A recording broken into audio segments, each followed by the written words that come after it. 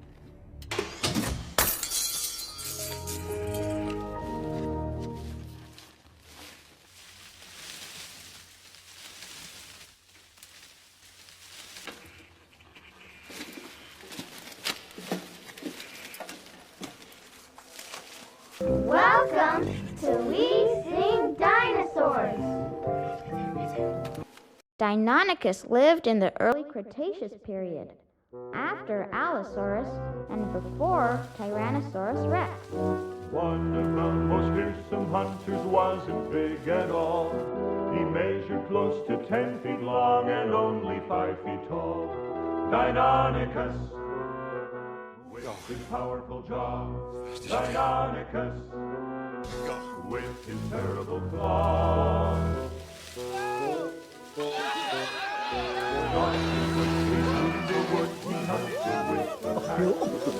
When they spied a likely foe, they'd race to the attack. I actually really like this song. With his powerful jaws, Deinonychus, with his terrible This song claws. His arms were long to hold his prey, sharp claws were used to grip. But the deadly claw was on his foot, the one he used to rip. Deinonychus, with his powerful jaws. Deinonychus, with his terrible claws. He wasn't a big dinosaur, but still the sound to say. He must have been the very fierce hunter on the shore. Deinonychus, with his powerful jaws. Deinonychus,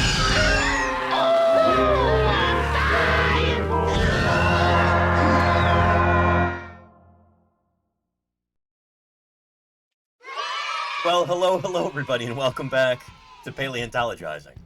Happy Tuesday, everybody. It is May 5th. Feliz Cinco de Mayo to those who celebrate. We're going to have a fun, kind of loosey-goosey stream tonight. Lots of Q&A, some fossil news. We'll see what we get up to on this live broadcast. But I'm glad you're here. And for anybody who might be new, let me introduce myself real quick. My name is Danny Anduza. I'm a dinosaur paleontologist. So hopefully you know already that a paleontologist is a scientist who studies fossils. That's me. Fossils are the preserved remains of ancient living things. And so the entire history of Earth, the entire history of life on Earth, rather, is kind of contained within paleontology. Everything from fossil bacteria to fossil baleen whales, from fossil frogs to fossil ferns, and everything in between. But I work on dinosaurs, primarily. I'm a dinosaur paleontologist, and this is my way of doing science outreach, and also, believe it or not, making a living at the same time. This is literally how I fund my research and fieldwork and travel. You can call me the world's first full-time live-streaming paleontologist, and you wouldn't be incorrect. So I'm glad you're here. Welcome to Paleontologizing. Let me know if you've got any questions. When we're not out in the field digging up dinosaurs and collecting data live on stream, we're here in my office in the San Francisco Bay Area. And, well, we'll have some IRL streams coming up soon, too, but anyway, as I said, the whole point of these streams is science outreach. If you've got questions about dinosaurs in particular, or about natural history more generally, if you have questions about the nature of science itself, whatever, you know, I'm here to chat with you about it. It's the beauty of a live interactive broadcast. It's what's special about Twitch, so welcome. And I don't know about that, Tommy Platygus. Well, first and only so far, full-time live streaming paleontologist. I think. Can we get a shout out for Dyson Dinosaur? I don't think he streams full-time. He doesn't make his living doing that, at least. He does science full-time. Let's get a shout out for Dyson Dinosaur, who is Twitch's other resident dinosaur paleontologist. Thank you, Lenina. Excellent. Let's see who's here in the chat. I saw Fall Machine and Matt M33 right up there at the top. And very top of the chat is missing, but Kodali might have been in there too. Welcome, everybody. So good to have you back, Matt M33. I'm glad you've returned. Hope things are good. Lenina, how are you doing? I hope they haven't been working you too hard out there in Tejas. But I'm glad you're here, Lenina. It's always good to see you. Alexander Morrison, what's shaking with you? Hello. Very excited to be in your home state in 2 weeks now. Holy cow, the 19th. I'll be arriving in Florida. Can't wait. Strawberry Mochi has returned too. How are you doing, Strawberry? Good to have you here. Go for Fluffernutt. What's shaking? Hello, hello. Jedi Mega Man. Welcome back. Dark Muppeteer. Howdy, howdy. Tommy Ploticus. Hello to you also. Nelf. Hello, hello. MS Coggins. Howdy, right back at you. How are things? Arrow in the other knee with the dinosaur emotes there. Very nice. Scoobs and Dr. Hubs. Voss the Tarantula. And Shark Geek. How are you doing, Shark Geek? We'll get a shout out for Shark Geek as well, who also does science outreach here on Twitch. With a heavy focus on sharks and other marine critters. I didn't know what dinosaurs was all about until Lee's voice come. Cepheid Variable, thank you for the 51 months of support. Thank you very much for that. That's a long time.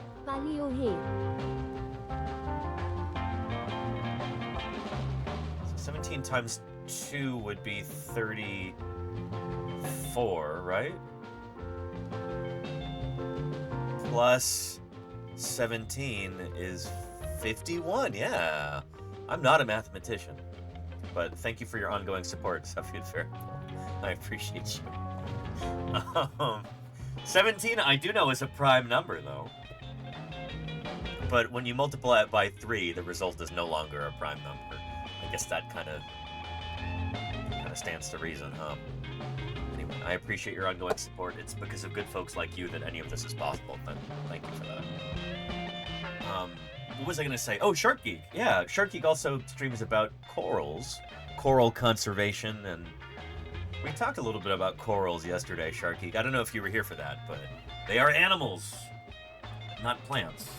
There are many kinds of sessile animals that are...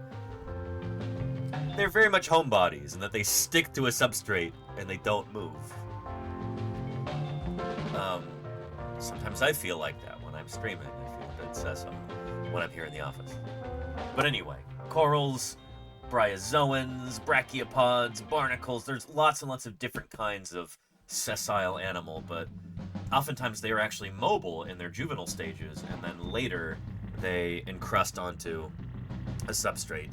They anchor themselves, and then they spend the rest of their lives there. So anyway, just because it doesn't move doesn't mean it's not an animal. Sponges, are a good example.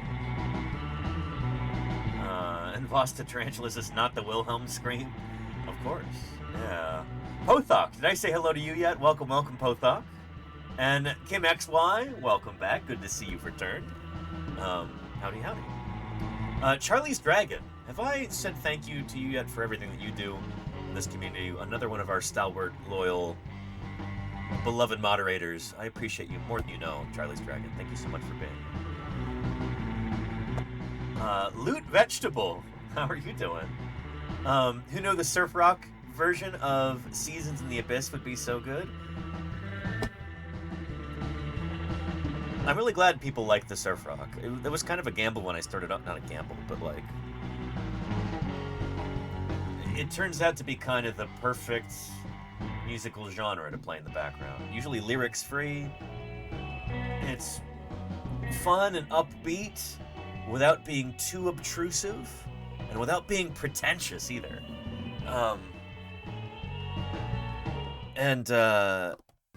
Given that I'm broadcasting to you from the lovely, sunny, beautiful San Francisco Bay Area, it seems on point too. It's very coastal, Not quite this current San Francisco sound, but yeah. And actually, how is the... Okay, not super sunny today. This is a live view from the Berkeley Hills. The Museum of Paleontology is right down here. And there's San Francisco Bay. You can see the Golden Gate Bridge, so it's fairly clear today, I guess. But a little overcast. It was a little drizzly this morning. But yeah, anyway, coastal nonetheless. That hasn't changed. Utah Raptor 14, howdy howdy, good to see you. Golganek. Always lovely to see you, Golganek. Welcome back. And Petrodactylus says the retro Triceratops illustration on the back is brilliant. I appreciate you saying that. Yeah, thank you, Petrodactylus. I think that's one of Charles R. Knight's sculpts, actually. I would love to be able to get the files for that so I could 3D print it, but I've not been able to find it anywhere.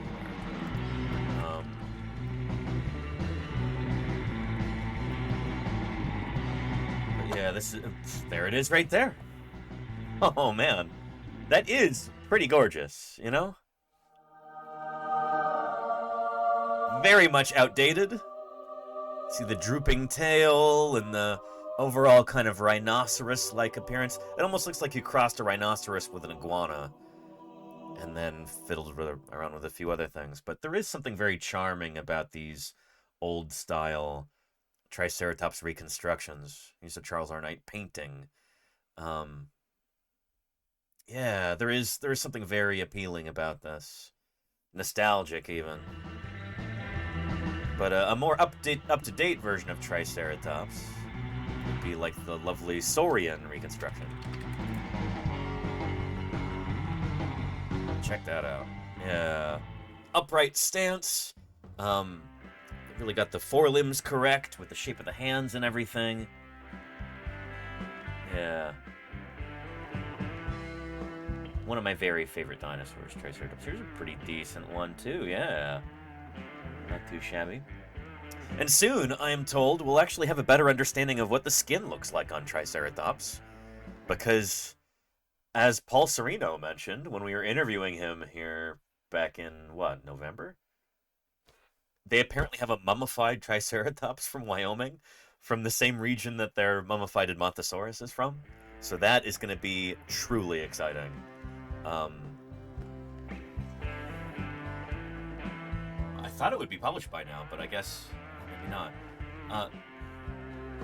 Hopefully it doesn't drop while I'm in the field, but I'm going to be in the field a lot this summer, so it might.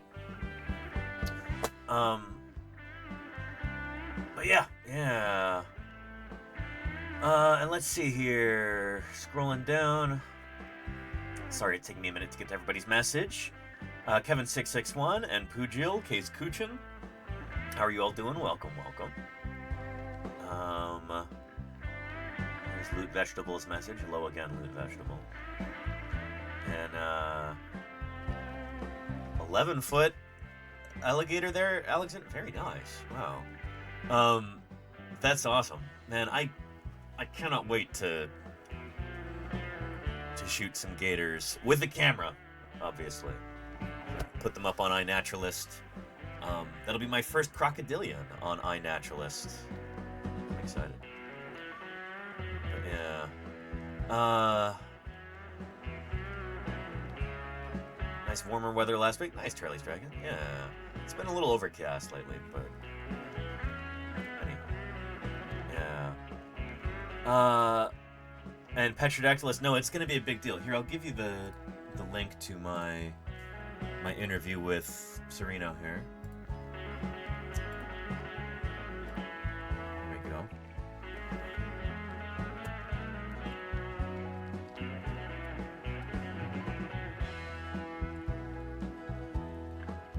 There we are. Tender, and we saw the same thing in the Edmontosaurus swift. There's what they call frog, a soft center caught just in like the on a beautiful horse, cross section that was made. Yeah. And so, there's a lot of, I think. Where's the transcript? When you're dealing We with don't have one. integument that has similar genetic propensities and. But he. Happen. But that's in fact how they got preserved. Remarkable. Yeah.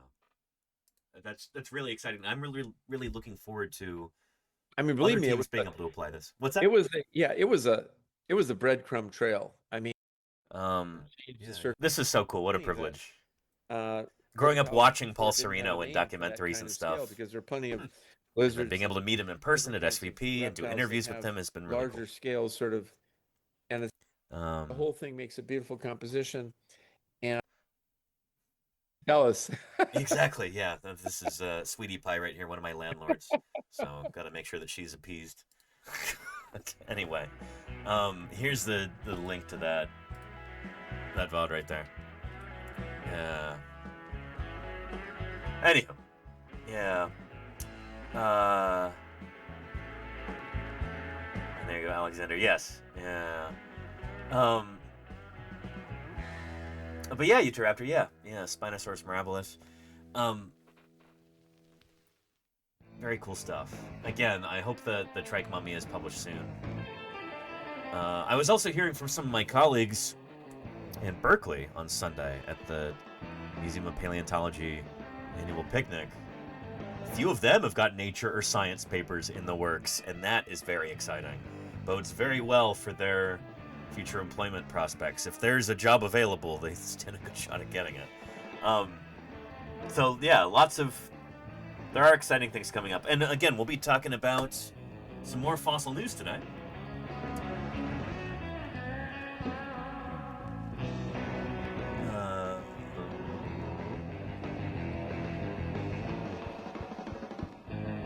Where did that go?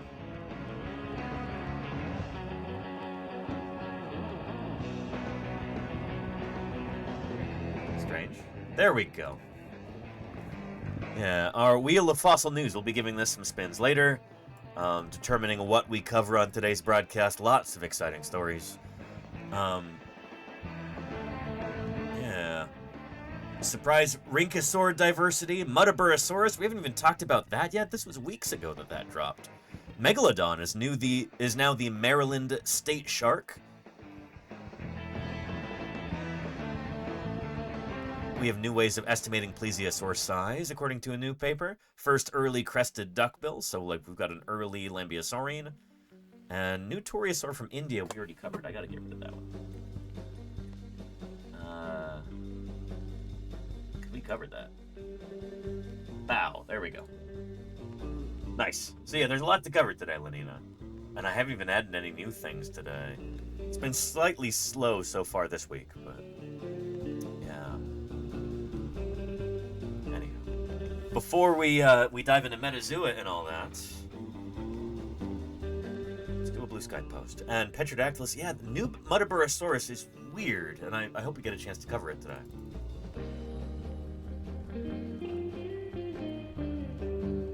Yeah. Bizarre. But some paleo artists are just going nuts with this. Very cool stuff. We got a new face for Muttaburrasaurus. So we'll see if we get to that today. But for right now,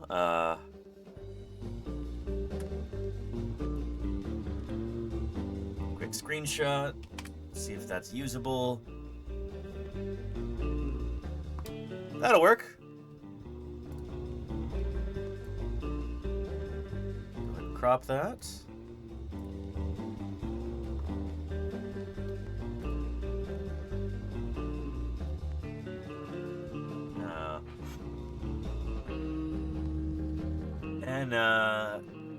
Did I miss Cacklin's Wharf being here too? How are you doing, Cacklin's Wharf? And Johnny Kilo? How are things? It's good to have you.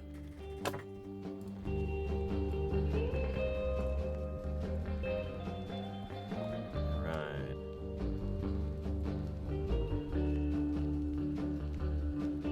Oh, and don't let me forget, let's do Clipping Goat of the Week as well.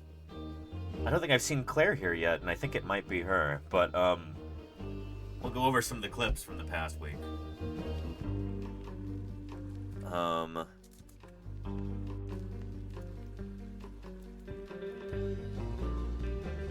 There's new paleontology publications to cover on today's Twitch stream, along with whatever else the dear chatters are. That sounds weird. Whatever else the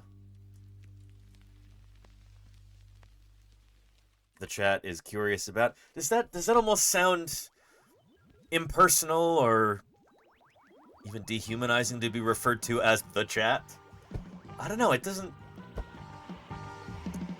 I don't know if that quite feels right.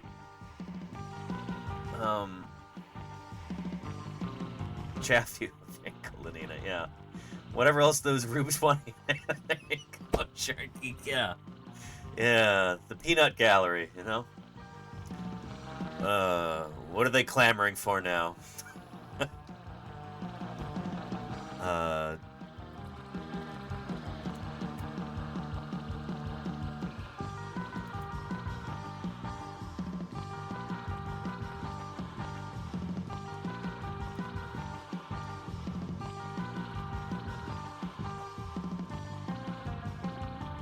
welcome to join us at twitch.tv/paleontologizing.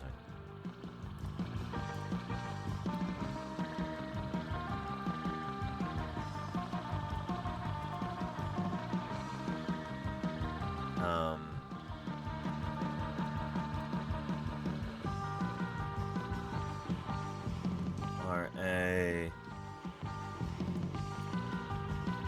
Ceratosaurus 3D printed skull, tree fern,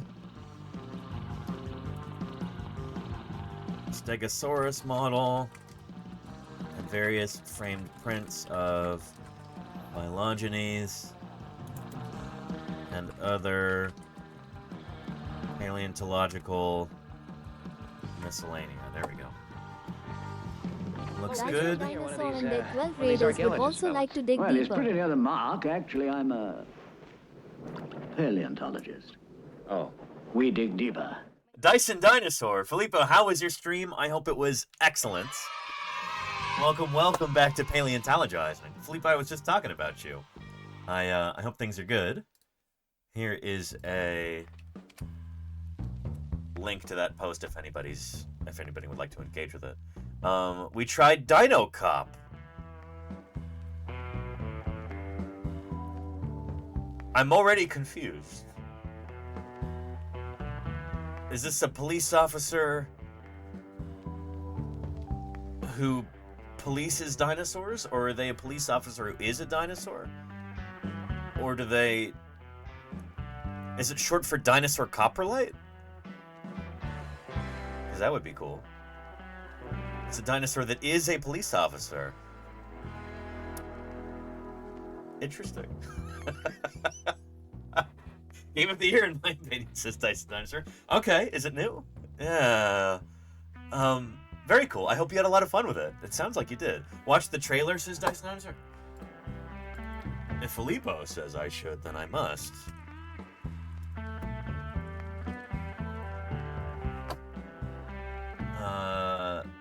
Is this like Frog Detective? But maybe with more shooting, since it's a cop? I don't know. Let's see. And hey, Neri, how are you doing? Hello, hello. Okay, so there's people here also. And we have some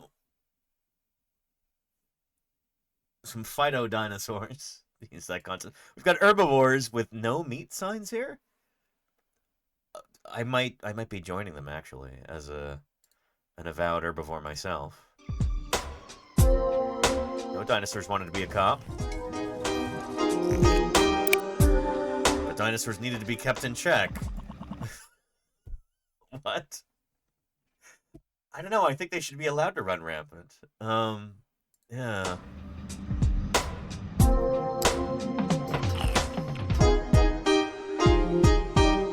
Humans assign you to cop at birth? Uh-oh.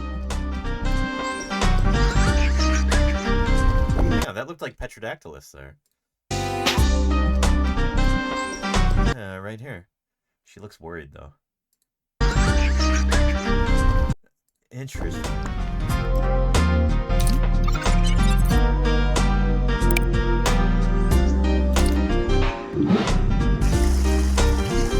Huh. So it is like Frog Detective, what I know from Ios's channel. With, dinosaurs instead.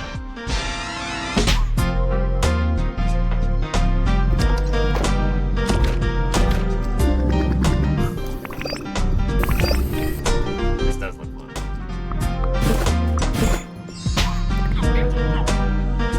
Is that a Psittacosaurus there? Right here, I see the beak in the bipedal stance. Could be Psittacosaurus. Are you serving your fellow dinosaurs?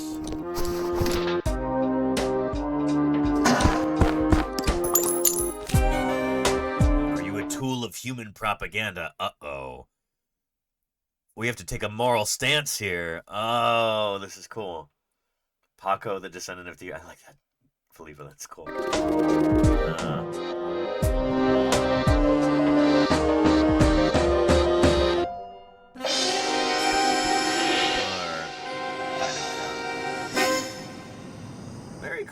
Okay, I'm glad you had fun with that, Filippo. That's really neat. Very cool. Very cool.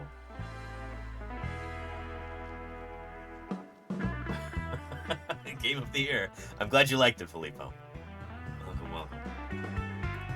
And then what is this being suggested to me here? It's a shame that the timing doesn't quite work out properly because yeah,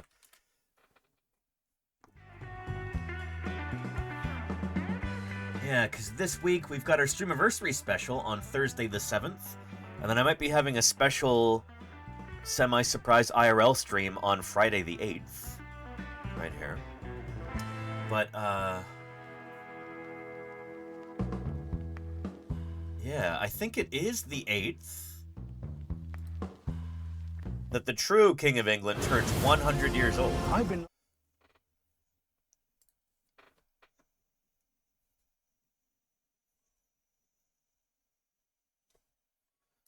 What do you mean you've been lucky enough to live through it? That's your doing. You made it the golden age of natural history filmmaking.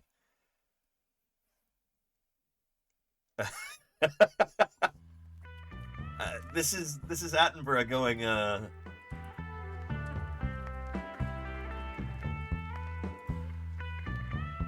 you know,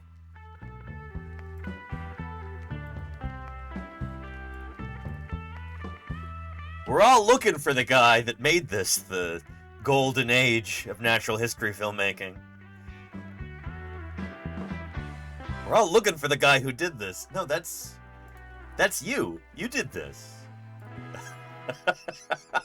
In large part. I mean, I think without exaggeration, I think it really could be said. Yeah.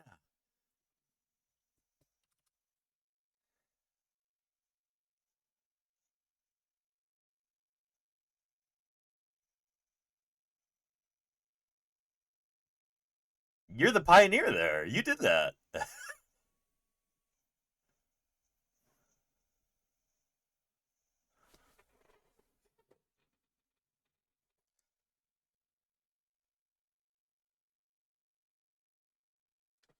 Excellent. Yeah. He's going to turn 100 on May 8th, if I'm not mistaken.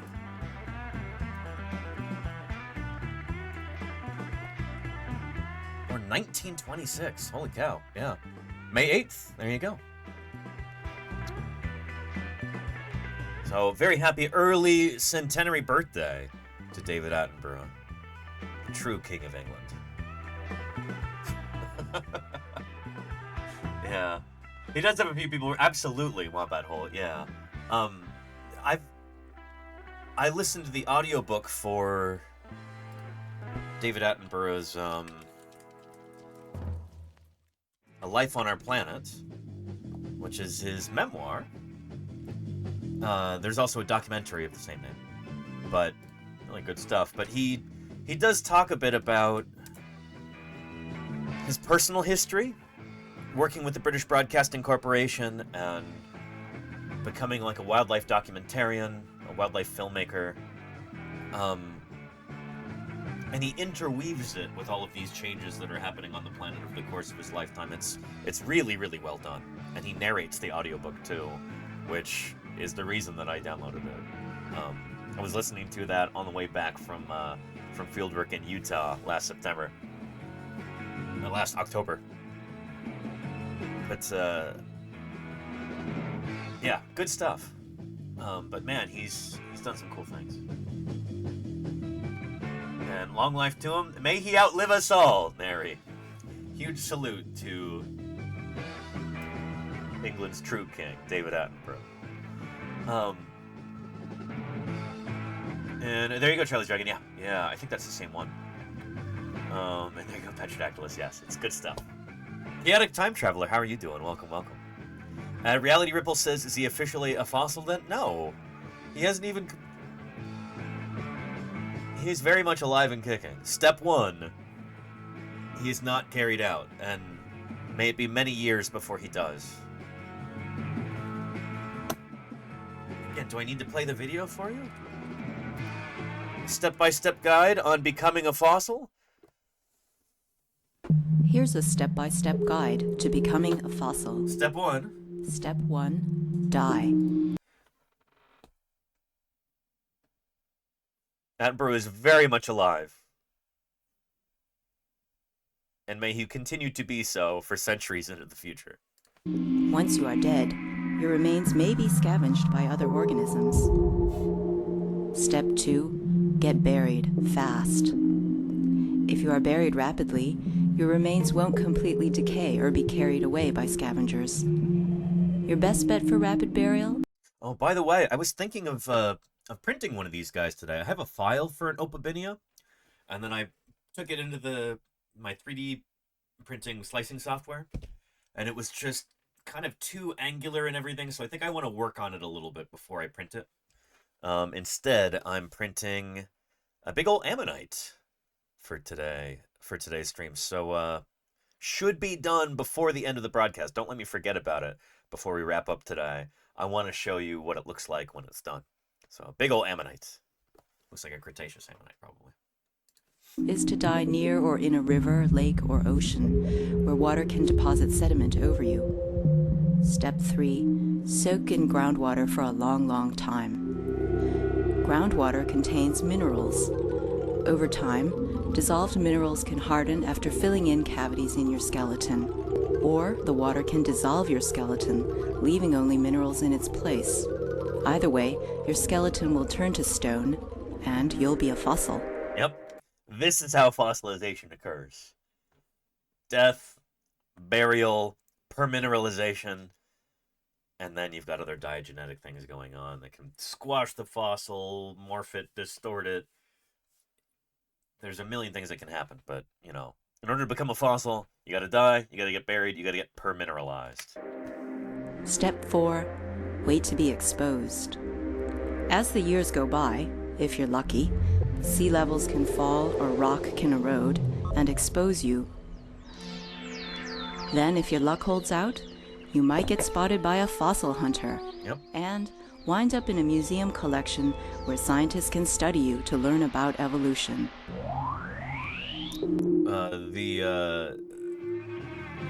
That is the precious hope of every organism, is to become a fossil. At least, that's what I tell myself as a paleontologist, you know? We're not grave robbing. We're honoring these creatures by exhuming their remains, and we're even resurrecting them. To a certain extent. They get to live an entirely new life as important scientific specimens, teaching us about the history of life on our planet. Oh, yeah. Reality Ripple says, sounds like you get the same effect without the first 2 steps if you drink a lot of hard water. You might be trying to be facetious there, but there was a practice in certain Buddhist cultures, like I think in Japan they would do this.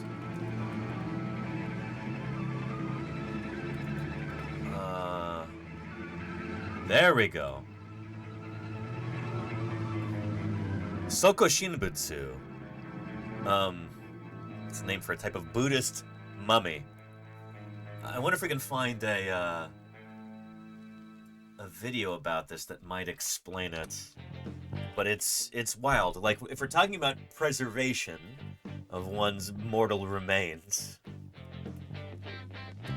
then you can kind of start to preserve yourself even before step 1.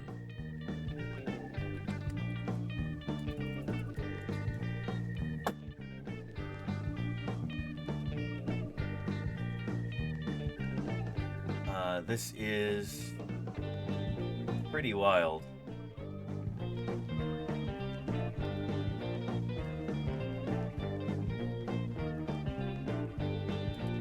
Here, take a look.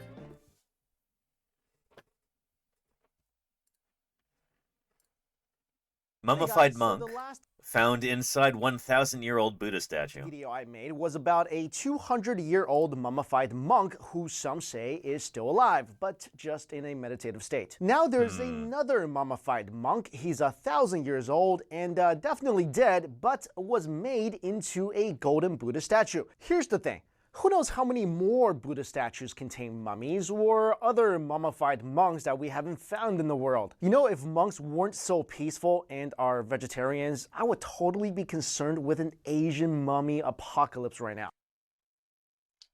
I don't know about that. I mean, you could make a few different jokes about this.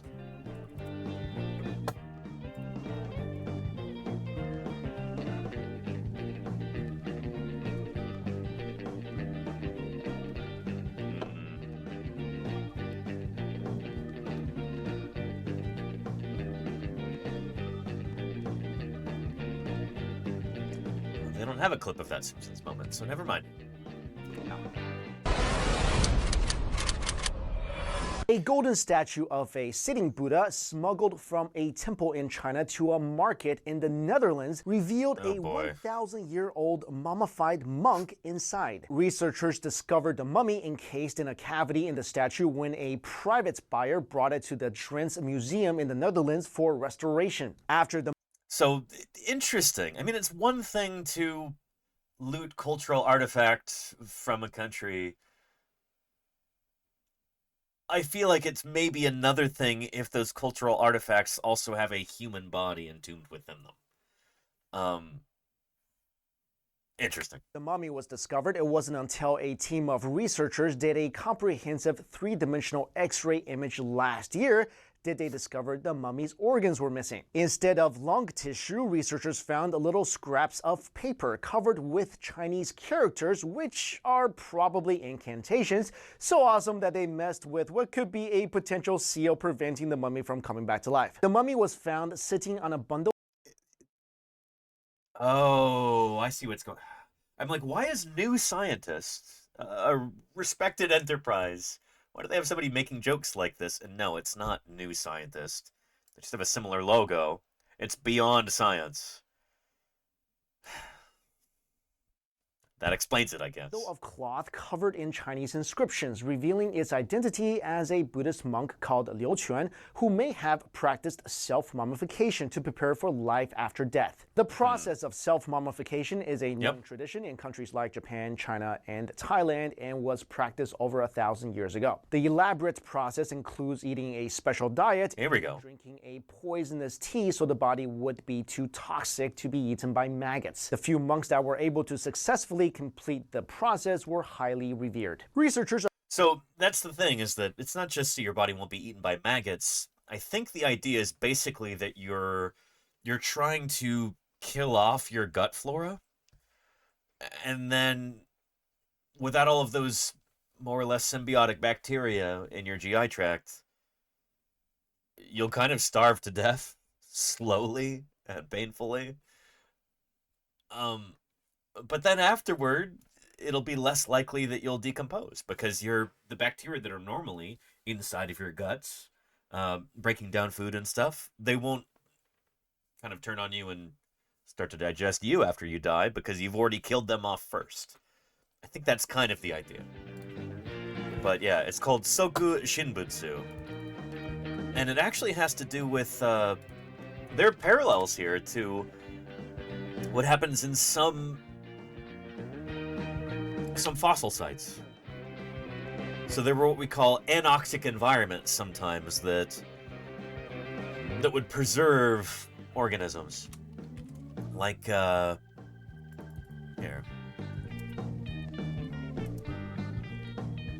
Mortignia. Here's an example of that. Here is a horseshoe crab, and there is a long trail of its tracks here. We talked about this a few weeks ago. And then here's the critter at the end of those tracks. It had inadvertently wandered into an anoxic environment where there's no oxygen, and then had been beautifully preserved here. Partially because all the bacteria and decomposers and stuff that would normally break down a body like this, they can't survive there because there's no oxygen. So this killed off the critter, and it killed off all the microorganisms that might decompose it. When you get that kind of exquisite preservation,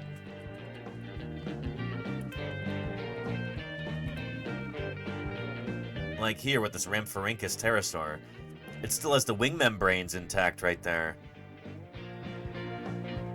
That's because it had died in this anoxic environment, in this lagoon where, for whatever reason, maybe due to a red tide or something like that, but all the oxygen got sucked out of the water in that spot.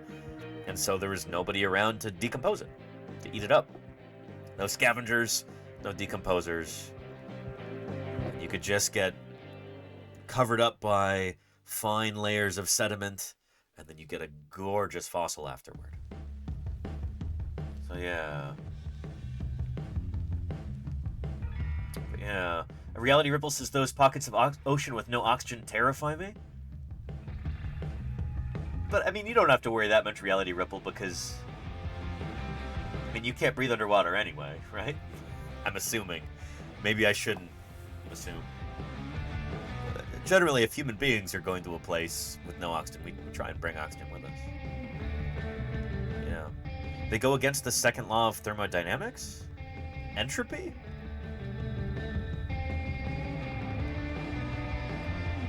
I'm not a physicist, but I don't think that's how the second law of thermodynamics works. Anywho. Let's finish out this video. We're still waiting on DNA analysis results in hopes to trace the mummy back to its exact location in China. The statue is now housed in the National Museum of Natural History in Budapest and will move to Luxembourg in May as part of an international tour. You know what? We seriously do have a problem of not able to let dead people, just rest. We always gotta go dig them up, run tests on them, put them in a museum, parade them around the world. I mean, this guy went... In an ideal situation, we ask people what they want to happen, what they would prefer to happen to them after they die, before they're dead, So, like, I'd like my body donated to science if a museum doesn't need, like, a human mannequin for a museum display or something, Especially in a paleontological exhibit.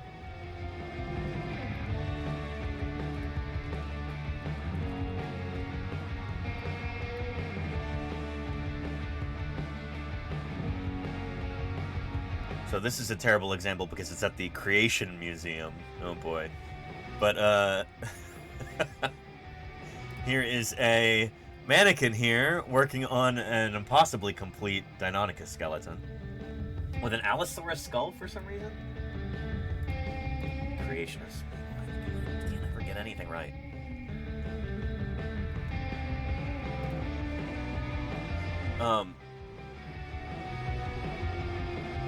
Back when we used to have the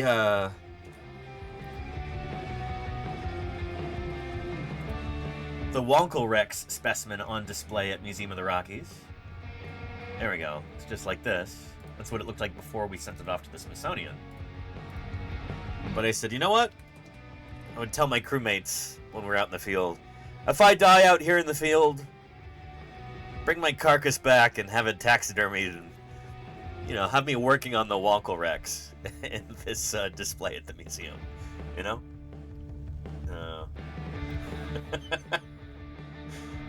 Yeah, Cree Nation Museum. There you go, Cacklinsworth. I'd be all for that. Anywho. Yeah. Wombat Hole says, my sister has requested her ashes be put in some fireworks. Interesting. She really likes scaring birds. Small dogs. Veterans. Oh boy. I know a lot of people who just really detest fireworks, so it's sweet though that your sister has plans like that. She sounds like a festive person. I like that. Anywho, yeah. Murph Burful wants to know, are there comedy fossils? Ones that are posed awkwardly or in embarrassing places? Usually not intentionally. There are a few examples of critters that have been preserved in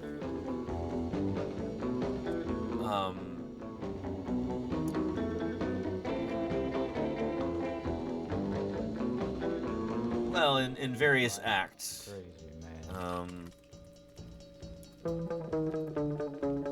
So we've got several examples of turtles, fossil turtles, preserved in the act of mating, which is actually really helpful because it can help us determine which are male and which is male and which is female. Like it can start to give us a sense for sexual dimorphism, how the sexes differ morphologically.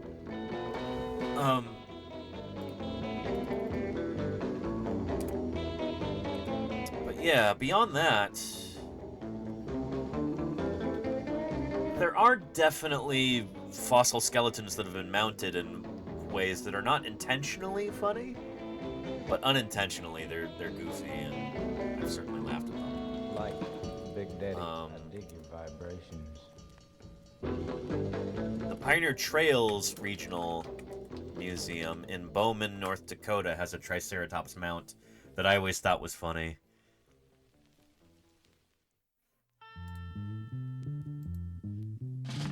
There we go.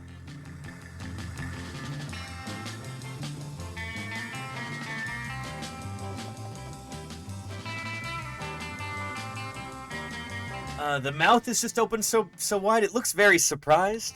I don't know if this looks funny to anybody else, but to me it looks really funny. And the arm is like falling off of the body. So the scapula should be up here, shoulder blade, and it's just kind of like, he's kind of melting and screaming. And what's up with this like hyperextended hind limb too? As I've been told that they can't really do this, so dinosaurs couldn't actually like swing their femurs backwards beyond 90 degrees. They'd swing them forward, and then the farthest back they would go is straight up and down, 90 degrees. It's one of the reasons why this looks so weird. Yeah. It looks like it's running, but for like a sloth would be running. Charles the Dragon, yeah. Yeah. Anywho. Yeah. But yeah, the butt print, True Duck Lover and Petrodactylus, yeah, we saw this live on stream.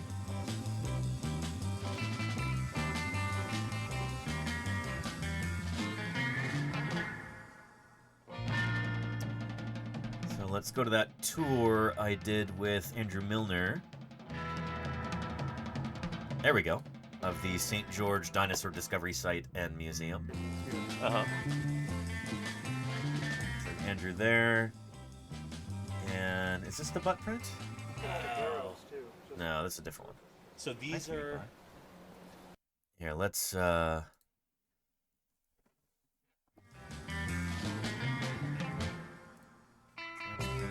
see me while you're taking it.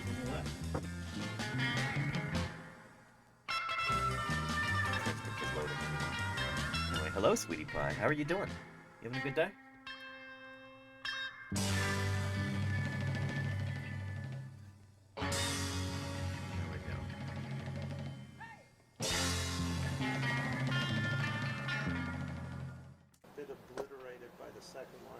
And that big crack through the right-hand side need help. Right. You can see where it says ischium butt. That's a circular depression caused by the ischial colossus. It's called an ischial colossus. Right. So the ischium on the pelvis touching. So yeah, what we're talking about here is this animal would have been a lot like the Dilophosaurus. There we go. So this animal.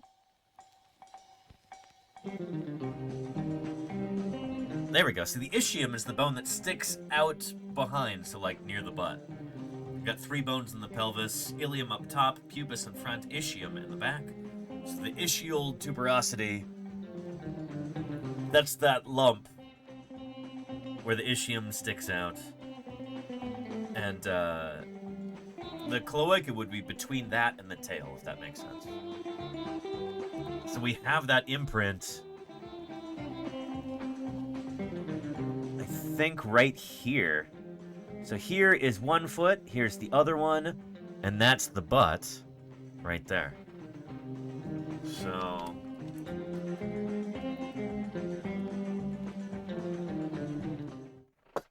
just like this right here. Does that make sense? Yeah. Super, super cool. And there it is. It's basically a dinosaur butt. Dinosaur That's butt the print. first one. Then the little light green arrow in front of it points to the crouch the second time. Gotcha. What's really cool, when you take measurements between the butt prints and the two crouching traces, they equal up. So everything matches up perfectly in terms of measurements. Very cool. Yeah, so you can see the left and the right foot with metatarsals. Uh-huh. And what's really important, you can see where it says left hand and right hand. You can kind of see those kind of crescent-shaped marks. Yep. Those are the hands being put down. And it shows that dinosaurs did not pronate their wrists. They're not walking around like Mr. Burns, you know, like this. Instead, you know, they could clap their hands, but they couldn't dribble a basketball is one way. Right, so they could hold the basketball but couldn't dribble one. Right, That's the one that Jerry and I like to say. We think this animal is left-footed. It stepped forward with its left foot first. And it also left a digit 1 trace. And what's really cool about the rest of the trackway, almost every single left footprint has a digit 1 trace, but the right side rarely has them. Weird. It almost makes you wonder if it's missing digit 1 on its left foot. So digit 1 is the hallux. So here, I can show you with this T-Rex. Yeah, watch out, sweetie pie. Watch out. Oh. Yeah, look at that. Oh. Yeah. Is that pretty cool? Yeah. Anyway, I want to show chat this real quick. So, digit 1 is the hallux, aka the dew claw. So it's the little one right here. So digit 1, 2, 3, 4. So I think this is something that a lot of folks don't really realize, especially when we're looking at a dinosaur like, say, Velociraptor or Deinonychus.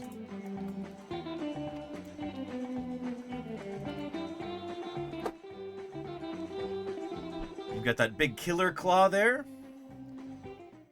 That's digit 2, not digit 1. Digit 1 is the little dew claw, the hallux. So here, you have digit 1 pointing backward. Digit 2 is the big killing claw. And then you have 3 and 4. Does that make sense? Yeah. So it's the same thing with our Tyrannosaurus. So, digit 1, 2, 3, 4. Does that make sense? So 1 is the little one in the middle. My Shark Geek says, who said that was a cool model? Oh, Shark Geek did, yeah. Yeah, this is, I actually use this as an artist maquette. So this is from Beasts of the Mesozoic. It was cheaper to get the non-painted one. And honestly, since I'm using this for work, it doesn't have to be super pretty.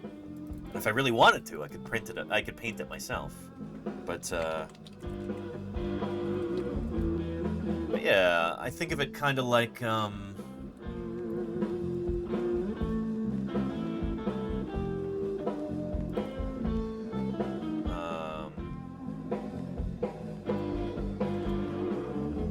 like one of these, you know?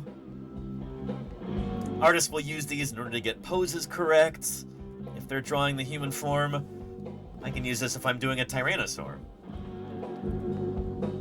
Because it's posable.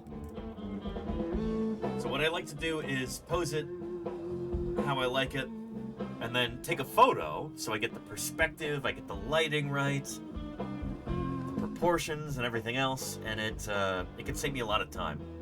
Yeah, it can save you a lot of headaches to have a nice model like that. Yeah, it's a lot of fun. But yeah, Beasts of the Mesozoic, they do make fantastic figures, Petrodactylus. They are some of the best. Absolutely some of the best.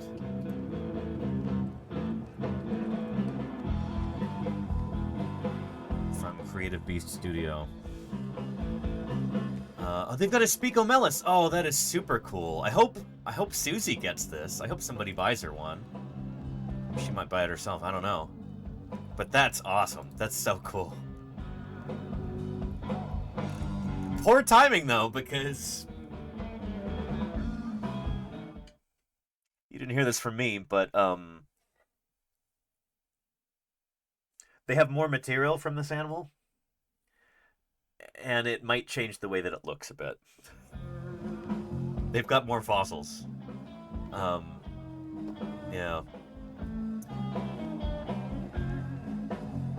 Anyhow, Beasts of the Mesozoic.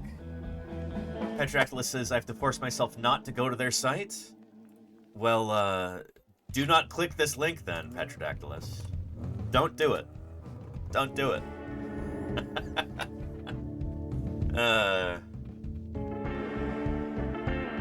Yeah. Nerf Burfle says, how many toes do birds have? It depends on the species, but they have, at most, 4. And what do they have? What's the lowest number of pedal digits, toes, that a bird has? Does anybody know? Which bird has the fewest number of pedal digits?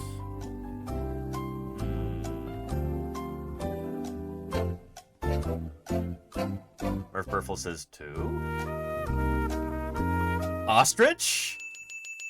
You're correct. Yeah.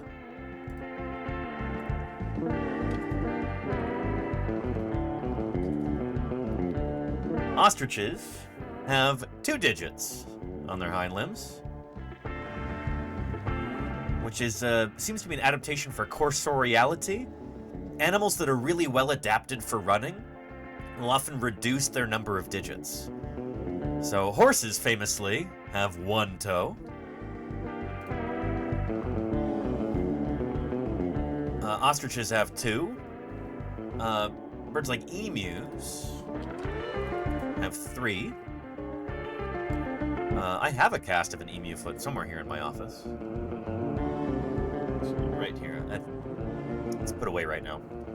But, yeah. But birds start off with 4. That's what they inherited from their dinosaur ancestors. So, think of a good example. Yeah, so sparrows have 4. They have 3 facing forward and 1 in the back, just like Tyrannosaurus.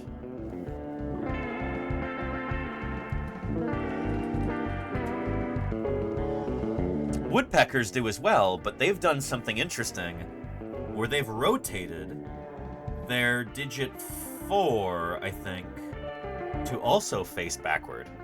So they have 2 forward and 2 backward. Still the same number, but they've rotated one of them backward. And this helps them to cling to trees.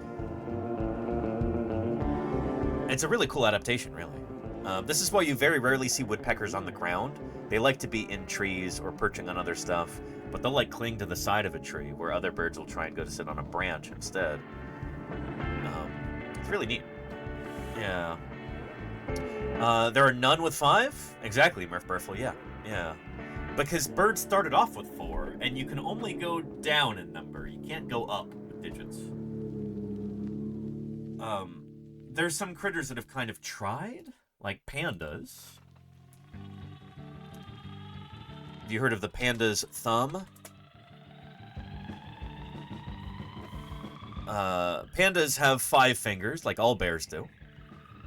But their thumb is not opposable. And so they've actually developed a false thumb. One of their wrist bones has evolved to stick out almost like a thumb, and that can actually oppose against the rest of the hand. It's not a finger, it's a wrist bone. It's one of the carpals. It's really weird and cool. Yeah, when is a thumb a thumb? Yeah, they use this thumb to hold onto bamboo as they eat. Is the panda's thumb homologous or analogous to the thumb on your own hand? It's analogous. Because we have a thumb that's digit 1 The panda's digit 1 is right here, their thumb. But here is that weird wrist bone that acts like a thumb. Pretty neat. Yeah. So highlighted in green is the actual thumb, digit 1. Very cool.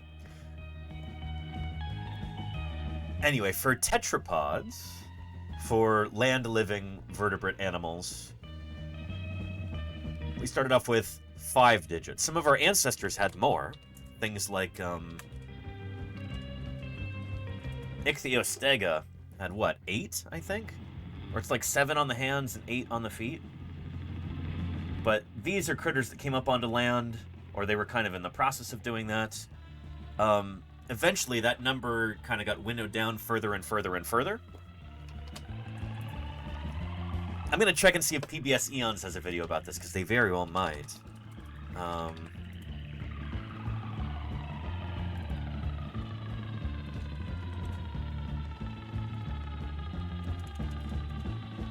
Let's see here.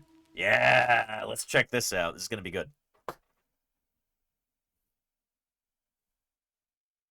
PBS Eons always does such good work. Around 380 million years ago, at the tail end of the Devonian period, strange creatures began to emerge from the shallow seas. The Devonian is often known as the Age of Fishes, the time when things like Dunkleosteus ruled the waves. But then came a She even surprising said it correctly, transition. Dunkleosteus. Some of the fishes started moving onto land. One of the earliest of these new creatures was a tetrapod named Acanthostega.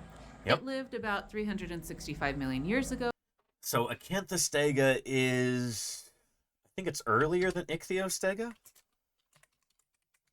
Let's check real quick.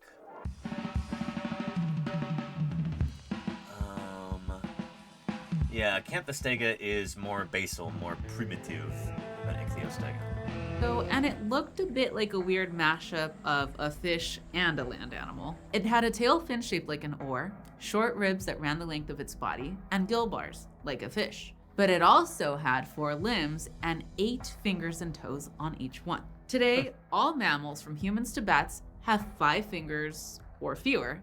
Yep. Yes, even whales whose finger bones are hidden in their fins. They've still Birds got and 5. reptiles have 4 or fewer. And in Yeah, I guess that's right, huh? Wait, do turtles not have 5? Hang on a second.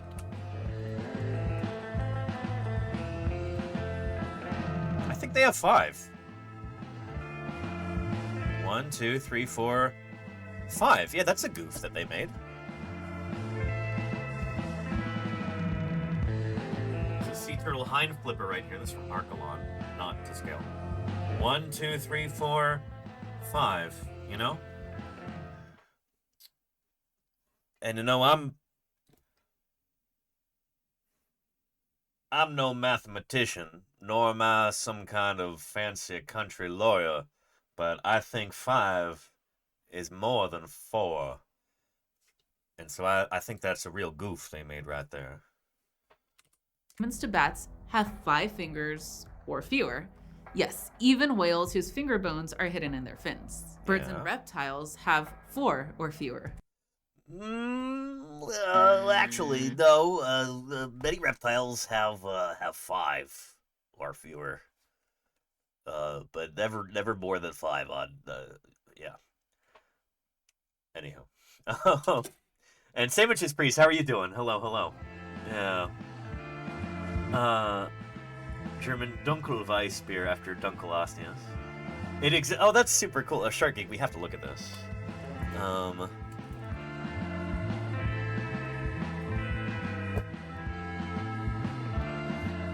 Dunkleosteus, a dark lager in the Munich tradition. The Dunk, very cool. I know beer is big in the Midwest, and that's where Dunkleosteus is from. Cleveland, Ohio. Wait, hang on a second. Claremont, California? Farkey Brewing? Do you know who this is, chat? That's Andy Farkey of the Alf Museum.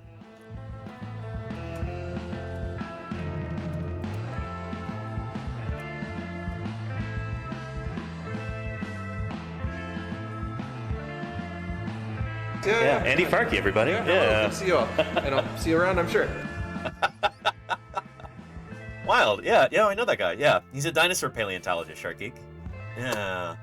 And he does home brewing. And he has a blog, Andy's Brewing Blog. That's Andy Farkey there. That's awesome. That's so funny. Oh, man. There's actually a surprising number of different, like, fossil-themed beers. I didn't know about this one. That's really cool. There's, Tricera hops beer, which we had like a whole pallet full of at Museum of the Rockies, and no one wanted to drink it because they all thought it was terrible. Phildor is me. Thanks for the follow. Welcome. It's not a paid endorsement. Everyone said it was terrible. But there's also Icky IPA, an ichthyosaur-themed beer from Great Basin Brewing Company. I was actually trying to find this before the museum picnic on Sunday, and I couldn't find it anywhere near me. I checked a bunch of websites and stuff. I'm gonna have to get some when I go to Reno, and then just keep a stash of it to give out to paleontologists, bring it to events and stuff like that. And I need to go get a T-shirt when I'm there too. But anyway, there's several others. But, ichthyosaur.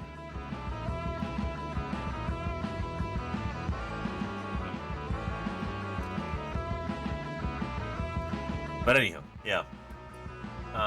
Did it taste old, says Charlie's Dragon? I didn't like beer at the time that I tried this. When I tried the Tricera hops, I was probably like barely of legal drinking age. And back then I'm like, just give me a whiskey sour. I don't want to mess around with all this beer stuff. I'm still not a huge beer guy, but I'm sure I'd like it better now than I would have than I did back then. Yeah. Megalodon Stout. Oh, very nice, Sharky. Yeah. So that's the thing about paleontologists and geologists and probably fieldwork zoologists, field people in general. For good or for ill, largely for ill, they're people who tend to really enjoy beer and other similar adult beverages. And so you have a lot of, oh shoot, here. Let me show you.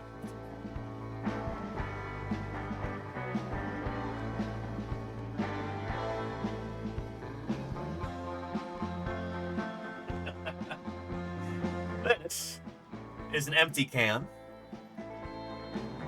I got this in, 2011, I think? When I was in Vernal, Utah. Allosaurus Amber Ale. Yeah. Straight from Utah's dinosaur land, Vernal, Utah. Yeah. So it's definitely a thing. Yeah. Anyhow, Mayor Space says acquired taste means it's bad. I've never had to acquire pizza. Mayor Space, you were eating pizza right out of the womb? Is that what you're saying? I mean, I think most tastes are acquired, except maybe for like basic mammal milk. You know? Which should be a product in and of itself, you know? Like, I should...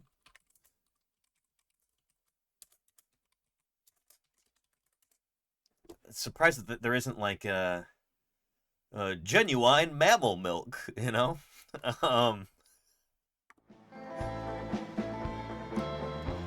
Should have that kind of thing, but we don't. Do I need to, like...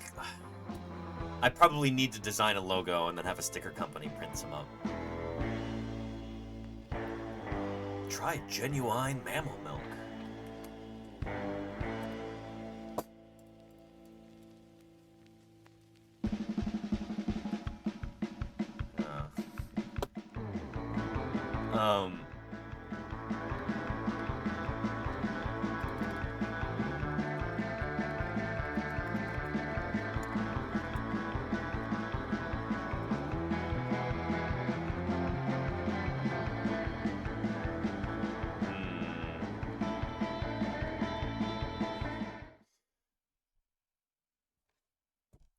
This is one of my favorite bits, even if it is from a later season. Thank you, Mayor Quimby, for honoring us with the school milk concession. Well, the good children of Springfield need their milk, and I need my... Please accept this kickback as a token of our esteem. Thank you, Fat Tony. However, in the future, I would prefer a nondescript briefcase to the sack with a $sign on it. So, how'd you get the nickname Legs? Well, that's an interesting story. It seems President Kennedy's father was... Ooh, mini cannoli! Hey, I called that! I saw it first! Come back here! Milking room. I hope you cows are decent. Oh, crap on a crutch!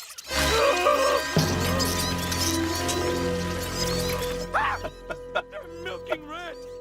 Milking rats! Rats? I'm outraged. You promised me dog or higher. I love the logo here.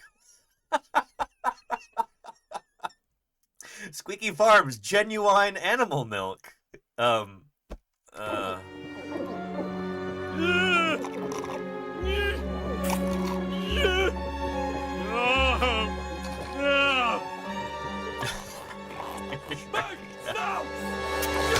Hey, my milk! I traded my math book for that. Dad, what a nice surprise.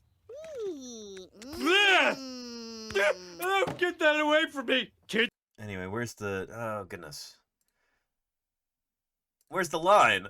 My favorite line ever.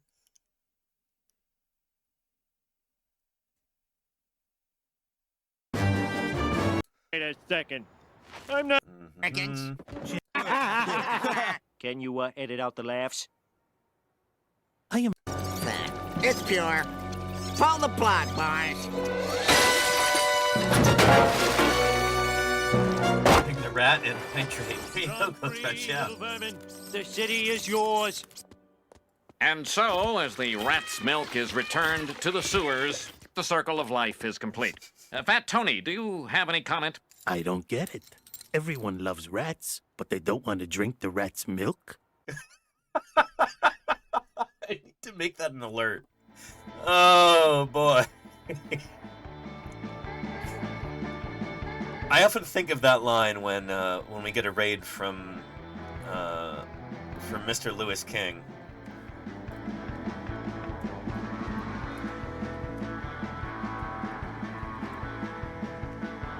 There we go. Yeah.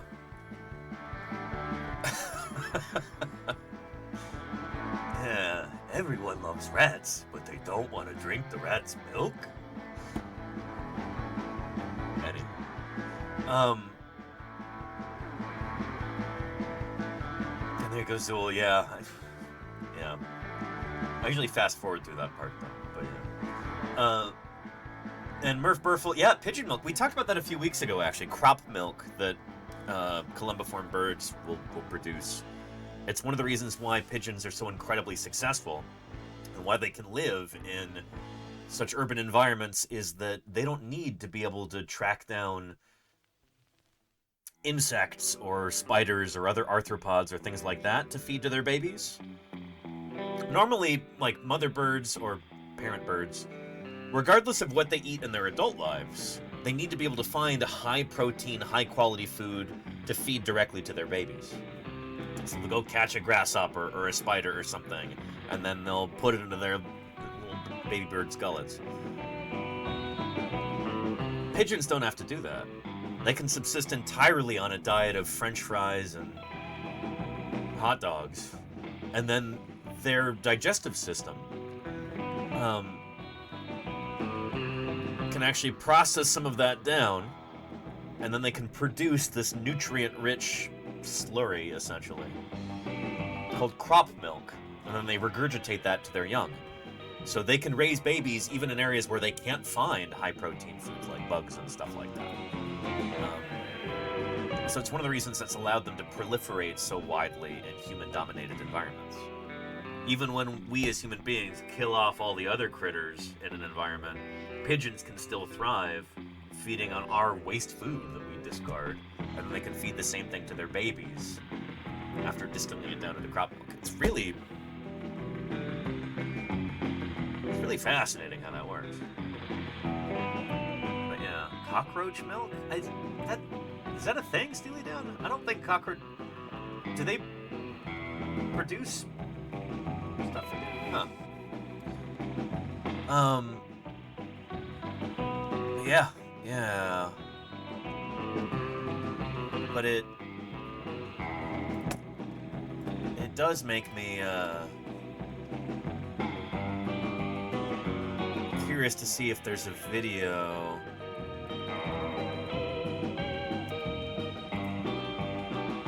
on the different kinds of milk that...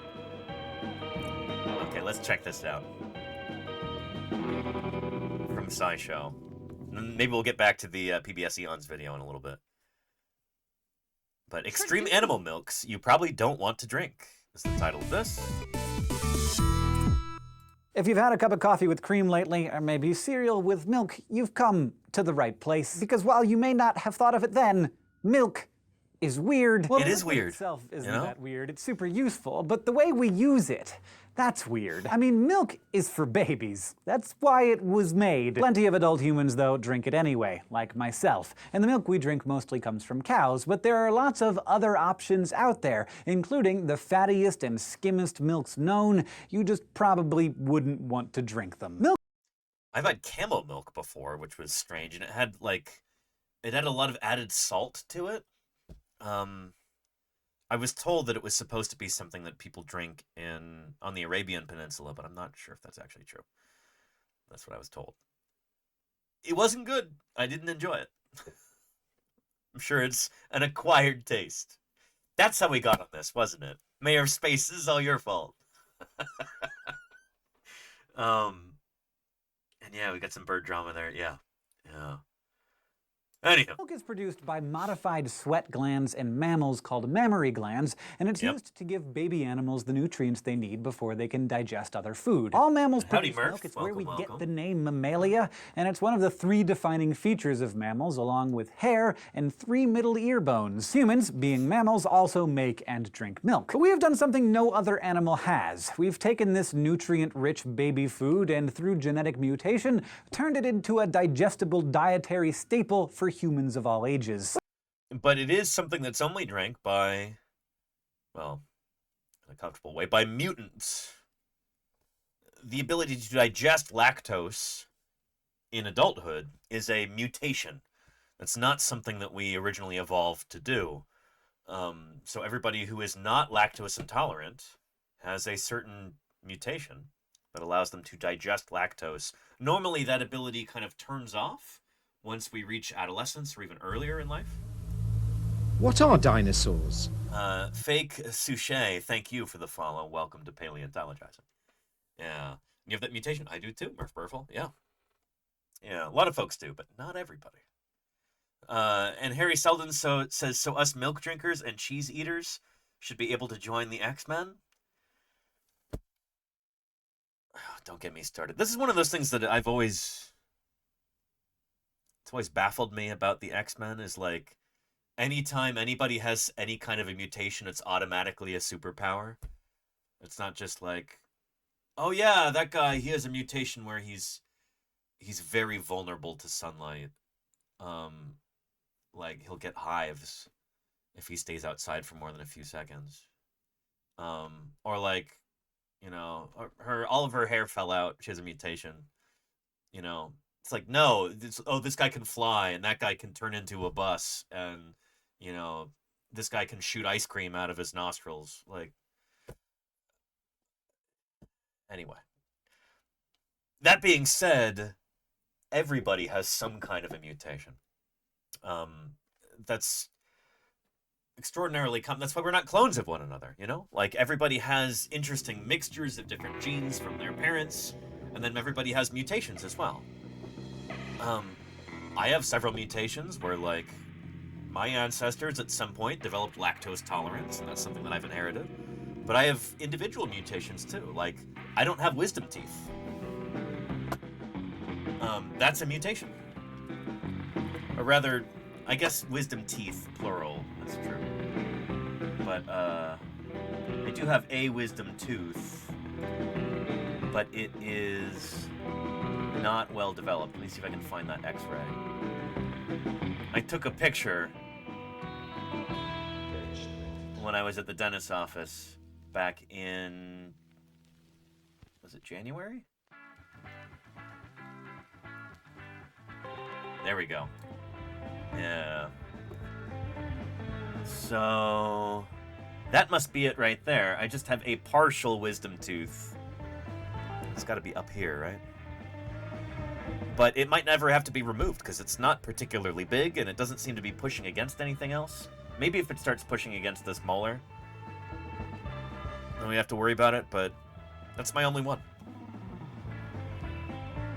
So yeah. And it's like 35% of people. Is it that high, make away? I didn't realize. Yeah. And Murph Burfel says, what is a mutation? Are there mutations that an entire population can have? I mean, yeah, well, that's the thing, is that evolution is built on mutations. And variation. Like, I guess a mutation is in the mind of the beholder, in the eye of the beholder. But it's like, it's something that's different. It's a new trait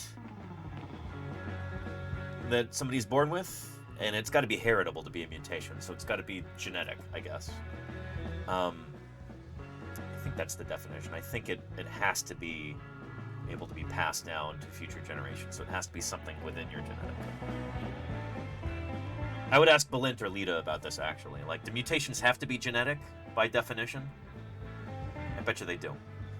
But anyway, that's the traits that we have as human beings. Were mutations in our ancestors that have been passed down. And eventually, I guess, they become normal or whatever. But again, it's in the eye of the beholder. That's what evolution is, you know?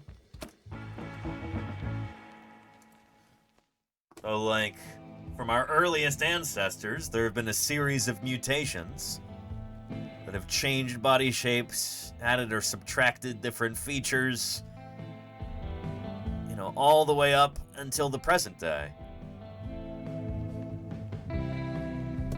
Mutations are what make life on Earth possible. If we didn't have mutations, nothing would ever change, and the very first protocells would have gone extinct a long, long time ago.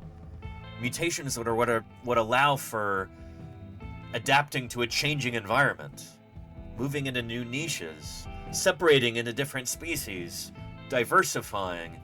Without that kind of mutation like that, we wouldn't have life on Earth, you know? So yeah.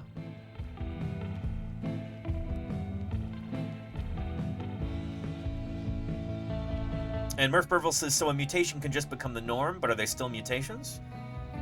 Whether or not you call it a mutation, I mean, sometimes they get spread throughout an entire population. Like those genes become... You know what, I'm gonna give you a link to the milk video, and we're gonna move on to talk about mutations, because this, I think, is much better fodder for discussion. There's a link to that, if you want to continue this video.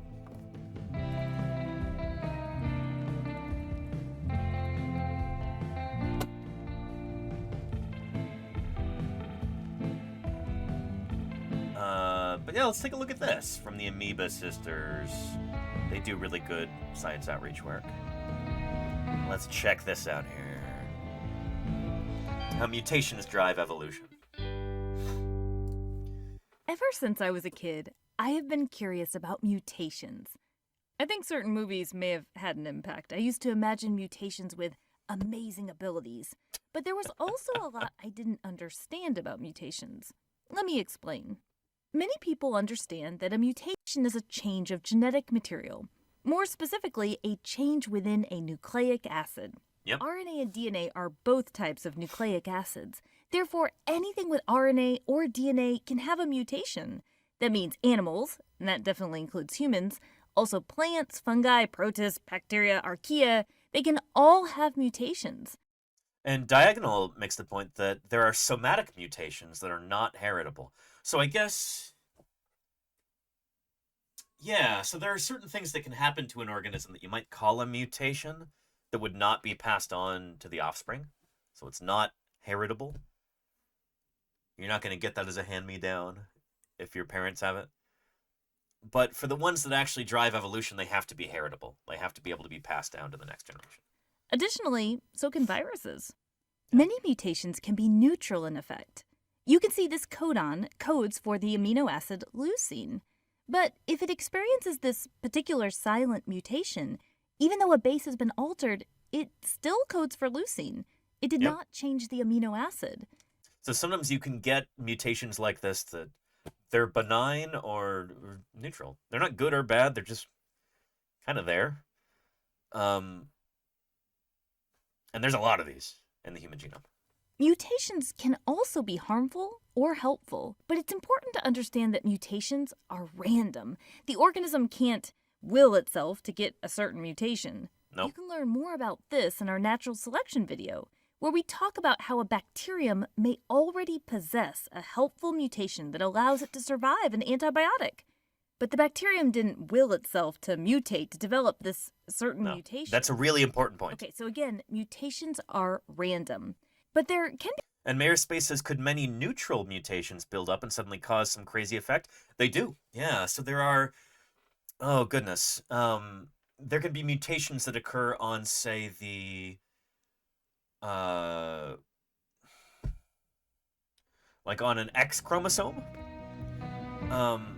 Which typically, not in all cases, but typically... human beings who are assigned male have an XY chromosome. Females have 2 X chromosomes. So you can get... I'm trying to remember... I'm trying to, like, get this right, not pooch it. You can have a mutation on an X chromosome that ends up being neutral or benign in somebody who's female. Because you've got 2 X's there, and like if one of them is borked, then you're still fine. But if she has a male child with an X and a Y chromosome, and he inherits the wonky X chromosome along with his Y, then he can have some deleterious effects. Or maybe some positive effects. Like, heritability can be complex like that, you know? Did anybody do a project in school where they're,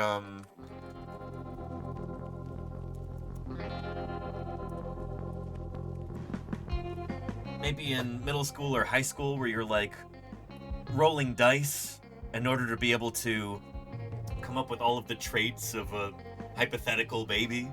Like, what color hair will they have? And, you know, how many eyeballs will they have? Except not that dramatic, but you know what I mean. Anybody do anything like this in school? 7th grade science classes, Reality Ripple. Me too. It was 7th grade. Yeah.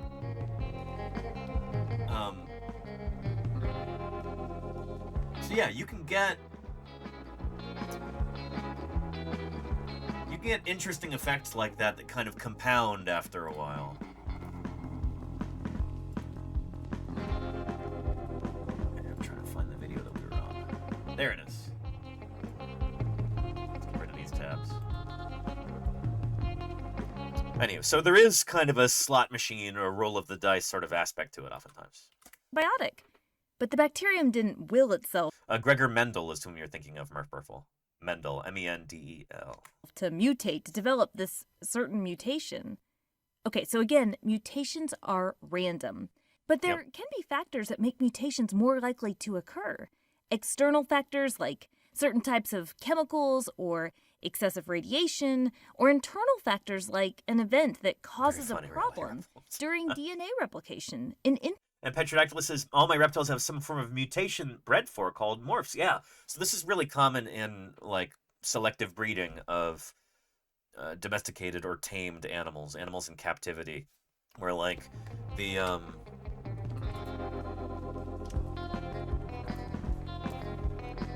apparently, dog breeds, as wildly different as they might seem, not only are they all the same species,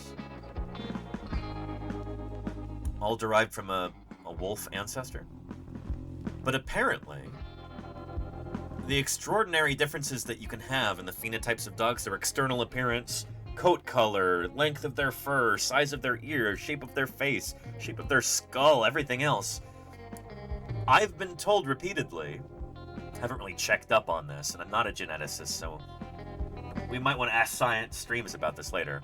But I've been told that basically all of these differences among these wildly different breeds of dogs all boil down to like 3 different genes. Variations on those 3 different genes create all the crazy differences that you see among dog breeds, which is wild. And I think, here, I'll show you somebody qualified talking about this.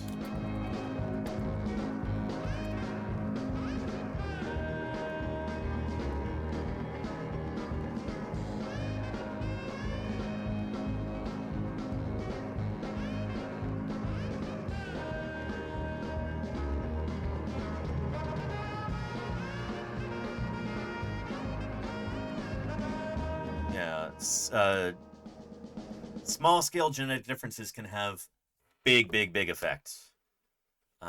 Here's Dana Rashid talking about that in her Dino Chicken talk. There were no intermediates. A single genetic mutation could have been responsible for both shortening the tail and fusing it up at the end. A single genetic mutation can actually have a... And shoot, science streams, I'm so glad you're here. We were just talking about you. I, not being a geneticist or molecular biologist, I kind of take other people's word for this. But I've been told that the wildly different breeds of dog that we have, all those differences apparently are coded for by just like 3 genes. Dana Rashid is going to say that here. A huge impact on what an animal looks like. Human dwarfism is an example of a single genetic change. You can look at dogs. You may think that there must be hundreds, if not thousands, of altered genes between a Chihuahua and a Great Dane, but scientists are finding out that all of the differences between all the different dog breeds boil down to just 3 genes. If we really crazy, you know? can understand how changes in DNA cause physical changes, we can better understand how traits evolve, and we can better interpret the fossil record. Anyway, so since I don't know a whole lot about this, we're taking a look at this Amoeba Sisters video. But, yep, all one species, if you believe the term of... Oh, yeah. Yeah, but is it true that it all comes down to just 3 genes? I mean, maybe that seems trivially true to you, because, like, well, yeah, 3 genes, that's a lot of genes. But I hear that and I go, 3? That's hardly anything. All of these wildly different phenotypes that we get in different dogs... somehow it doesn't look like a real picture. I don't think dogs are supposed to levitate like that. Here we go. This one's not AI. All of these crazy differences boil down to just 3 genes?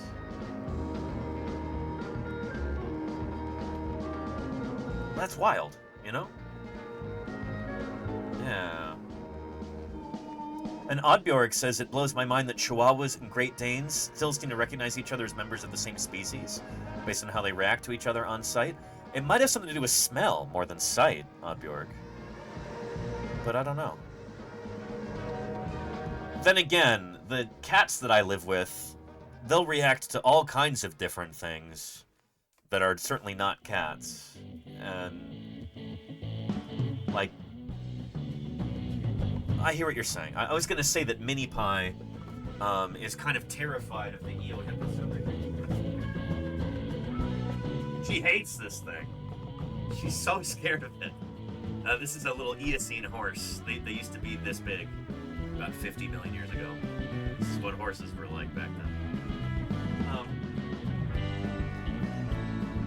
But she's...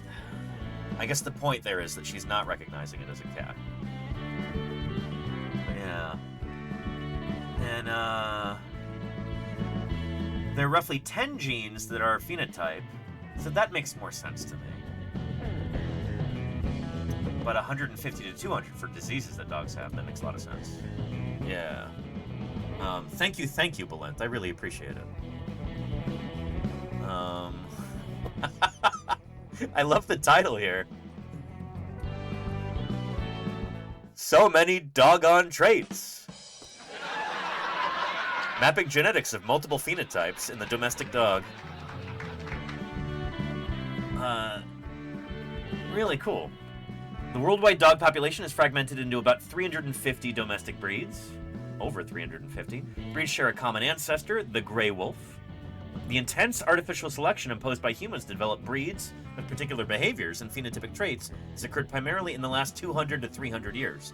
Still right at the beginning, you know?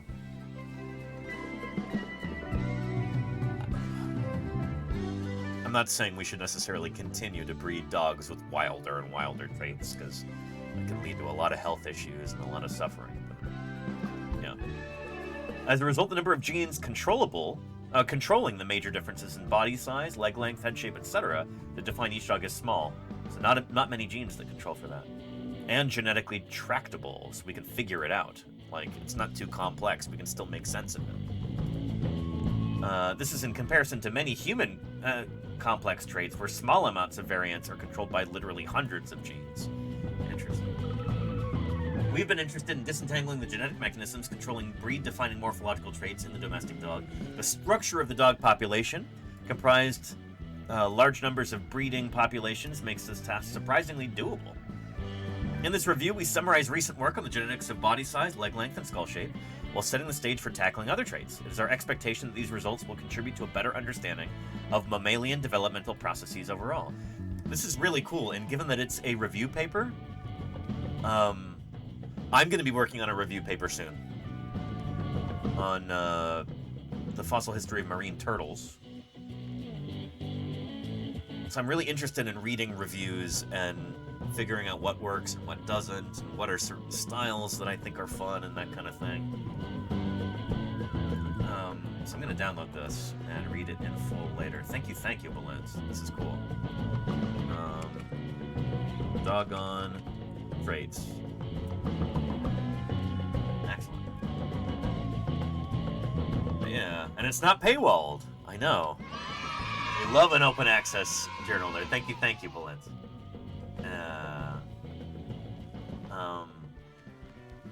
But yeah. And that is a good point, Mayor Space, yeah. So I'm thinking of genes as... I'm basically thinking of it just being like...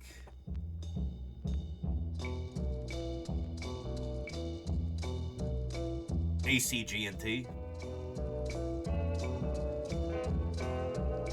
I suspect it's a bit more complex than that. Am I right in thinking that, Balloon? Is it a bit more complicated than just 4 simple letters? I bet you it is. But yeah.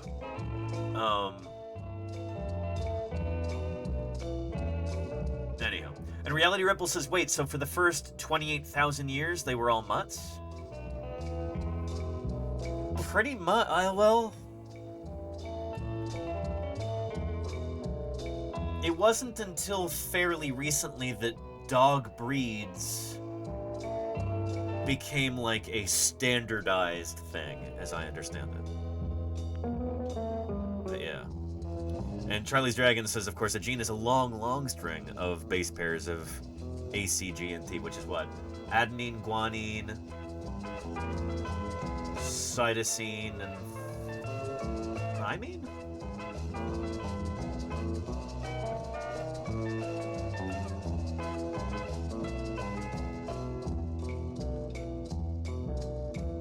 Cytosine, guanine, adenine, and thymine. Did I get that right?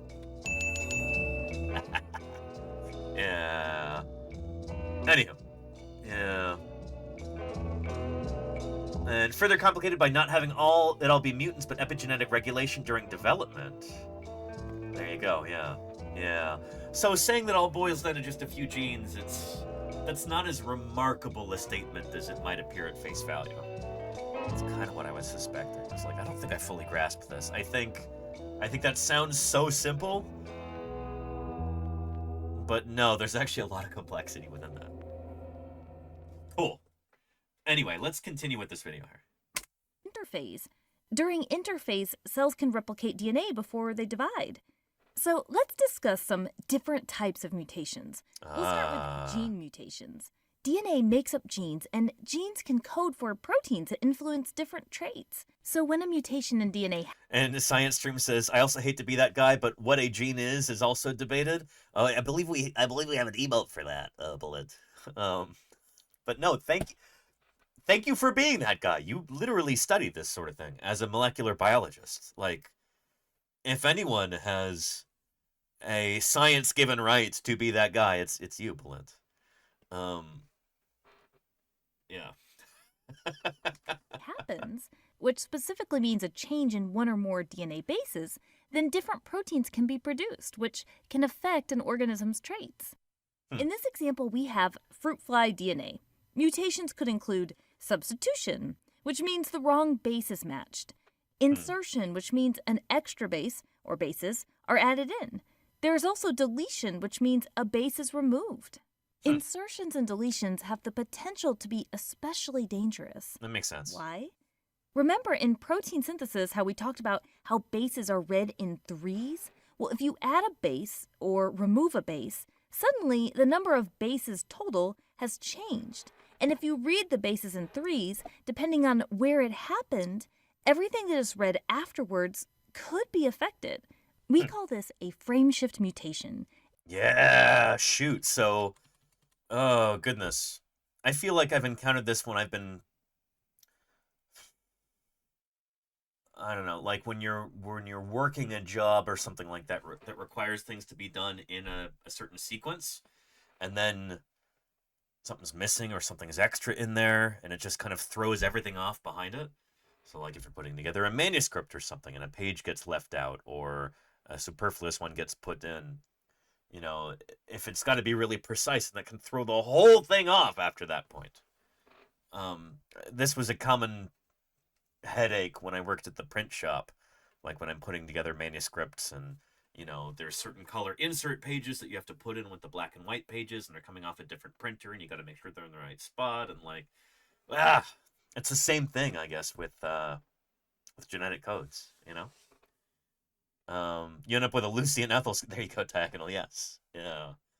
That takes me back. If you look at this frame shift example here, where a single base has been inserted. And Reality Ripple says that's what happens when you download a video and it gets corrupted. Really interesting.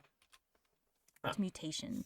If you look at this frame shift example here, where a single base has been inserted, you can see how the following codons, which have 3 bases each, are now all affected as the reading frame has been shifted. This example shows how it can lead to many amino acid changes. There are also chromosomal mutations. Remember that chromosomes are made up of DNA and protein, highly organized, and they have lots of genes on them. The human chromosome number is 46, with 23 from an egg cell and 23 from a sperm cell. This type of fruit fly here, however, has 8 chromosomes, so 4 came from an egg cell and 4 came from a sperm cell. Some examples of chromosomal mutations include duplication, where extra copies of genes are generated. Yep, we talked about that with regard to plants on Plant Appreciation Day, how a lot of angiosperms have had like whole genome duplication events, and that's something that's maybe allowed them to, well, A, survive the KPG extinction event, but B, like thrive in a whole bunch of different environments. You've got, I guess, for one thing, more chance for mutations afterward, and you can get faster evolution if you have a larger genome, potentially. Maybe. I hope I'm not oversimplifying. Deletion, where some of the genetic material breaks off. Inversion, when a broken chromosome segment gets inversed, which means reversed, and put back on the chromosome. Or translocation, when a fragment from one chromosome breaks off and attaches to another chromosome. There's more mutations than what we covered, of course, but the idea is that there are many different kinds of changes that can happen. If a mutation is going to happen, we already mentioned that there are especially vulnerable times, such as during DNA replication. But also there are other times too, like during meiosis. Yep. In fruit flies and other animals, meiosis makes sperm and egg cells that can have the number of chromosomes as the organism. However, sometimes those chromosomes don't separate completely. We call this non-disjunction. This can result in an egg or sperm cell that has too many or too few chromosomes. It's possible for a mutation to be passed down to offspring. Consider a protist with a mutation. Many protists reproduce asexually, and when they divide, the daughter cell can inherit the same mutation. A fruit fly, which reproduces sexually, can pass a mutation to its offspring if that mutation is found in the genetic material of the sperm or egg cell. You may wonder why we've been mentioning fruit flies so much. Well, they're awesome, but also it turns out that fruit fly mutations extraordinarily and how important they are inherited scientifically are frequently studied. We have some links so in the video this is a description model for more organism. info. These studied mutations can also occur in humans, and we'll give a gene mutation example of a substitution in the case of sickle cell anemia. First, a little background. Hemoglobin is a protein in your red blood cells that helps you carry oxygen. But in the disorder sickle cell anemia, the gene that codes for hemoglobin is mutated. If you inherit 2 copies of this gene, one from each parent, you can have this disorder. This disorder can make it difficult for your red blood cells to carry oxygen because the shape of the red blood cell is affected from this mutated hemoglobin protein. So that seems like a big disadvantage, and it certainly can be. But at the same time, there's a potential positive effect in that it makes you less susceptible to malaria, a mosquito-borne disease. And so maybe that's one of the reasons why this is spread throughout a lot of population groups in Africa. This can lead to anemia and other problems. While unfortunately there is not a cure for this disorder. And shoot, back in the 1970s, there was a group of people who were working on trying to come up with a cure for sickle cell anemia, right here in Oakland, California. Like the Black Panthers were actually like trying to fund sickle cell anemia research, and yeah, at one point the FBI put a stop to that. Yet, the good news is that treatment for this disorder has greatly improved. Another thing to mention, if an individual only inherits 1 copy of the mutation... What do you mean, not all bad? Not even mostly bad. Don't get me started. Holy cow. Yeah, there are hometown heroes around here. ...mutated gene from one parent, they are a carrier, but they don't officially have the disease. Usually they do not have symptoms, but those that are carriers appear to have a protective factor against malaria. Malaria is a disease caused by a protist that can be transmitted by mosquitoes. These individuals can still get malaria, but their symptoms are often less severe. We should mention that studying mutations and genetic disorders is a large and important field right now. Genetic counselors work to help families that may be affected by genetic disorders. If you have an interest in learning more about careers related to this topic, please check out some of our further reading suggestions in the description below. Well, that's it for the Amoeba Sisters. We remind you to stay curious. Here is a link to that video there. Good stuff. An interesting Oddbjorg. I hadn't heard that. Cool.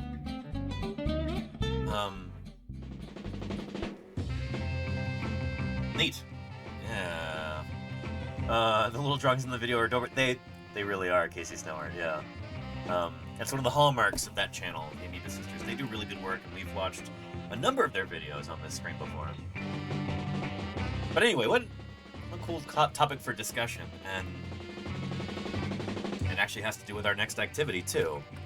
Because when we're talking about the evolution of life on Earth, this is all due to mutations, you know? Mutations, I think, have a negative connotation, for the most part. Like, oh no, a genetic mutation, but... well, they don't normally code for superpowers. They are the underlying, like, driving force, or at least they're the raw material. Mutations are that natural selection and other forms of selection can use for evolution. This is a neat diagram. It's slightly goofy in some ways, but it shows the ancestry of our own species, Homo sapiens here, going back to the first proto-cells on Earth about 3 or 4 billion years ago. This says 4.3 billion years ago, proto-cells. That may well be true. It gets pretty hazy when you go that far back. But you could have millions of diagrams like this with different end results for every other creature on our planet today. We have here on our one zoom tree of life. Because as far as we know, all life on our planet is descended from a single common ancestor. So again, you could have a million of these sequences like this, all radiating out from this central point, the first protocell, given rise to all life on our planet, including ourselves, old Homo sapiens over here. So this is my segue into Metazoa for the day. We'll do right now. Very funny, Captain Swerf, yeah. Yeah.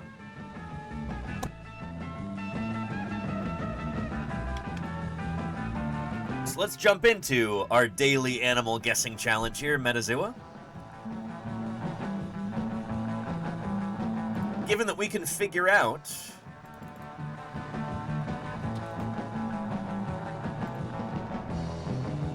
how different living things are related to one another, and we can diagram this on a big tree to show who's closest to whom. We can look at animals here. We can use this tree here and this tree here to try and figure out our mystery animal of the day, narrowing it down family by family, rank by rank, until we get to our mystery species of the day. Let's get into it. Hold on to your butts.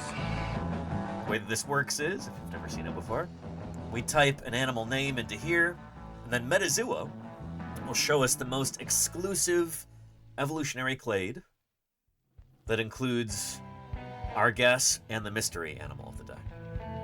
So if we're really close, it'll be a really small, tightly knit group with not many species. If we're not close, it'll be a huge group with tons of species. I like to start off with a mammal, a placental mammal. So does anybody have a mammal to start with? You got it in 2? Holy cow, Lenina. I don't know if they have Dik-Dik, if they have those tiny antelope hair space, but we could start with antelope. And Charlie's Dragon, you got it in 3? Holy cow. Casey says capybara. You know, capybara is a good place to start, too. That's a rodent.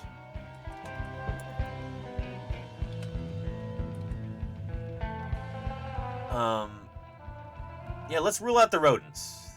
It's a good place to start. Our critter is a mammal, but it's not a rodent. It is a Boroeutherian. So let's jump to the mammals here. And then I'll take you over to the Boroeutherians. There's mammals.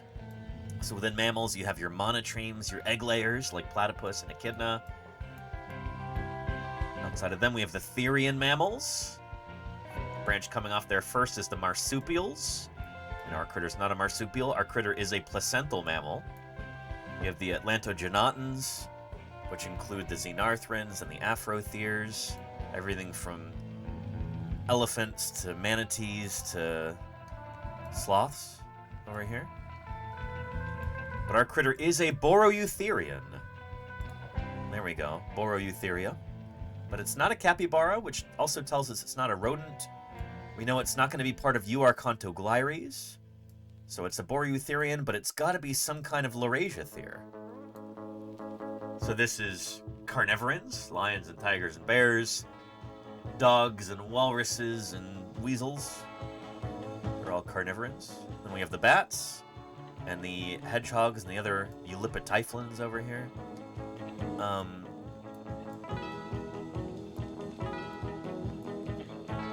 So we know it's not a bat. We know it's not a primate. It's got to be a Laurasiathere. I know carnivorans are particularly... No, it could be a bat, actually. We know it's not a rodent or one of the relatives or a primate. It's a Laurasiathere. Carnivorans are particularly overrepresented, I feel, in Metazoa. Let's start off with a carnivoran. Let's do,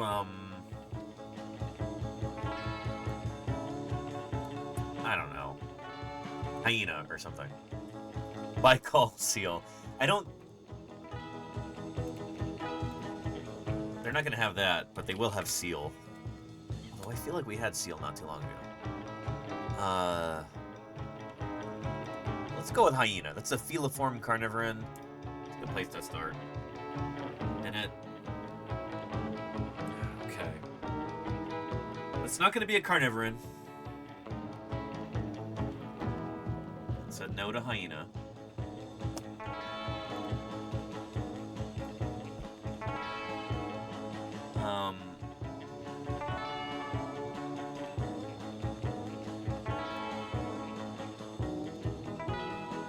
No, leopard seal. It's not going to be a carnivoran, I don't think.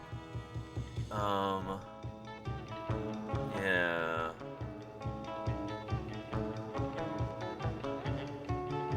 So let's ignore this clade. I don't think it's going to be a pangolin. And we just had, what was it? It was donkey yesterday. So I doubt they'll do another perissodactyl. I'm guessing it's going to be some kind of artiodactyl.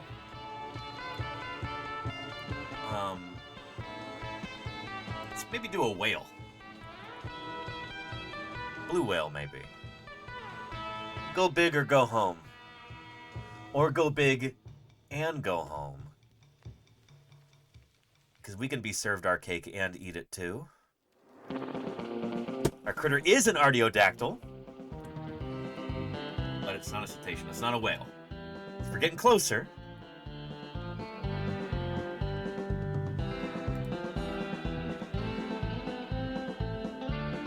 It could be a camelid. Or it could be something like a giraffe or...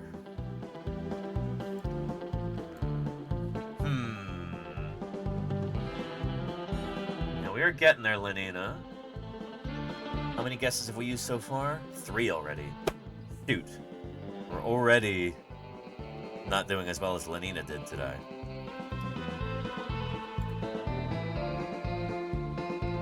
Let's see. Should we go with, like, giraffe? Or should we go with camel?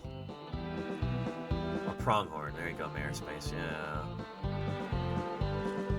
Let's try giraffe.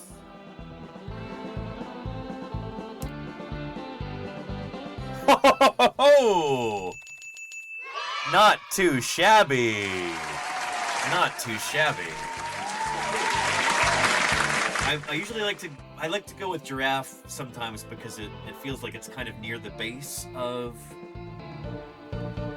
where you get things like goats and bovids and stuff like that. It's more basal than all those guys. But in the serious game of paleontology, much larger mysteries still remain. And Cratesy Chuckles, thank you for the follow. Welcome to Paleontologizing. That's excellent. Wow, 4 guesses, not too shabby. Not too shabby. Let's post that. Yeah.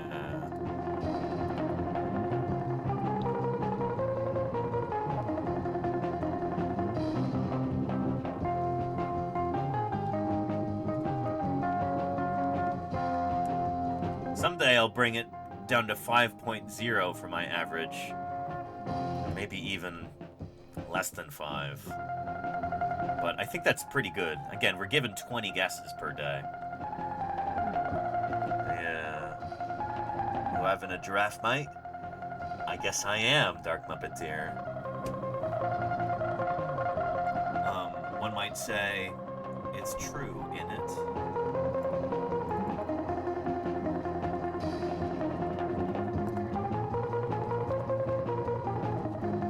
Is there an Animal Fact Files video for giraffe?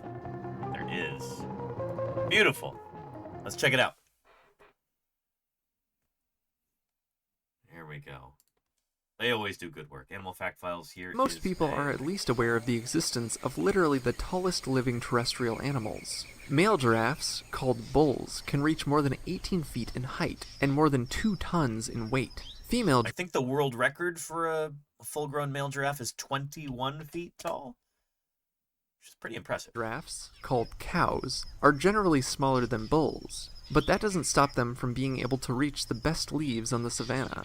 Female giraffes, as compared to males, are more picky about what they eat. They'll purposely seek out more nutritional food, likely because they're caring for at least one baby. Male giraffes generally stretch out as far as they can to eat the leaves off the bottom of the tallest trees. Females, on the other hand, take the top leaves from the shorter trees on the savanna. Either way, they can still reach food sources that other large mammals can't, which may be a contributing factor as to why they've been able to live as long as they have. They don't compete with man's domestic mammals for resources. Giraffes come with lots of different patterns. That's an interesting idea, like where other members of the African Pleistocene megafauna have been driven into extinction. Giraffes have managed to survive because they're eating something nobody else is eating. It's almost like leatherback turtles, where they're, eating mostly jellyfish, sea jellies, another gelatinous zooplankton, and hardly anybody else is eating them. Sunfish are, but not a whole lot of competition there. Like, you're never short of food. Generally speaking, where a giraffe comes from. This drawer contains almost all of the North American identified specimens of Troodon. Thank you for the follow, Metcus. Welcome to Paleontologizing. It's good to have you here. And Charlie's Dragon says Africa also seems to have lost fewer species of megafauna than many other continents. There's an argument, as I'm sure you know, Charlie's Dragon, that the reason why Africa has managed to hold on to a lot of its megafauna is because we evolved there. Human beings have been on the African continent for much longer than any of the other ones. And so those critters had a chance to learn how to deal with us, since they evolved right alongside us. And when we moved out into other continents and spread across the globe, other critters didn't have that luxury. We're just showing up and blitzkrieging across the other continents. It's literally called the Blitzkrieg hypothesis, and there's a book about this by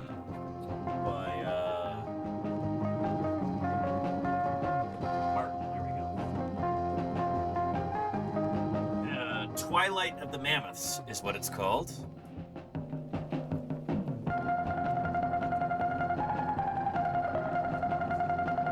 Ice Age Extinctions and the Rewilding of America by Paul S. Martin. Good book, it's well written, but it's controversial whether megafaunal extinctions at the end of the Pleistocene are human-caused, or partially human-caused, or mostly caused by climate change at the end of the last ice age, or what, but I don't have much of a horse in that fight, not a big one anyway. Because I don't really work on Pleistocene stuff for the most part, but for what it's worth, not much. I find the human-derived extinction hypothesis pretty convincing. But yeah.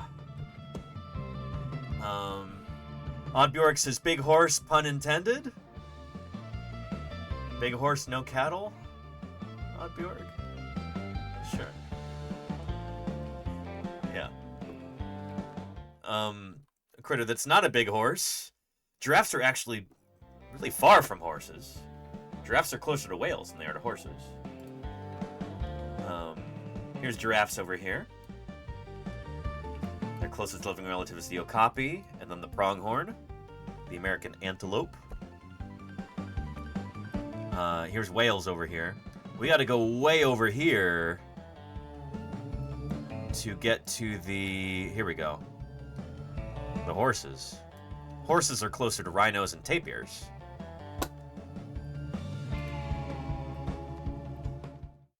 Anywho. Yeah. Giraffes come with lots of different patterns.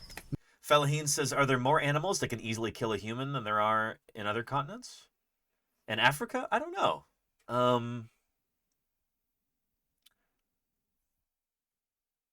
Animals that can kill a human versus animals that do, you know, kill humans. That's lots of animals can, but they just generally don't very often, you know? I still think the deadliest animal is oh, it's not even no contest at all.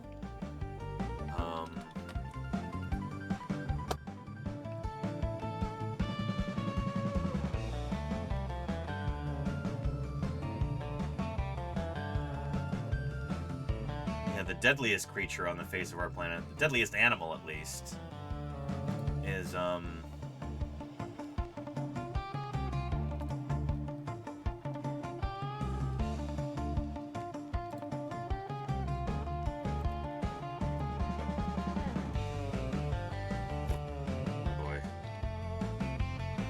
without question, the deadliest animal on our planet is this one. Homo sapiens.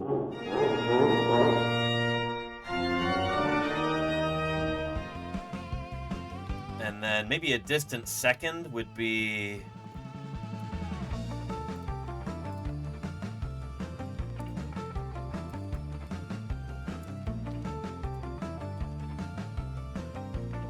maybe this?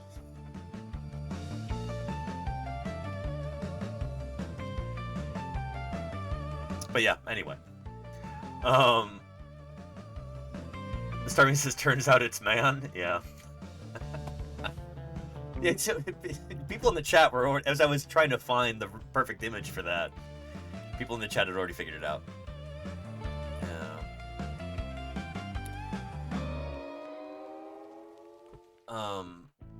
I choose to believe you. You mean that human specifically? Yeah, shoot. Craig here. I don't know if his name is Craig, but yeah. Chuck, it's Marvin. Cephalon Wolf. Marvin, Barry. Thank you for the raid. You know that new sound you're looking for? Well, listen to this. Cephalon Wolf has a new sound for their 3 listeners. I really appreciate that, Cephalon Wolf. Thank you for the raid. Welcome, welcome. Yeah. I hope you had a good stream, Cephalon Wolf. It's good to have you here. Was that a line from Futurama or The Simpsons? I don't know, Starmie. Yeah. Why Craig? I don't know, Craig Regis. Yeah. We could call him Douglas. We'll call him Douglas.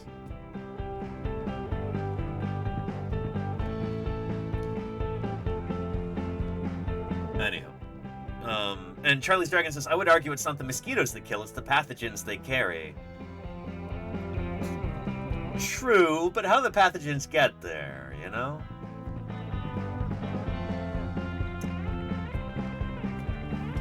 I could be all, you know, we could be all, well, actually about it. Well, actually, it's not, the guns don't kill people, it's the high velocity projectiles that are fired out of their barrel. Like, yeah, I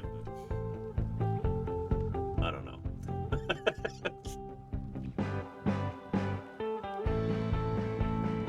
If we're narrowing it down to deadliest animal, and like, you know, sickle cell anemia is caused by a protist, which is not an animal. Or no, sorry, not sickle. Malaria is caused by a protist, which is not an animal.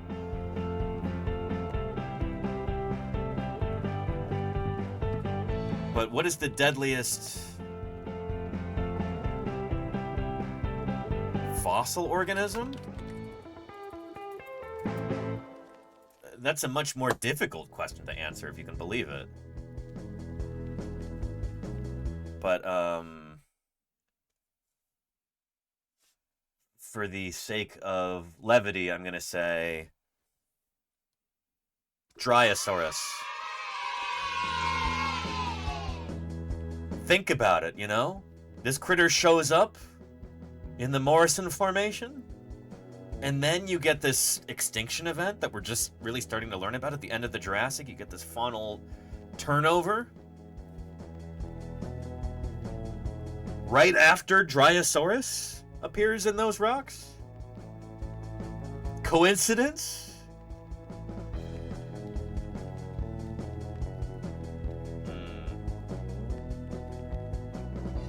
Anyway, I don't know. What were we looking at? Giraffes. God's deadliest creature. Domestic mammals for resources. Giraffes come with lots of different patterns. Generally speaking, where a giraffe comes from can be determined by checking out its spots, though it can be said of all wild giraffes that they're from Africa. There's been a lot of debate in the scientific community about how giraffes should be classified. As it currently stands, all giraffes belong to a single species, though just under a dozen subspecies have been identified. And Gamer's Tavern Show says Thomas Midgley Jr., inventor of both leaded gasoline and CFC/Freon. It's estimated that he led to more deaths than any other single organism in history. That's wild. Oh, shoot.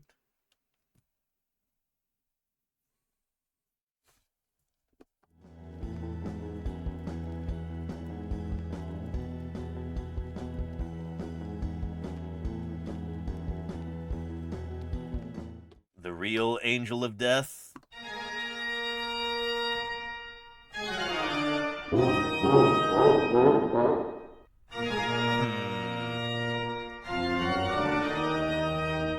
Interesting. I'm just learning this now. I don't know anything about this. What do you have against leaded gasoline, Gamer Stafford Show? Don't you know we're going to be bringing that back here in the U.S.?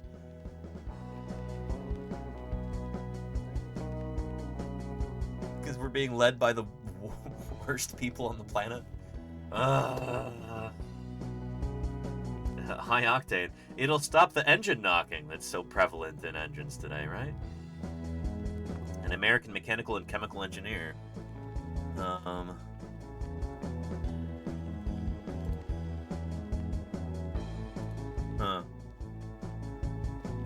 yeah, CFCs, so this is the guy who,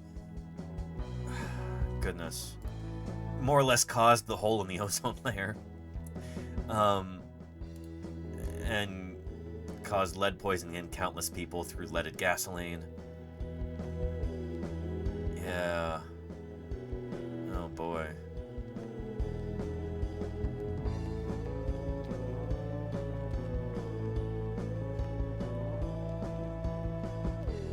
Freon.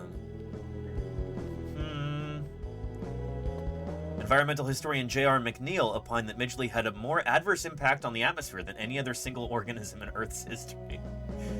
And Bill Bryson, yeah, who wrote, what is it, A Short History of Nearly Everything? Remarked that Midgley possessed an instinct for the regrettable that was almost uncanny. Fred Pierce, writing for New Scientist, described Midgley as a one-man environmental disaster. So, yeah. Brother, this guy stinks!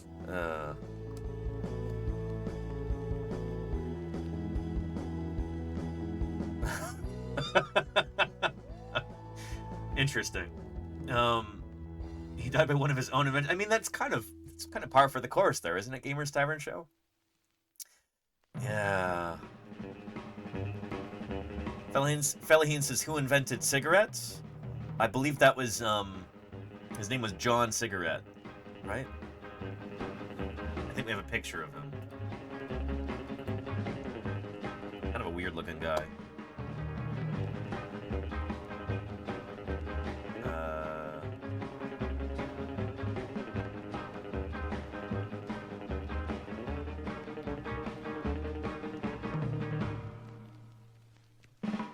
Yeah, here we go.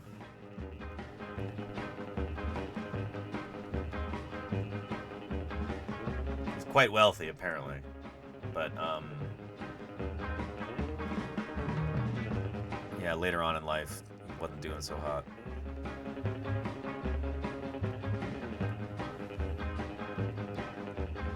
Anyhow.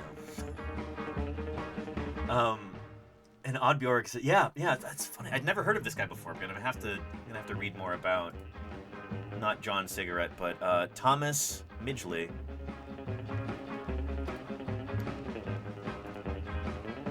The man who almost destroyed the planet twice, according to the headline. Interesting.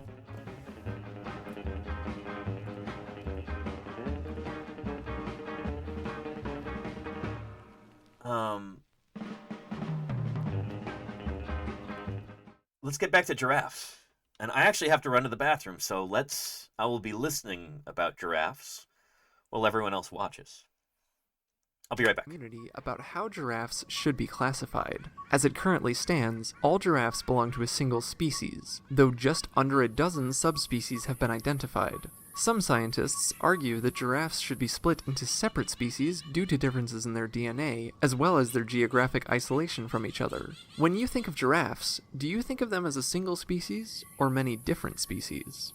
Though giraffes aren't really territorial, the males will spar with each other during the breeding season. The horns on the top of their heads are used during these matches. Considering female giraffes also have these horns, they probably don't only appear for these rivalry matches, which are referred to as necking. The males don't usually cause significant damage to one another, though sometimes their injuries can be fatal. These are held as dominance displays over a group of females, with the victor earning mating rights. After mating, female giraffes gestate for more than a year, and will literally plop out a baby who can stand within its first day. This is important because, while adult giraffes are usually safe from predators, babies are an easier target. Giraffe predators include lions, leopards, hyenas, crocodiles, and humans. In the wild, they may live 10 to 15 years, though they can almost double that age in captivity. Giraffes are often seen carrying around birds. Oh man, they're carrying around birds.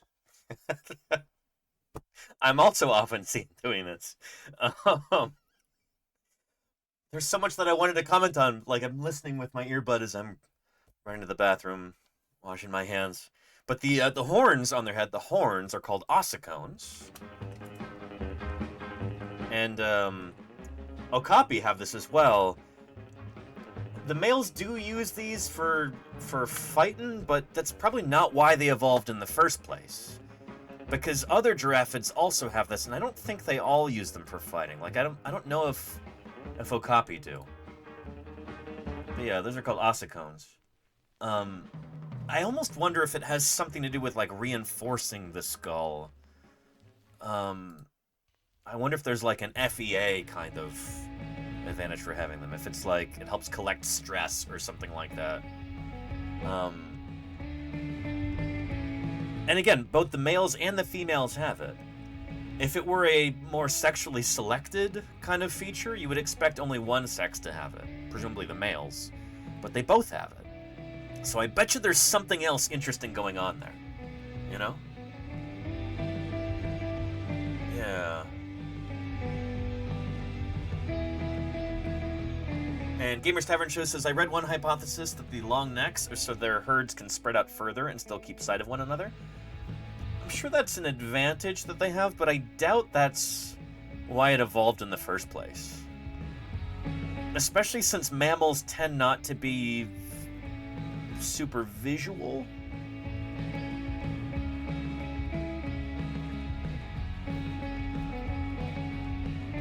Usually with mammals, you have smell and hearing in either order, but they're generally more important than vision is. We as human beings, like, we largely experience the world visually. We're kind of an exception. Like, we're weird as far as mammals go. Primates in general are very, like, vision-forward mammals.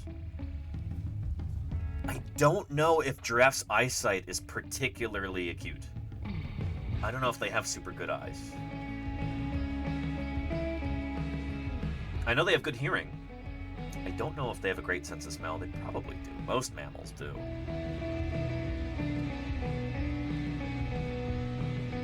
But yeah, there's still so much that we don't understand about giraffes. And like they were saying too, it's not even certain how many species there are of these guys.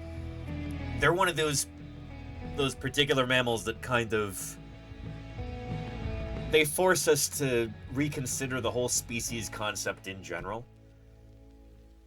Like, where do you draw the line between whether or not two populations are the same species? You know? How different do they have to be, phenotypically and genotypically? And do they actually have to be spreading genes back and forth in order to be considered one species? Are they in the process of speciating? You know, it's... As people were saying in the chat earlier, nature is messy and complex and fascinating.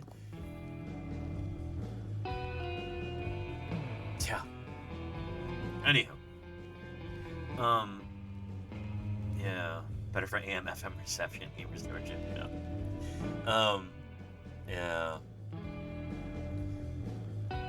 And Diagonal says the Oscones might be relic holdovers. Some fossil members of the giraffe group had much more elaborate horns. Yeah. Yeah, that's what I wonder, Diagonal. Yeah.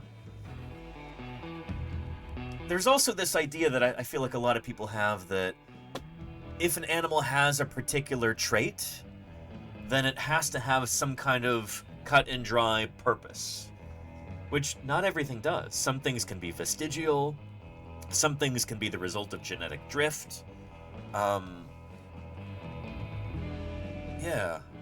So and also, we as human beings have altered the world so much and changed the range and the ecology and behavior of so many different critters that maybe before the proliferation of humans across the planet, maybe those ossicles had some sort of particular significance, and nowadays they're just kind of there. Like, maybe giraffes would have used these for fighting off a predator or something, to use kind of a simplistic guess. And that predator isn't around anymore, or who knows, you know? That's the thing, is that I think one thing we're often guilty of as human beings is neglecting to think of the history of these organisms. We're usually thinking very much in the present. We're not very good at thinking about future stuff, and we're usually not very good about thinking about past stuff either. But that's the purview of the paleontologist, you know?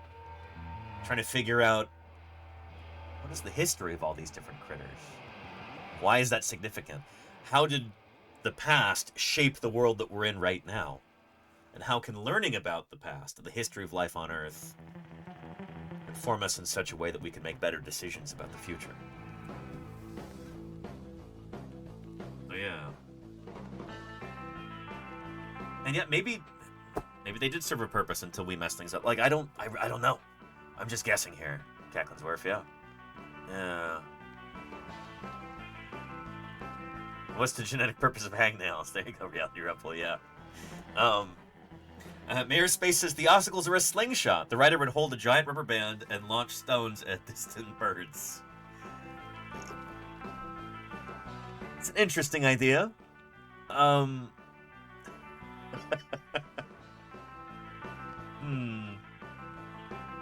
You know, you could almost see it. Some of them are so fuzzy, too. Yeah.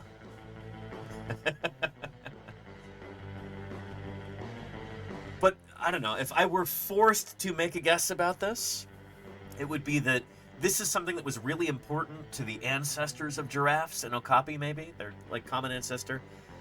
And then, as giraffes became ever more specialized, they developed these longer necks, this great height. It's like, well, we still have this thing. We don't really need it as much, but it's not a detriment, so it's not being actively selected against. There's no evolutionary pressure that's causing them to have smaller ossicones. It's not a hindrance or anything, so it's just going to kind of stick around, you know? I don't know. Yeah. Puffy bunny projections on the skull. There you go, Alexander, yeah. No, it calls to mind critters like Uintatherium. Yeah. Like, what are you? What's going on with you? Why? These guys are often portrayed as like headbutting, but is that really what's going on with them? Maybe this is just a thing that mammals do sometimes. You know, it's like it's visually striking, but it doesn't really get in the way of their everyday existence, finding food and finding mates and stuff. And so it just kind of sticks around.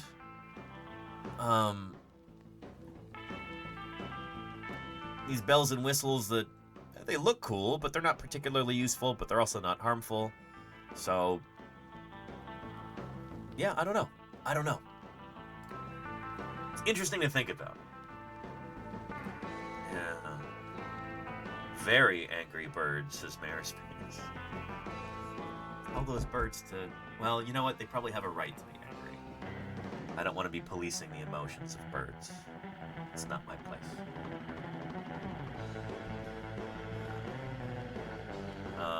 Astemnosuchus. Yeah, shoot, way before the first dinosaurs, you had critters like Astemnosuchus from the Permian, right? Like, what a weird critter with such bizarre headgear.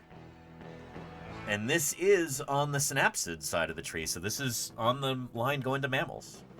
It's not related to dinosaurs. It's not a reptile. Yeah. What a weird, cool critter. Anywho. Makeshift bird bath at reality ripple. Well, I mean... This is the thing about speculation within paleontology or evolutionary biology. It's all well and good to come up with some sort of story, especially if it's amusing to you personally. But you gotta come up with a hypothesis that's testable, you know? If you come up with some wild story to explain a certain anatomical feature, in order for it to be a good hypothesis, it's got to be something that you can falsify, you know? You say, well, I think it was used for...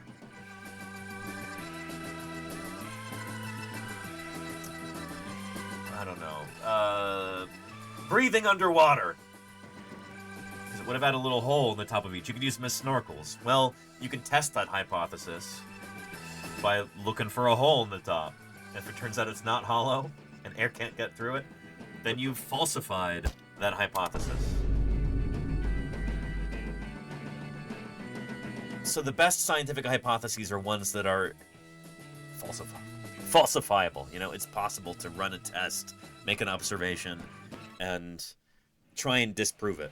And if something is theoretically disprovable, if you could come up with a way to try and disprove it, and then you run those tests or make those observations or perform that action, and you can't disprove it. Not that you can't, but like the evidence doesn't run against it. Well, maybe it's true. You know? Yeah. Sweetie Pie has opinions about this hypothesis. Do you, Sweetie Pie? Do you have opinions about this? Do you have thoughts? Yeah? You having a good day so far? Anything you want to say hello to chat? Oh, there's all these other mammals watching right now. Yeah, there are. Yeah. Oh. You want to eat them? Yeah. Oh, tasty babbles. Here we go.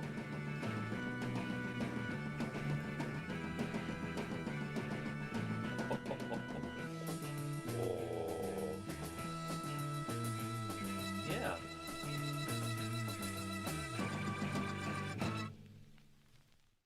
You purring? Wish we could pick that up with the mic. The mic is the noise gate will preclude that. She's purring pretty loudly right now. Yeah. Let's give her extra pets for us. These are from chat, Sweetie Pie, in case of Snoward's request. Here we go. 1, 2, 3. 4 pets. 5. 6. Should we do some face squishes too? Let's do some face squish reps. Ready?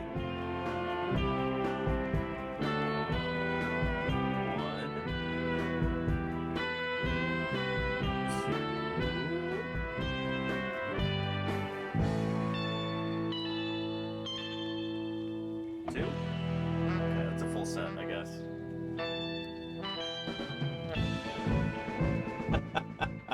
And there you go, Cat Clemsworth. She shouldn't be having treats, though. She might be allergic.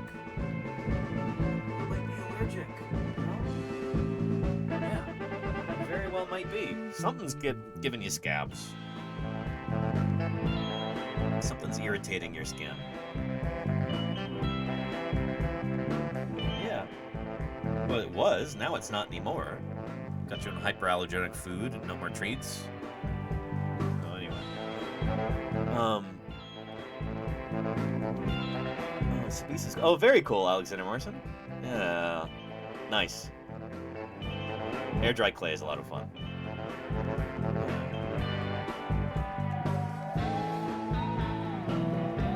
Pushing the camera around.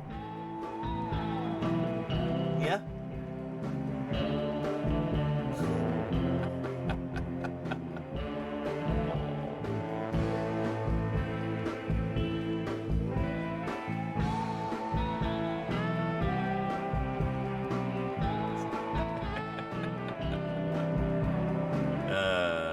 Good stuff. Anyway, let's get back to the giraffes. Let's finish this video out. This isn't supposed to take an hour. Here. It's called oxpecker.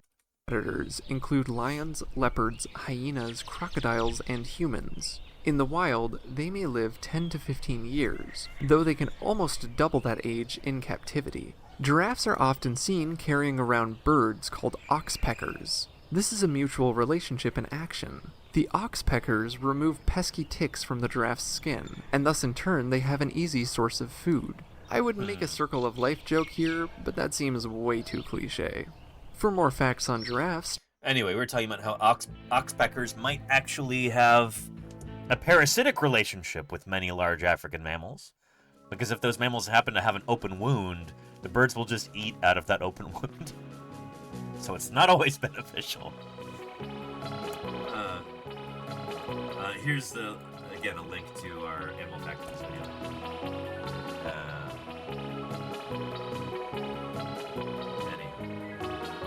Sweetie pie.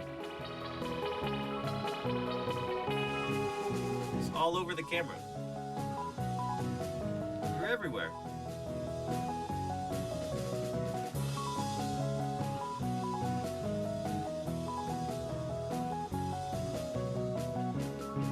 What are you doing? What are you doing? Scratch that belly. Oh.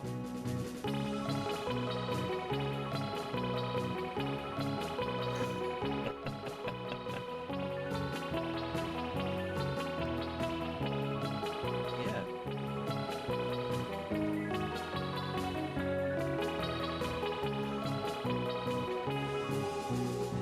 Oh. You're such a love bug. You really are. Yeah.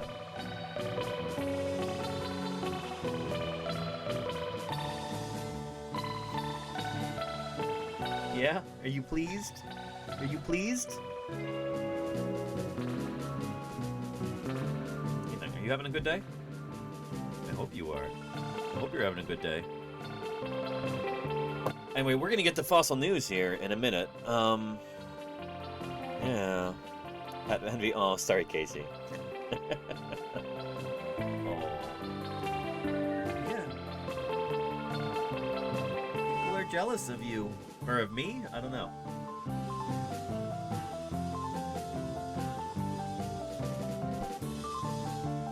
Yeah. And she does love me. Yeah. I'm lucky she tolerates me. So, loving me is extra nice. Oh, sweetie pie. Yeah.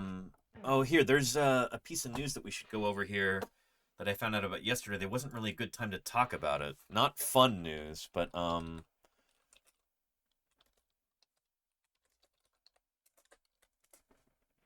Here we go. Oh, goodness.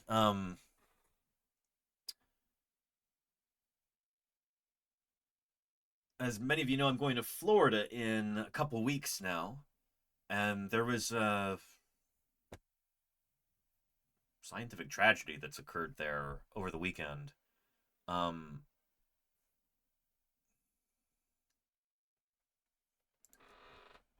Let's take a look. Not fun, happy news, but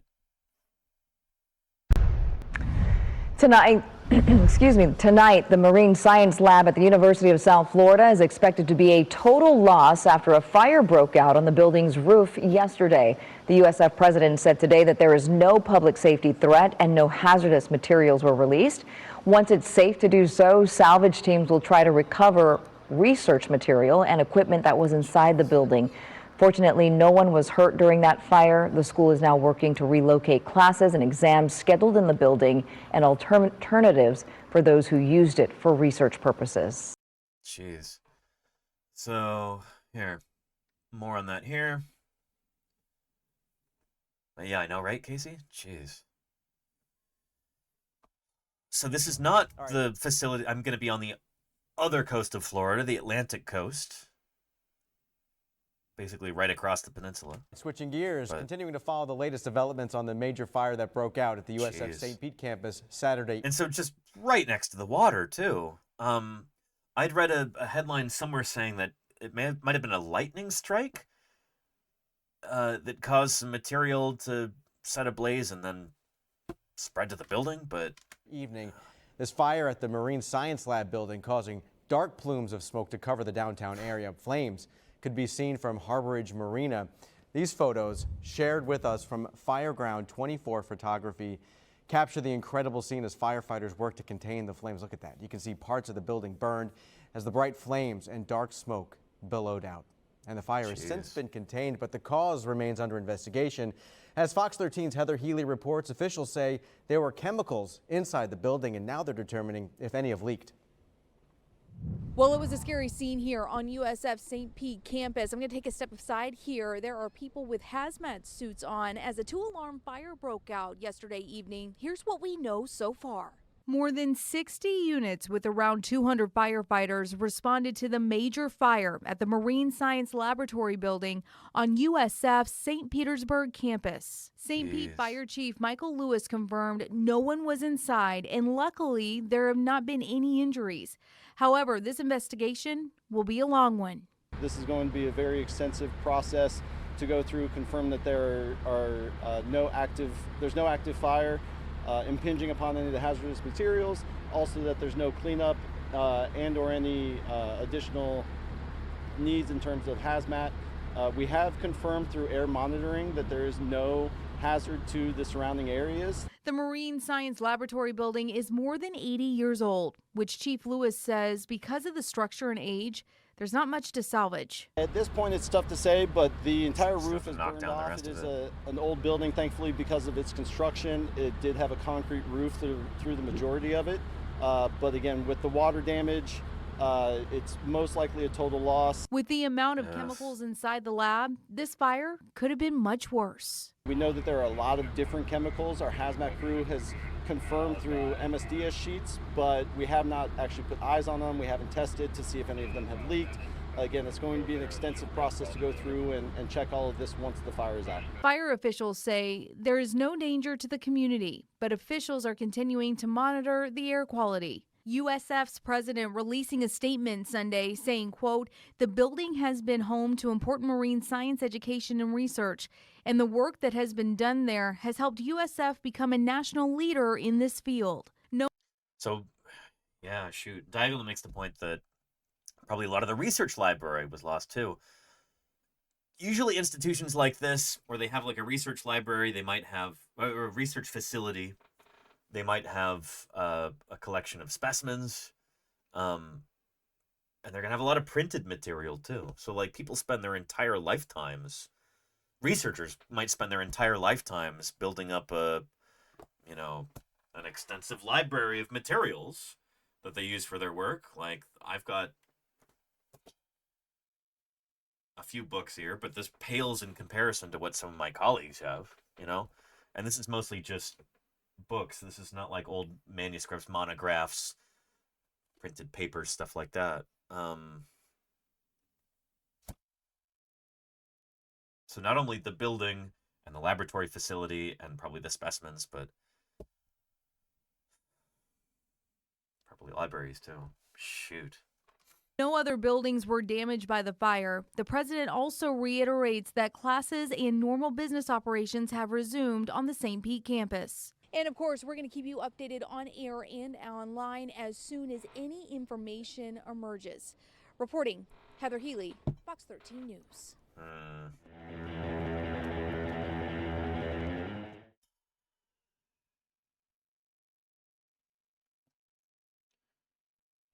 This is happening at a time, too, where research facilities are being defunded across the United States. Job opportunities are drying up. Labs are closing down. I really hope that they're able to get things up and running again. And I'm sure when I'm there in Florida talking with marine biologists and conservationists, I'm sure this is going to come up a lot. I'll be hearing more about it. So, yeah.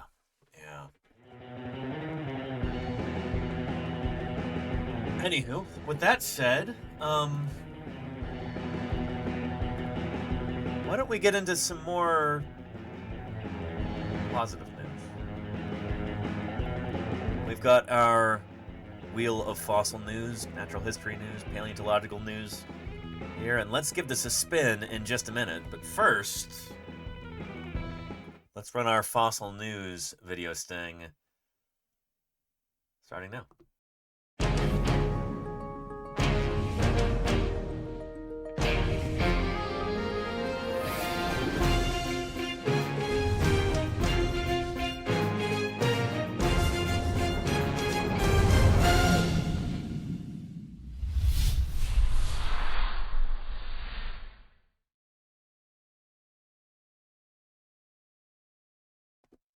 All right, fossil news starts now. Spin the wheel. News so new it has yet to fossilize. Well, much of it has been fossilized, but yeah.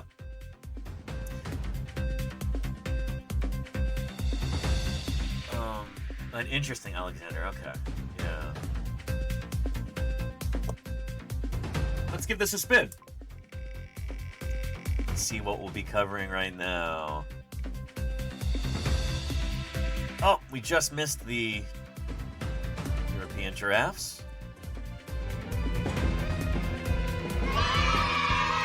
And we've got a late surviving temnodontosaur. This is gonna be cool.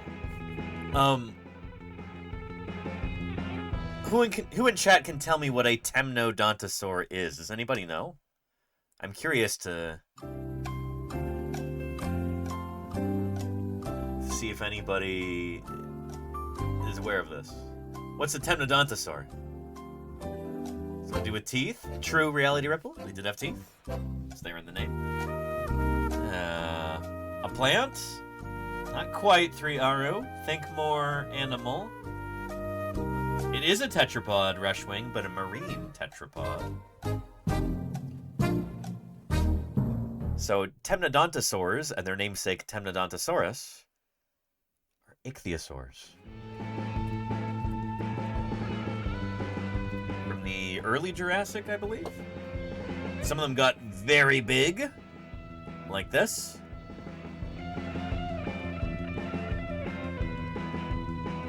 It might be easy to confuse them with temnospondylus, which are a kind of amphibian, but yeah, Temnodontosaurus in particular is a big one. That's a large critter. So ichthyosaurs are these marine reptiles from the age of dinosaurs. The first ichthyosaurs evolved before the dinosaurs did, and some of them got truly huge. But we generally think that, like, ichthyosaurs were big until the end of the Triassic, and then there's that extinction event, and a bunch of the really big ones die out. Things like Shonosaurus.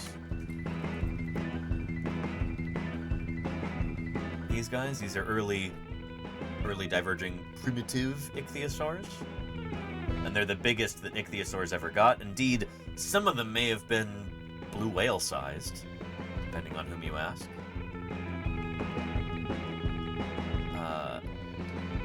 Like Ichthyotitan. Ichthyotitan.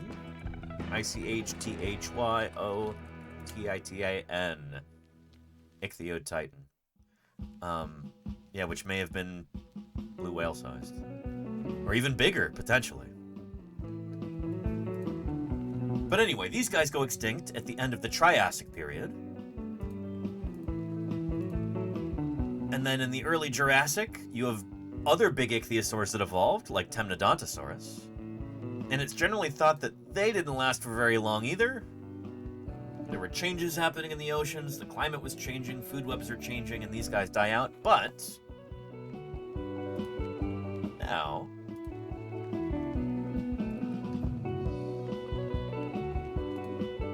we have evidence of a late surviving Temnodontosaur. And Coldrake, they're nowhere close to whales, no. So whales are a kind of artiodactyl mammal. So whales are related to hippos, and after that, like goats and pigs and giraffes and things like that. Whales are hoofed mammals. Whales evolved from a land-living mammalian ancestor. Like this. We've got fossils of each of these steps here. Ambulocetus, Cuchicitus, Dorudon. That's where whales come from. Ichthyosaurs came from a lizard-like terrestrial ancestor. So we don't have a great fossil record here. This would have been right after the KPG, or excuse me, the PT extinction, the Permo-Triassic extinction event. So the earliest ichthyosaurs that we have fossils of look much like this, but critters like Hupasuchus might give us a sense for what the ancestors on land would have been like.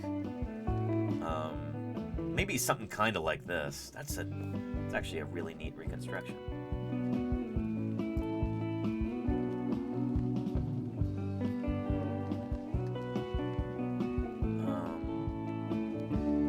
It's on Facebook, so it's like it's not showing up. Frustrating. Anyway, ichthyosaurs would have evolved from a land-living ancestor that would have looked maybe something like this. Yeah. So ichthyosaurs are reptiles, whales are mammals. They've been evolving in separate directions, the reptiles and the mammals, for like 320, 350 million years, give or take. So yeah. Yeah. And you've been to Berlin Ichthyosaur. Very cool, Pliny the Other, yeah. I did a live stream from there a few years back. That is a cool place. I'll give you a link to the VOD.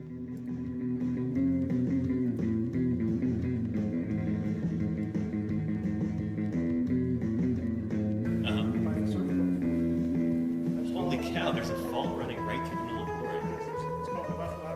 Wow. Welcome to Nevada. That's amazing. Finally here, you find the vertebrae like you just showed. There we go. Who's park supervisor, right? Correct. He's very graciously agreed to take us on a little tour today. So cross your fingers that that everything works properly. We've got the Starlink router and my battery pack right there. Hopefully the signal reaches throughout the whole building. It's like, and it did. I don't know. Hopefully it just bounces around in here, and yeah. But anyway, good stuff. Everybody's saying hello to you too. So and thanking you for letting us pay a visit. Anyway, ichthyosaurs, Temnodontosaurs, cool critters. They're reptiles. This battered Jurassic sea giant held on against the odds, and its fossil hints at an unexpected survival strategy. Well. A fossil discovery in Mistelgau, northern Bavaria, Germany. Any Germans in the chat? This reveals that the last representatives of the giant ichthyosaurs of the genus Temnodontosaurus survived longer in the southwest German basin than previously thought. The early Jurassic marine reptile is exceptionally well preserved. In addition to injuries in the skeleton of this marine predator, SNSB researchers also found gastroliths in the animal's abdominal region. a phenomenon typically associated with birds, dinosaurs, or crocodiles. So, gastroliths are stomach stones. They're like bits of rock that the animals would ingest, usually very smooth stones. And they either help with digestion or with buoyancy regulation. So if you're an air-breathing animal, you might go and collect those in order to keep yourself neutrally buoyant in the water. You know? You're an animal with lungs. That air in there is going to naturally try and push you to the surface. But if you make your living beneath the waves, you've got to be able to move freely up and down, so achieving that neutral buoyancy is really important. So I'll show you a clip from Prehistoric Planet with a different kind of marine reptile. Not a temnodontosaur, not even an ichthyosaur. But, yeah.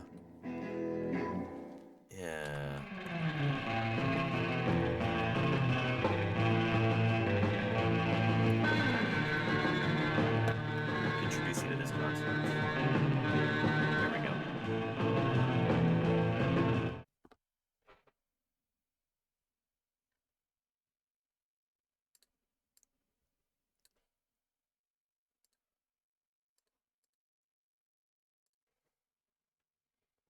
So this is way later in the Mesozoic, during the Cretaceous. But here's a different kind of marine reptile, a plesiosaur, doing the same thing with those rocks. Yep.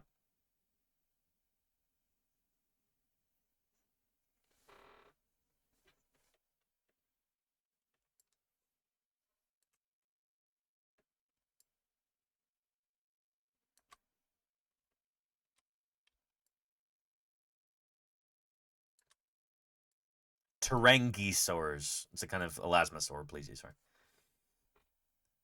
Not tyrannosaur. Ignore the closed captions. And they have such stupid long necks that this is fun to watch. So watch that lump. Gloom.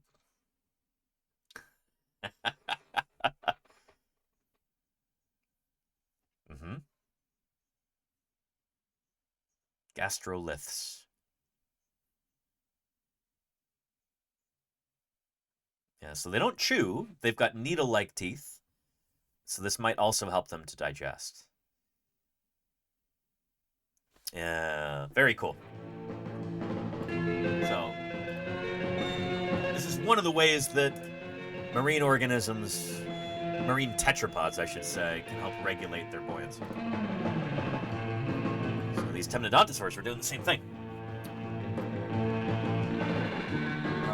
The researchers have published the results of their study in the journal Zitellania, which is not a journal I hear about very often. The Misselgau clay pit near Bayreuth, Germany, is known for its well-preserved marine fossils, particularly its abundance of ichthyosaurs.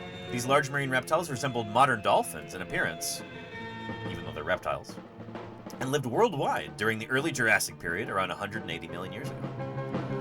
The ichthyosaur from Misselgau is now under investigation. This one belongs to the genus Temnodontosaurus. Several parts of its skeleton have been preserved, fragments of the skull and lower jaw, a shoulder girdle, 4 fins, the spine, and over 100 teeth. The exceptional 3-dimensional preservation allows researchers detailed insights into anatomical structures that have rarely been documented before, such as those in the palate, orbital region, and the fins. So yeah, really beautifully preserved skull here. Everything is flattened,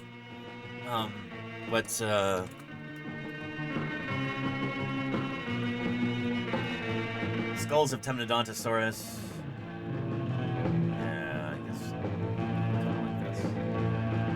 There's a nice 3D one there. Huge eyes on these animals. So unlike dolphins, which often they primarily use hearing to navigate, echolocation, these guys seem to have been very visual. Huge eyes. In fact, the largest eyes of any animal that's ever lived were almost certainly on ichthyosaurs. So yeah. Bayreuth. Thank you, Darkness. Bayreuth. Yeah. And Shark Geek says, better choose that rock carefully. It's got to make it out the other end. No, in this case, they would actually, we think, hold onto those rocks for their entire lives. So it's even more important to pick a good one. Because, like, you're stuck with it. It's not coming out. It goes into your gizzard, maybe? If they have a gizzard or a similar structure. Yeah. Gastroliths.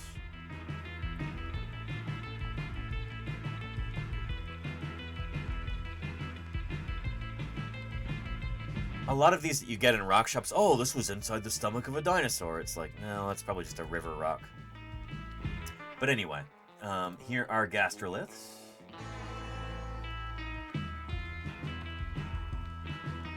Inside the ribcage of a Psittacosaurus.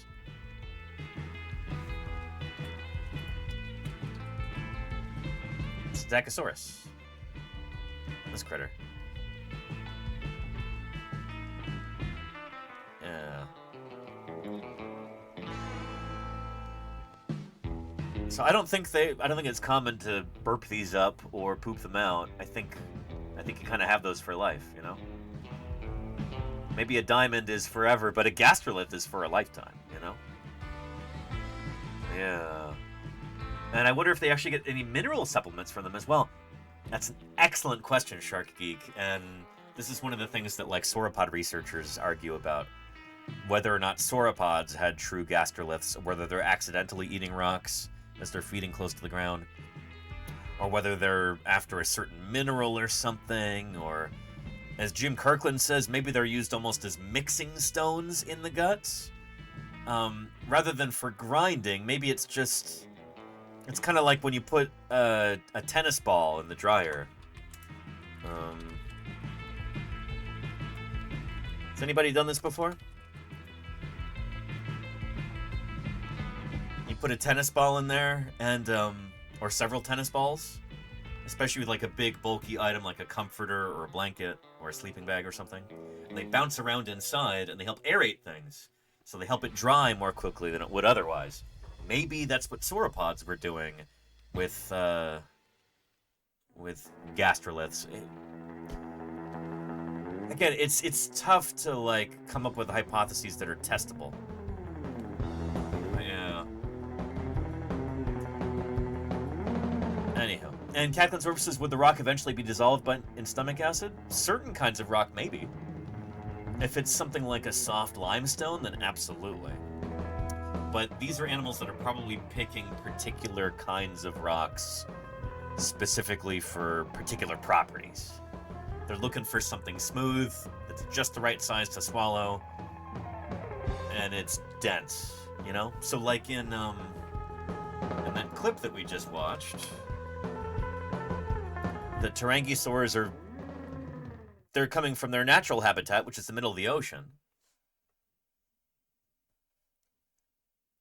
They're going into a bay next to a waterfall, because that's where you find the nice smooth rocks that have been worn down by waterfall action.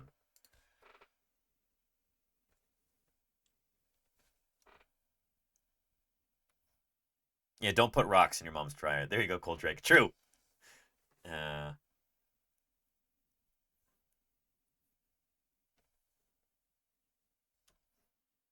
Yep.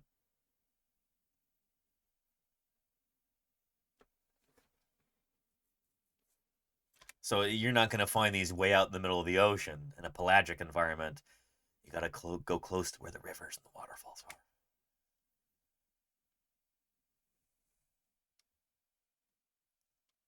Yeah.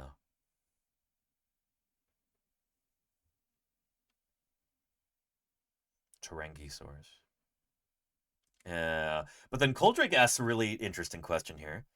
Could it be that they're ingesting these rocks accidentally when they grab some bottom dweller? And maybe if they're doing that, those rocks are not particularly smooth, but they get smoothed inside the stomach. Like, it's easy to come up with different scenarios for how this would take place. Are these animals actually seeking out these stones and swallowing them? Or is it an accident? And they just kind of accumulate more and more of them as they continue to live their lives?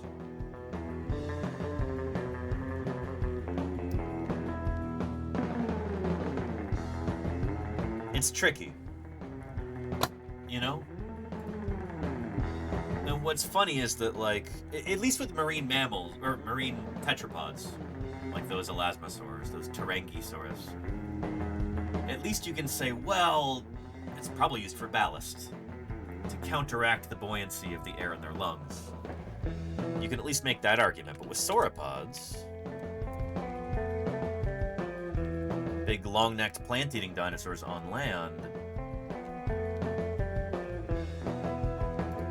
did they actually, like,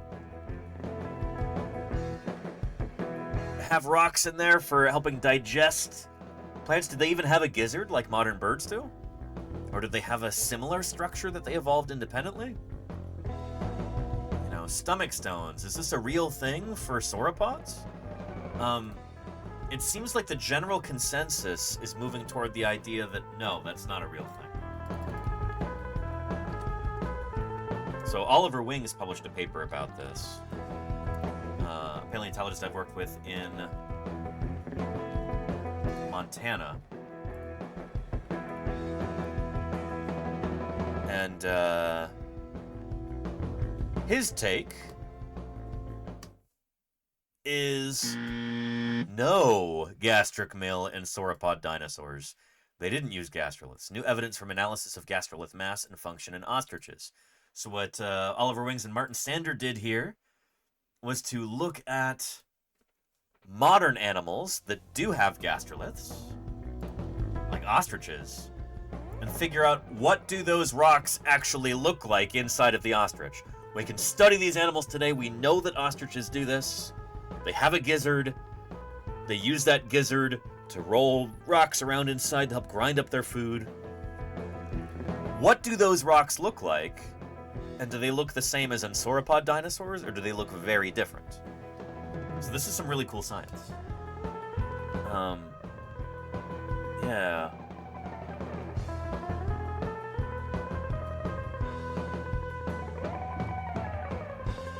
So anyway,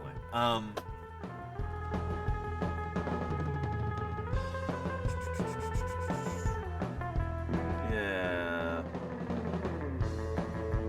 Here we show that based on feeding experiments with ostriches and comparative data for relative gastrolith mass in birds, sauropod gastroliths do not represent the remains of an avian-style gastric mill.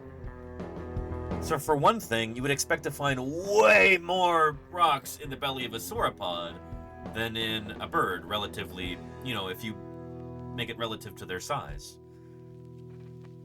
Gastrolith mass is much less than 0.1% of body mass in sauropods, and is an order of magnitude higher in birds.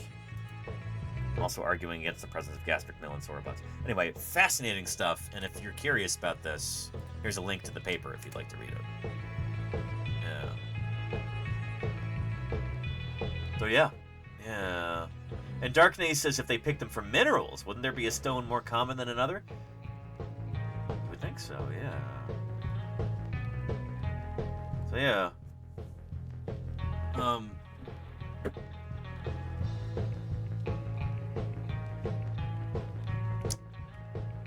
Anywho.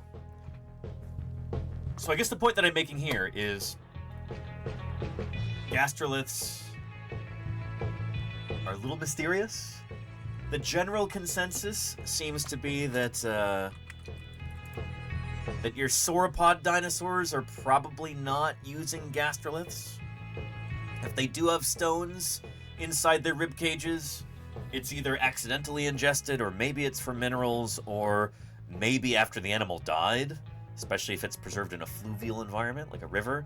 Maybe stones are just kind of tumbling along the riverbed and then they get stuck in that huge rib cage of the dead animal. But for marine reptiles, like our ichthyosaurs, like Temnodontosaurus, those might be legit gastroliths, or at least used for buoyancy control or something like that. Anywho, I hope that makes sense. Yeah. All just fought foreign object debris there, Darknace, yeah. Too many what ifs, says Coldrake. I mean, that's science, though. That's That's why we've got to come up with ways of testing these ideas. Certain notions might seem convincing. It's like, oh yeah, I guess that makes sense. We'll run with that. But science is about testing these ideas, trying to figure out, how do we figure out whether it's true or not? How do we test it? You know? Yeah. Anywho.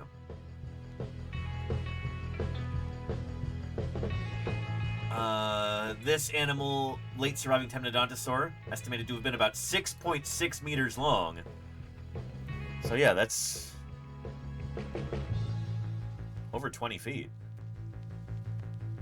A meter, for any of my fellow Americans, folks from Europe probably don't need this visual aid, but a meter is just over 39 inches.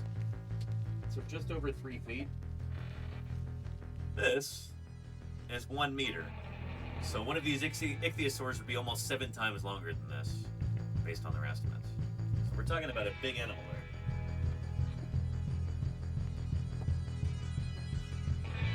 Like, longer than a great white shark. Longer than Carcharocles, on average.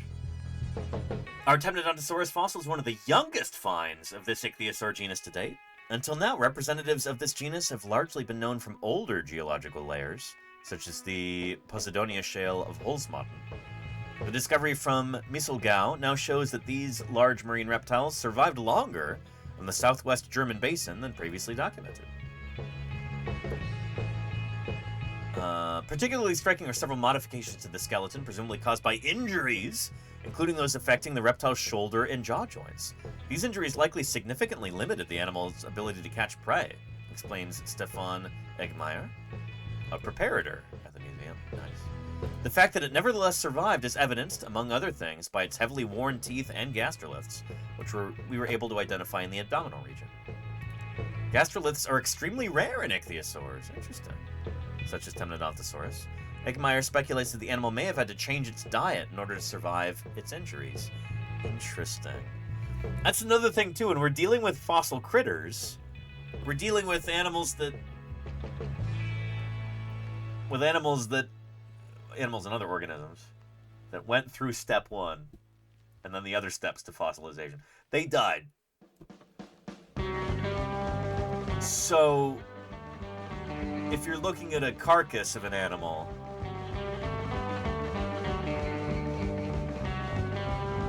and you're trying to make inferences about how it lived and what it's all about, how they would have behaved, you're looking at animals after they died. So maybe what you see is not exactly typical. Maybe some aspect about it,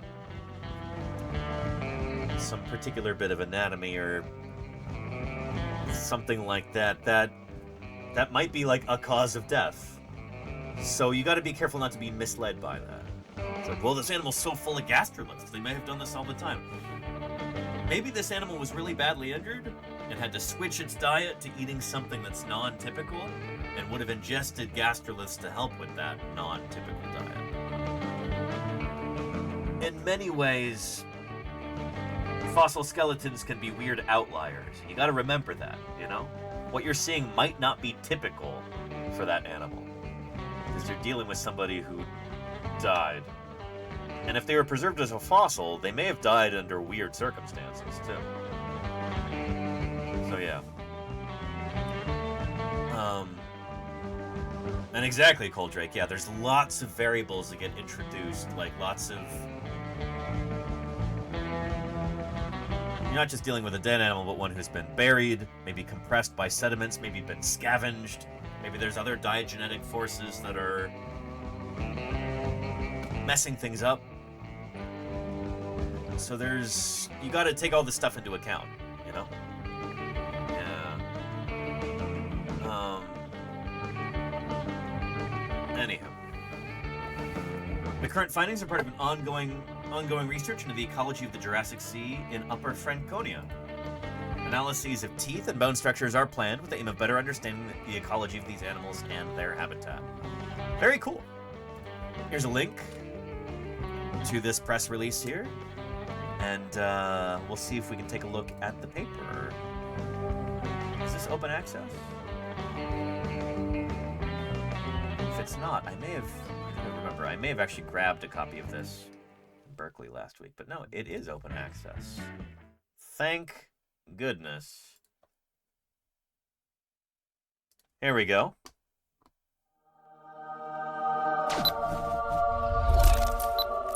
Access granted. Nice.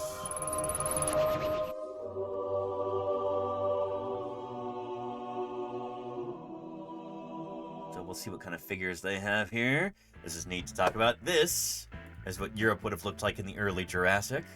You can see North America, South America still stuck to Africa.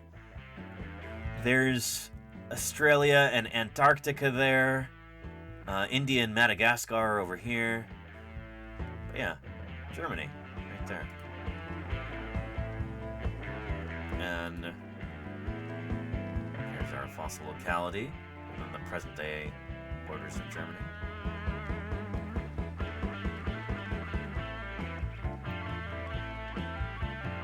Gorgeous specimen. Look at that. Whew.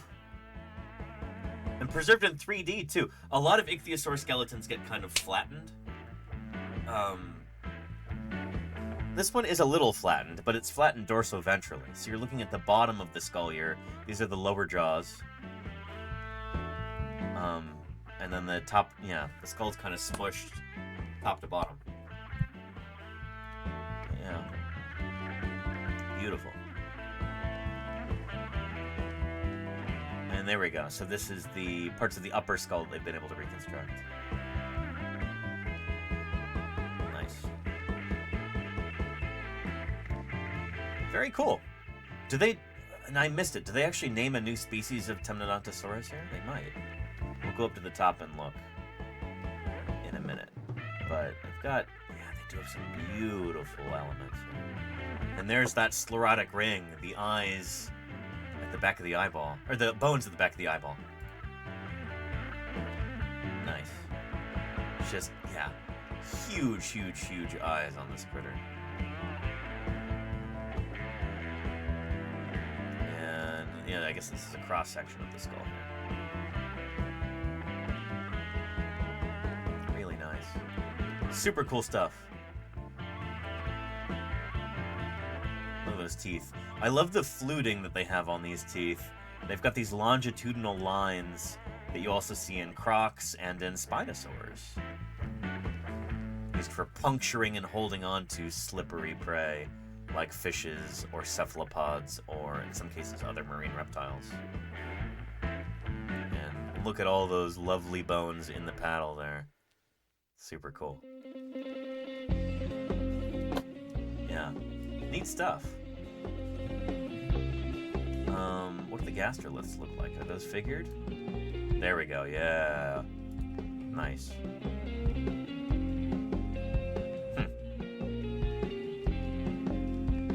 Also, I think it's much more difficult to argue that marine reptiles would be accumulating stones in their bodies because they're not dying in rivers. Like, the only stones from miles around might be the ones that are in these guys' guts. Like, it's not like you've got stones all over the seafloor in these areas. So I think there's a much better case for marine reptiles having gastroliths than, say, sauropods. But, yeah. It does not look like they name a new... Yeah, they don't name a new species. So they're referring this to Temnodontosaurus trigonodon. That's the species. Trigonodon. Cool.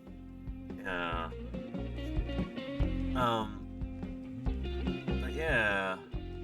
And Alexander says, imagine the eye shine of these ichthyosaurs in dark waters. Well, to help you imagine, in Walking with Dinosaurs, they had a lovely clip of this. Back in 1999. With Ophthalmosaurus, a different kind of ichthyosaur from, like, what, the Middle Jurassic?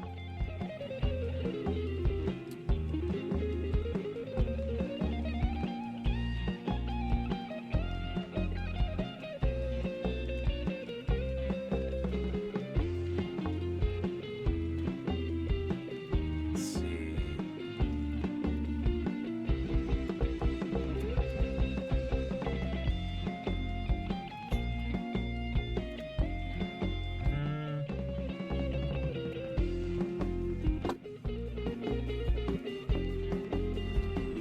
starts with a single... That's frustrating. Big stupid watermark in the middle of the... It's gonna take me a minute to find, but it'll be worth it. When we're trying to imagine these as living animals,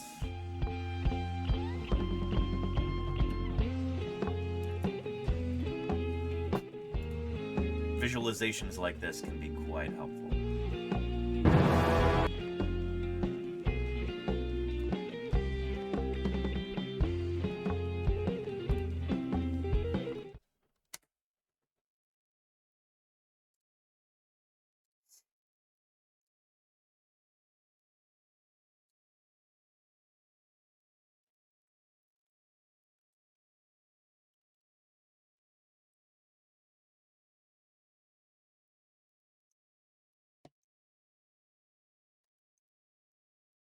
So this is a later kind of ichthyosaur. After Temnodontosaurus went extinct or evolved into something else. Yeah. And...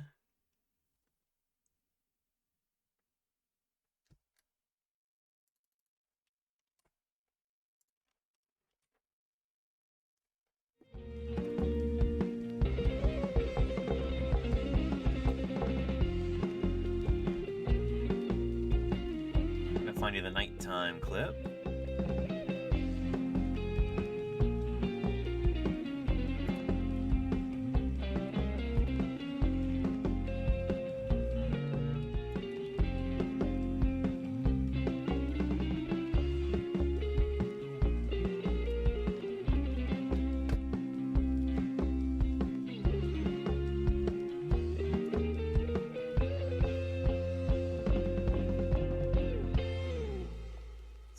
Is it in here? Horseshoe crabs.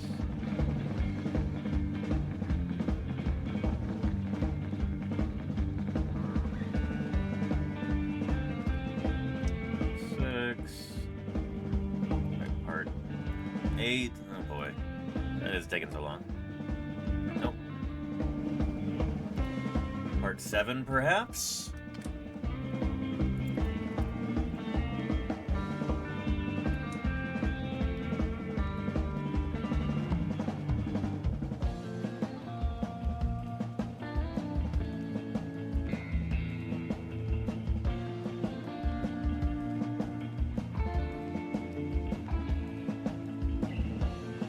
Appreciate everybody's patience. Here we have a Cryptocleidos doing some diving for gastroliths.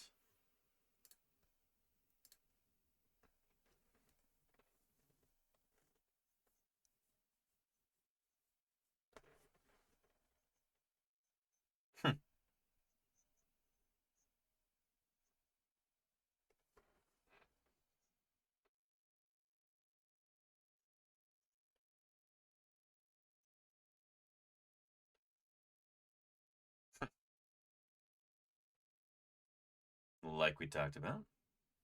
We now know that they didn't come up onto land like this. They actually would have given birth to live young in the oceans, which is really cool. So this is now out of date. We don't think plesiosaurs may have even been capable of doing this. Like they were probably just full-time marine reptiles, never left the ocean their entire lives.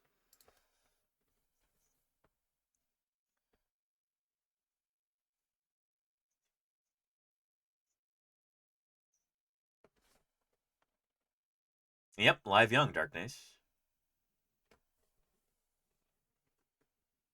Here we go. Here's the nighttime scene. This is what I wanted to pull up for you with that eye shine like Alexander Morrison mentioned.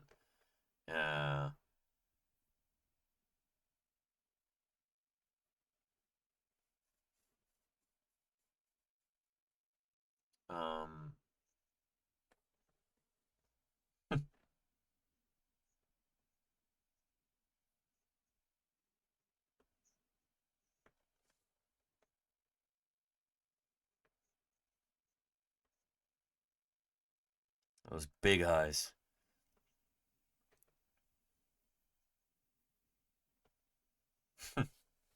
Look at that. Look at that.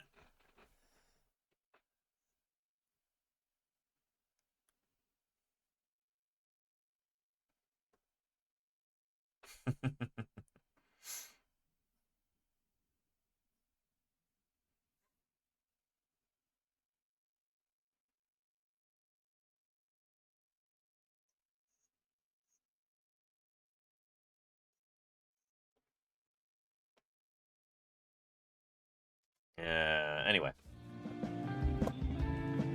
Cool stuff.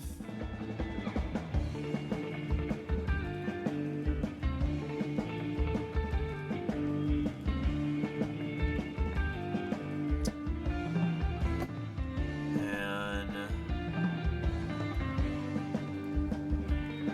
let's see if I can find the piece that Alexander's talking about here.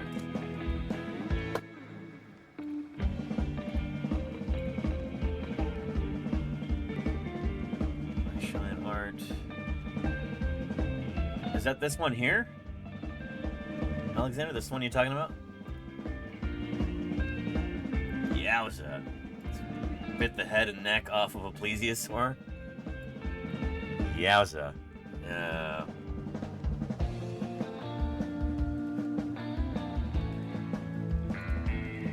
Send the link, thank you.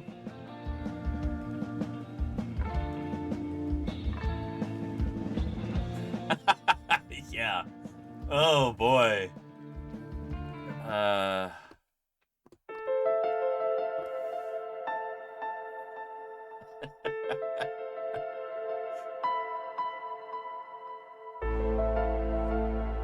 Pretty formidable, Temnodontosaurus. It's a big animal, you know?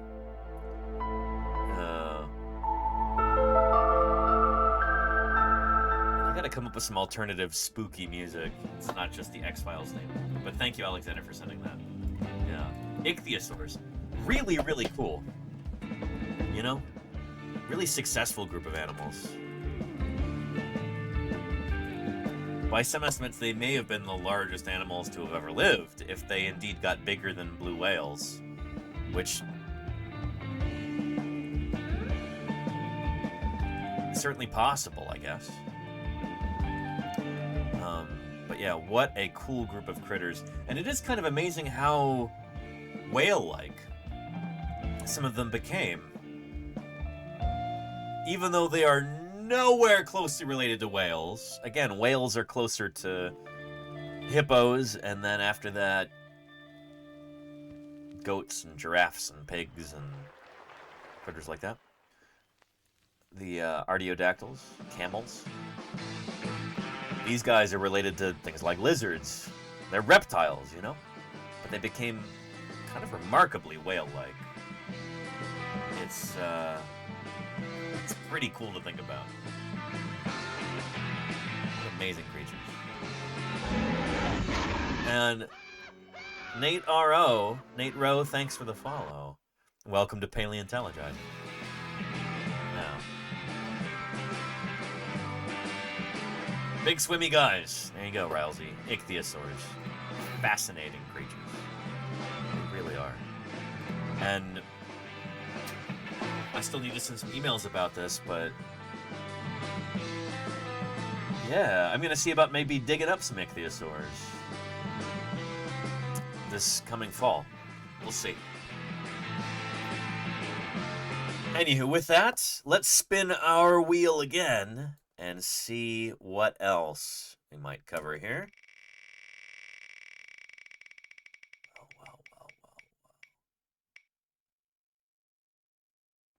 Speaking of mammals, a new Mesozoic mammal from Baja. A Baja blast from the past, one might say. I'm not even going to do the rim shot. It's not even worth it. Murph, I know, right? Yeah, gonna get one of these. Oh, brother, this guy stinks! Sorry.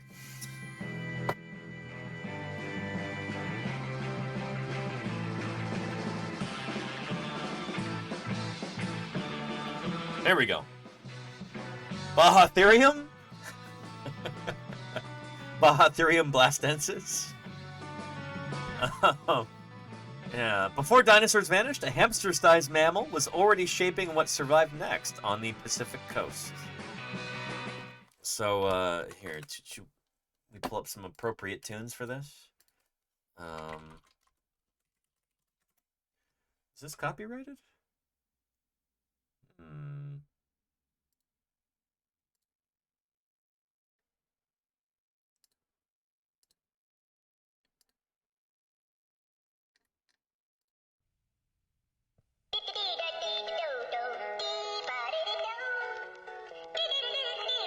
Hamsters, that's big for mammals at the time, says Murph.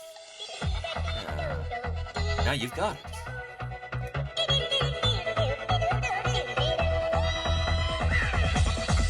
Here we go. Now you're catching on. Mammals and dinosaurs coexisted on Earth until a catastrophic event 66 million years ago killed 75% of life on the planet. Despite the devastation, some animals survived, including rodent-like mammals in the Smilodon genus. So these are, I presume, multituberculates, right? These creatures are part of the multituberculates. Ding, ding, ding. A group that arose during the Jurassic and survived over 100 million years before going extinct. They went extinct, like, in the Paleogene, like. I don't think that's funny.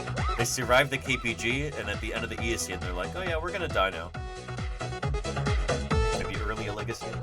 Probably had something to do with climate change. Studying these animals helps researchers better understand how mammals survived the mass extinction event and then diversified into the variety of mammals around today.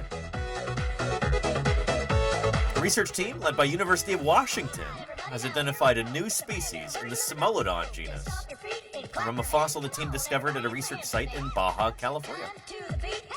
The researchers estimate that this fossil is about 75 million years old, so it's from what? The Campanian? The new species is named Smilodon desoci, the size of a golden hamster, the researchers said.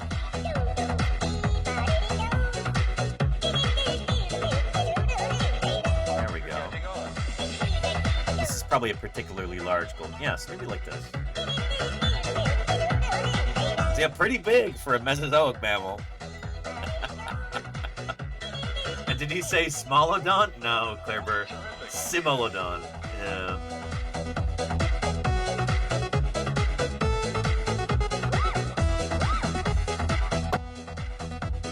It likely scampered on the ground and in trees and ate fruits and insects. The researchers published their findings in JVP, so we'll look at it even though it's paywalled. I have access to JVP as a member of the Society of Vertebrate Paleontology. So, why does this critter matter? This little mammal like this, why is it important? Not only does it give us an opportunity to talk about the hamster dance, or to play the song, but the genus Smilodon was a pretty common mammal during the late Cretaceous, the last epoch in the age of dinosaurs. Smilodon fossils have been found throughout western North America, from western Canada down through Mexico, said Greg Wilson. UW professor of biology and curator of vertebrate paleontology at the Burke Museum. Any Washingtonians in the chat? Is Petrodactylus here? It's your hometown museum.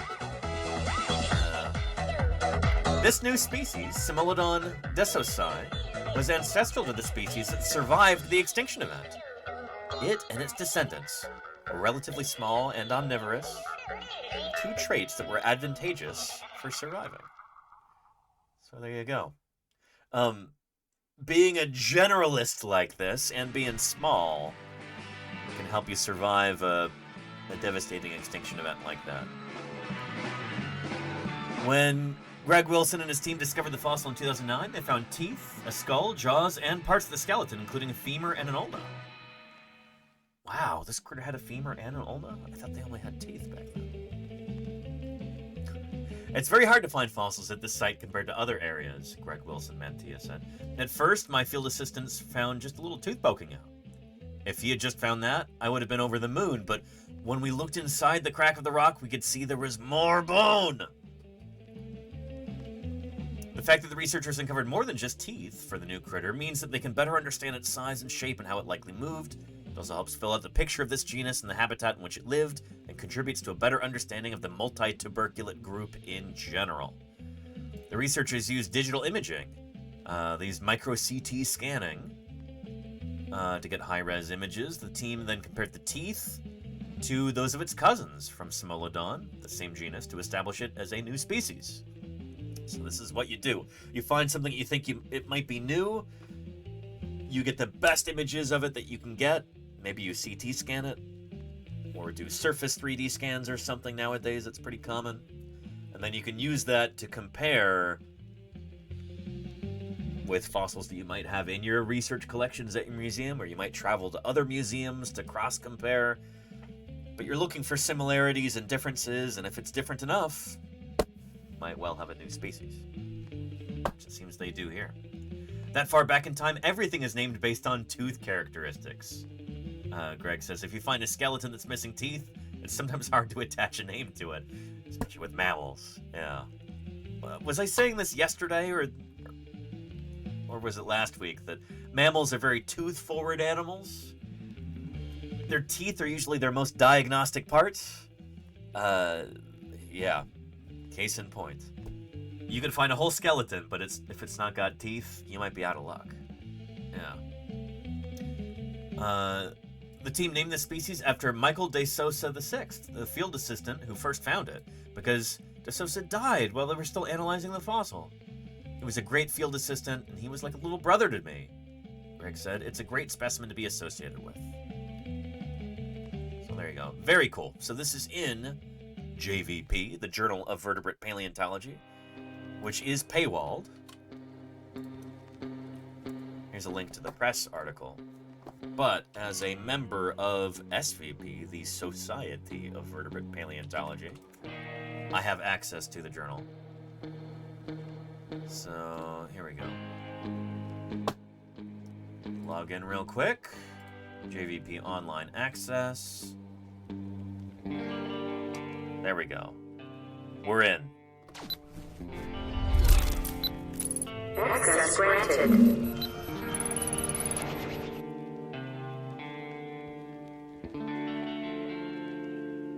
And there it is.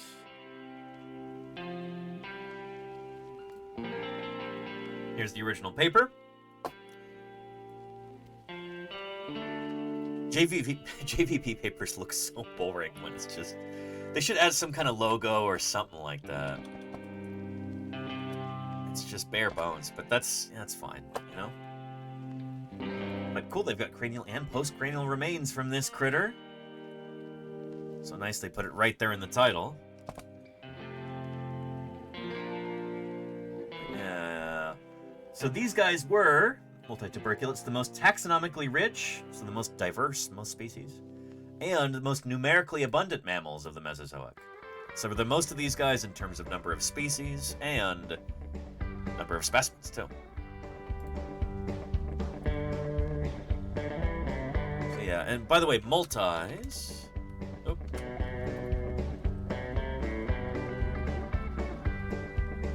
Multituberculates, they're superficially rodent-like, but they're not rodents. So they had teeth that were like similar to rodents. They've got these big incisors in the front, but what they're known for is a big, weird premolar tooth. Is it the P4? Yeah, there we go. This is weird. They've got this big, stupid shearing tooth right here in their lower jaw. And they presumably use this for shearing open, like, bug carapaces, so, like, popping open insects, getting past the exoskeleton there. But yeah, just a big, stupid tooth in the lower jaw there. This is what multis are famous for, is that. Yeah, it is kind of like a wire clipper, isn't it, Claire? Yeah. So, different from, like, a mouse or a rat skull, you know, where they've got very different teeth back here, but they've got a similar thing going on with the incisors. Yeah. Multis. So, I think just about everybody in this group has got that kind of setup there.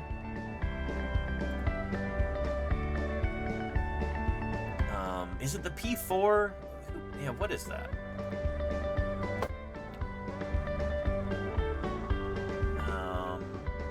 Yeah. Cranial and dental anatomy superficially similar to rodents, but they're not related to rodents. With cheek teeth separated from the chisel-like front teeth by a wide toothless gap, the diastema.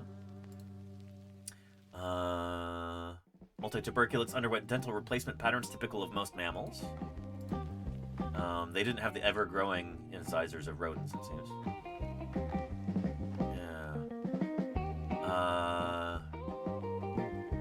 In multituberculates, this tooth is massive. Which one is that? Massive fourth lower premolar. So it's just that big, stupid P4 there. They're so funny. Yeah. Oh, man. And Murph says, all multis have one? I don't know enough about them to say that all of them have it. But when I think of multituberculates, this is what I think of. So this is a well-known thing of this group, but I'm not sure if everybody has it.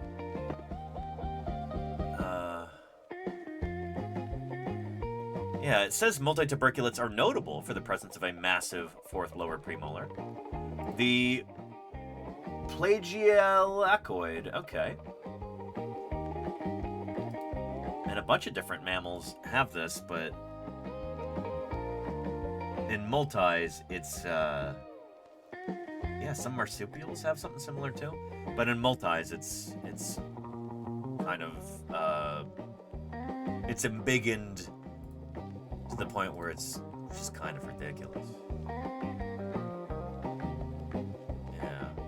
Anyway, this is a really diverse, like the most successful group of Mesozoic mammals. They have the most species, they're in the most environments, they're the most common.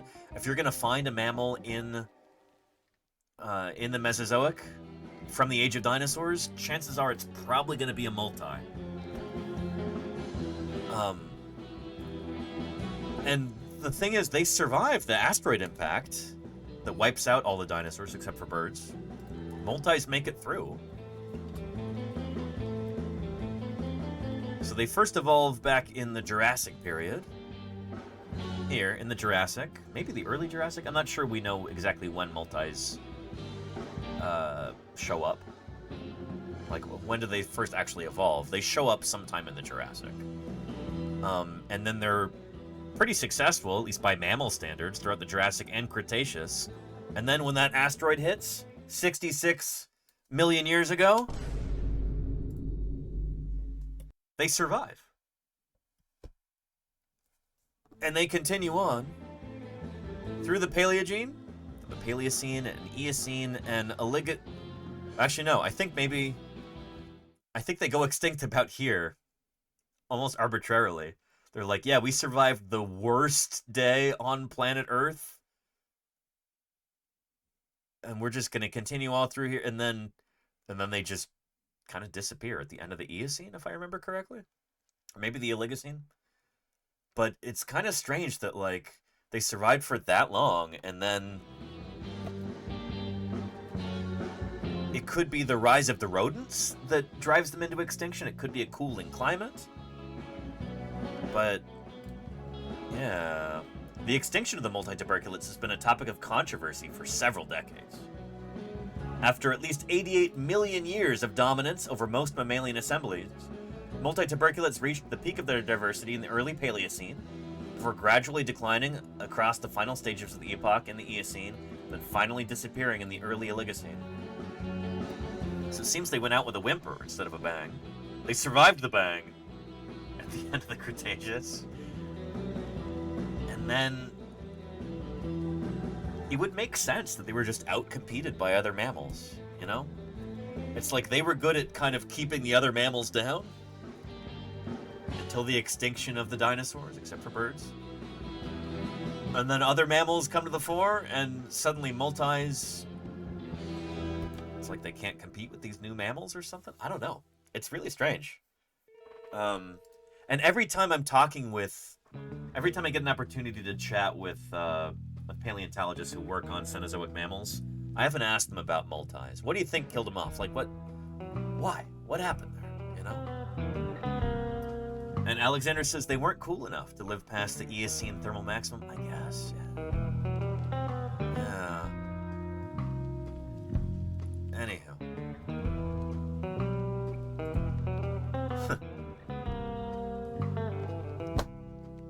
The idea that multituberculates were competitively replaced by rodents and other placentals has been criticized by several authors. Yeah.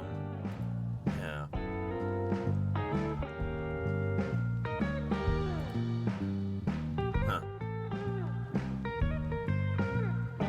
So multituberculates possibly simply could not cope with climatic and vegetation changes, as well as the rise of the new predatory eutherian mammals such as myacids, who are like basal carnivorans. However, rodents probably still played a role in their decline. But yeah, anyway, multituberculates, fascinating group. Take a look. Yeah. Coolness being a known important trait for survival, says Starmate. I mean, I don't know about that. It seemed like at the end of the Cretaceous, coolness is inversely proportional to survival rate. Yeah. And there you go, Alexander. Yeah, maybe. Yeah. And Darkness says, I've seen that they were somewhat similar to marsupials. Isn't marsupial survival mostly because of Australia? I mean, we have marsupials in the New World as well, in South America and a little bit North America too. But yeah, it does seem like, well, marsupials were doing really well in South America until the Great Biotic Interchange.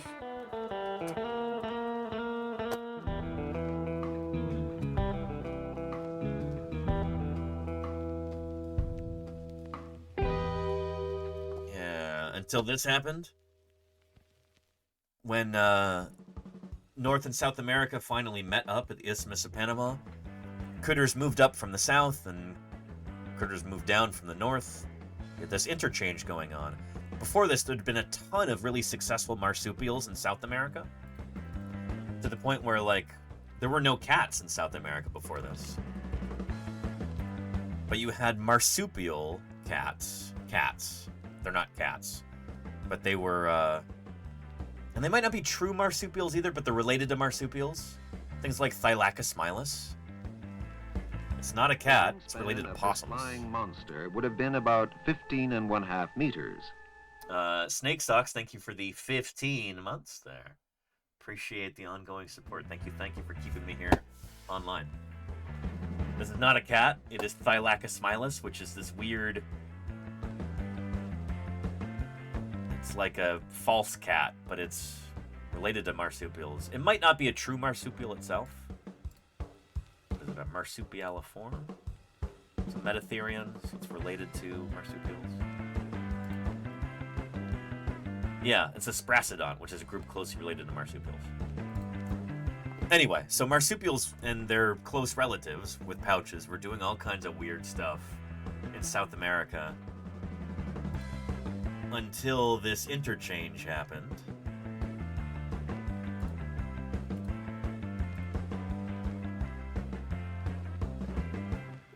Like this, and then it seems they may have been outcompeted by North American mammals like saber-toothed cats and wolves and things like that. For the most part, the critters in South America didn't do as hot as the critters from North America when they finally met. But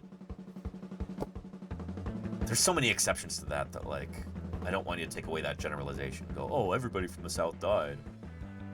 This is not the war of northern mammalian aggression. No. There were lots of South American species that made their way north. Armadillos came from the south, and they're up in North America now. Sloths did too. They're extinct here now, but they were quite successful in moving north. Even terror birds. You have things like Titanus in Texas and in Florida that came north. So yeah. Anywho. And that's an armadillo relative called a glyptodont there, Dirt or Bust. Glyptodonts were these really cool essentially like giant armadillos. That lived up until the Pleistocene, and then they went extinct. I think some of these guys may have even made it north into North America.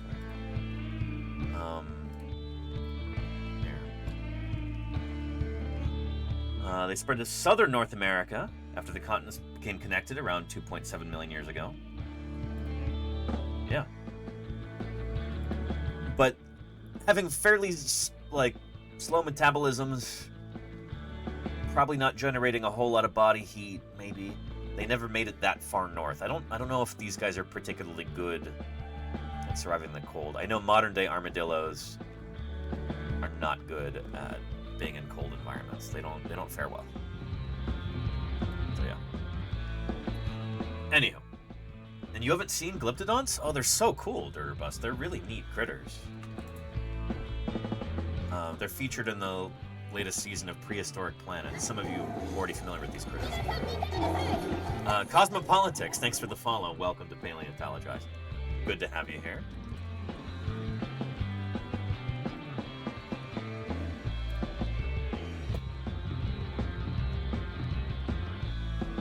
There we go.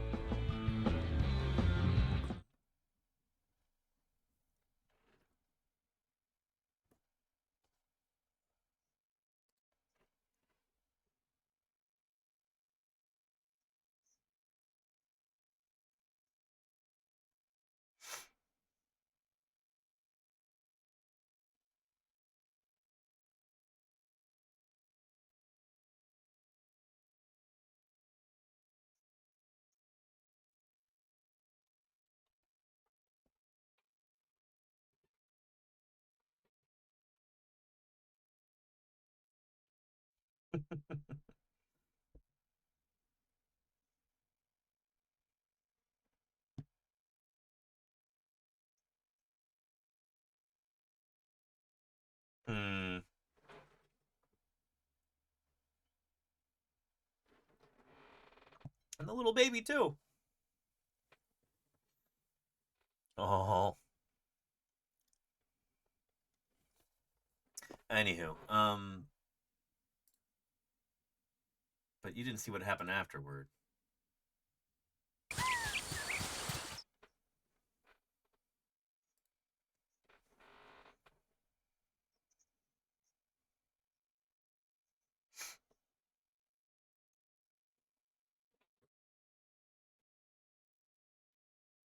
So this is moving up into North America.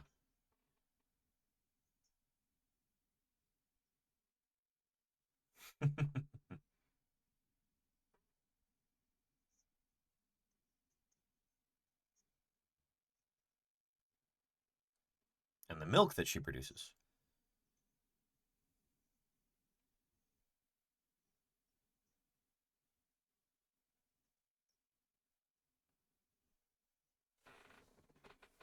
And isn't that cool, Alexander? Yeah. More camouflaged on the baby than on the adult.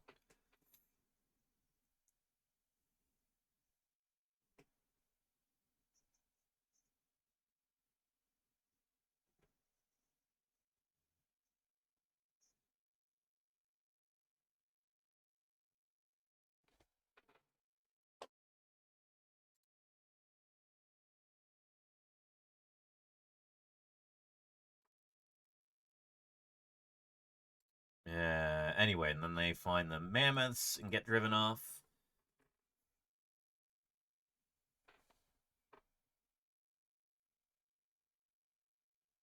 And I'm not sure, Crimson. I wouldn't know anything about that.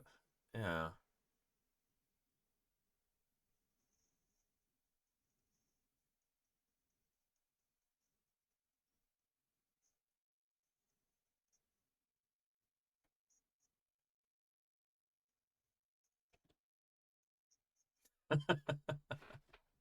Anyway, yeah. This is all chopped up. It's annoying that people edit the videos like this, but I guess it helps avoid copyright strikes or whatever on YouTube. But yeah. Anywho. But yeah, Dirterbreast says, I like them. Yeah, glyptodonts. They're really cool critters. Like, you should read more about them if if you're interested. Super, super cool animals, and they're your classic Pleistocene megafauna in many ways.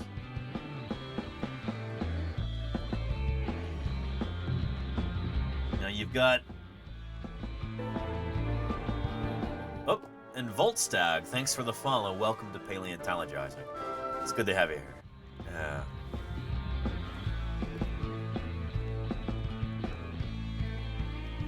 Yeah, here's a nice old illustration here.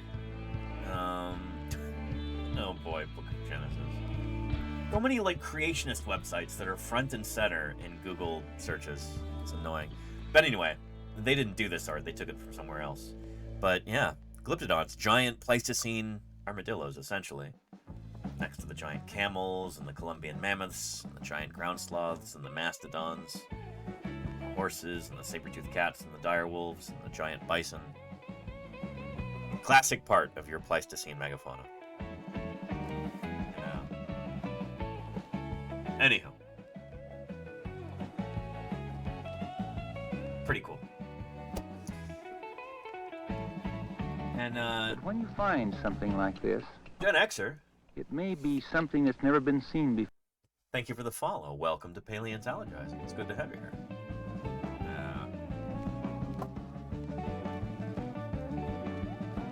Dark Days. Well, that's the thing, is that, like, Pleistocene mammals actually lived at the same time as people. At least in the late Pleistocene. So, like, and we know that human beings hunted glyptodons and stuff. So, you know. Anyway, so, cool paper. Going back to multituberculates from the Cretaceous. Nice. We've got a lower jaw with all these teeth. Got a decent skull right there. This is a high-res scan with like a micro CT scanner. There's the orbit, the eye socket. There's the teeth in the upper jaw. And there's that big ol' incisor at the front. And there's the lower jaw with the big incisor at the bottom. And there's that big stupid P4, the fourth premolar. Big and blade-like as it is in multis. So yeah, very cool. Simolodon desoi. Long paper for such a small critter, but got a phylogeny in there.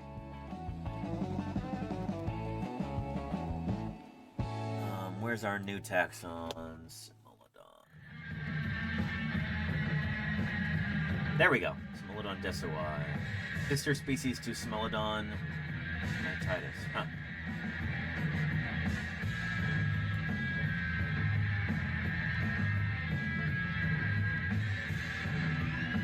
Very cool. Good stuff. So again, this critter would have looked a lot like Tylotus. So superficially kind of rat-like, or maybe squirrel-like. But the teeth and jaws on this new critter shows that it is a new species. Yeah, these little animals just eking out an existence in a world ruled by the dinosaurs. There's a lower jaw from one of these animals. Nice. Very cool. Nice. And staying small, staying out of the way. Exactly.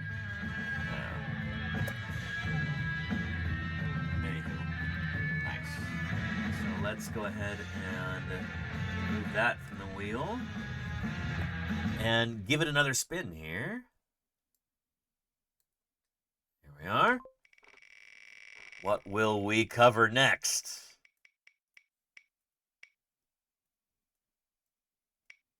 Oh! Could Carcharodon return to the North Sea? This is white sharks, aka great white sharks.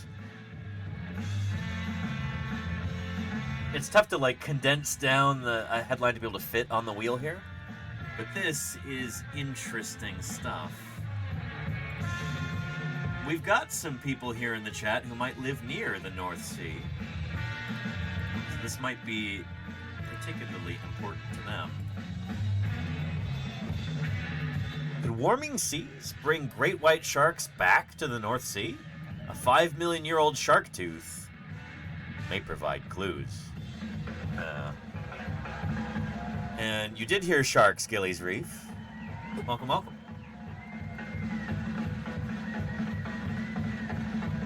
As Earth shifts to climates not seen for several 100,000 years, given that we as human beings are warming this planet, we may need to look at ancient environments for clues about what could happen next.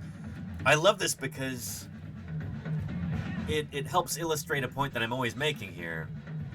Paleontology gives us context for understanding the world that no other field does. And if we want to understand what might happen in the future, we need to understand what's happened in the past. There's that old phrase that, what is it? You don't know where you're going if you don't know where you've been. Or you can't know where you're going if you don't know where you've been. If we want to know what could happen on our planet as the climate continues to warm because of human activities, well, let's look at the fossil record to see what things were like when it was warmer. Or maybe there are certain times in Earth history where things warmed pretty rapidly. What happened during that time? Important stuff. Darkness says the North Sea already has sharks, but you don't have white sharks. You don't have Carcharodon carcharicles. They prefer warmer waters, you know?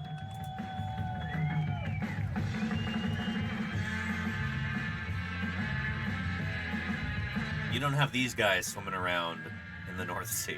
It's too cold for them. But as the climate continues to warm, could they come back?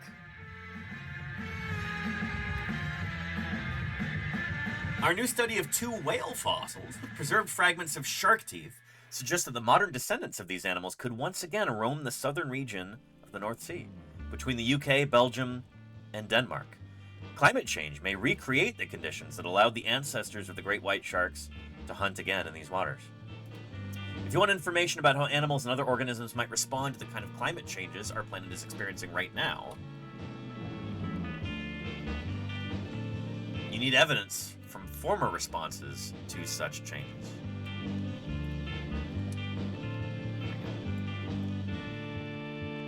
Paleoecology, the study of the interactions between organisms in the deep past, has been co-opted in the service of conservation science for some years now. One example of a past seascape, which may tell us important information, is that of the southern part of the North Sea, which was occupied a few million years ago by large marine animals. In modern times, this area has a relatively low diversity in its wildlife. So,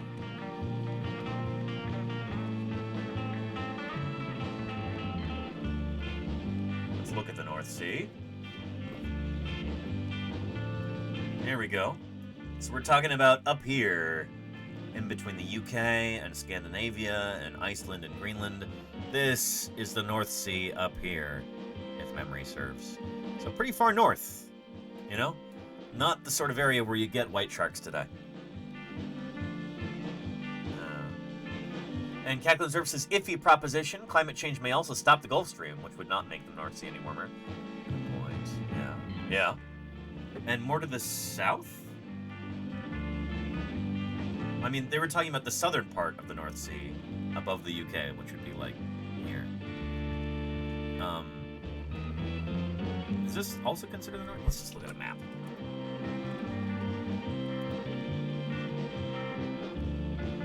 Okay, okay.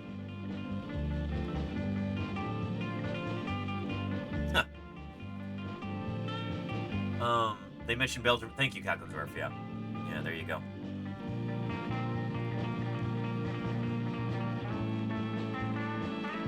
Good to know. Okay. I guess that's the Norwegian Sea, north of Norway.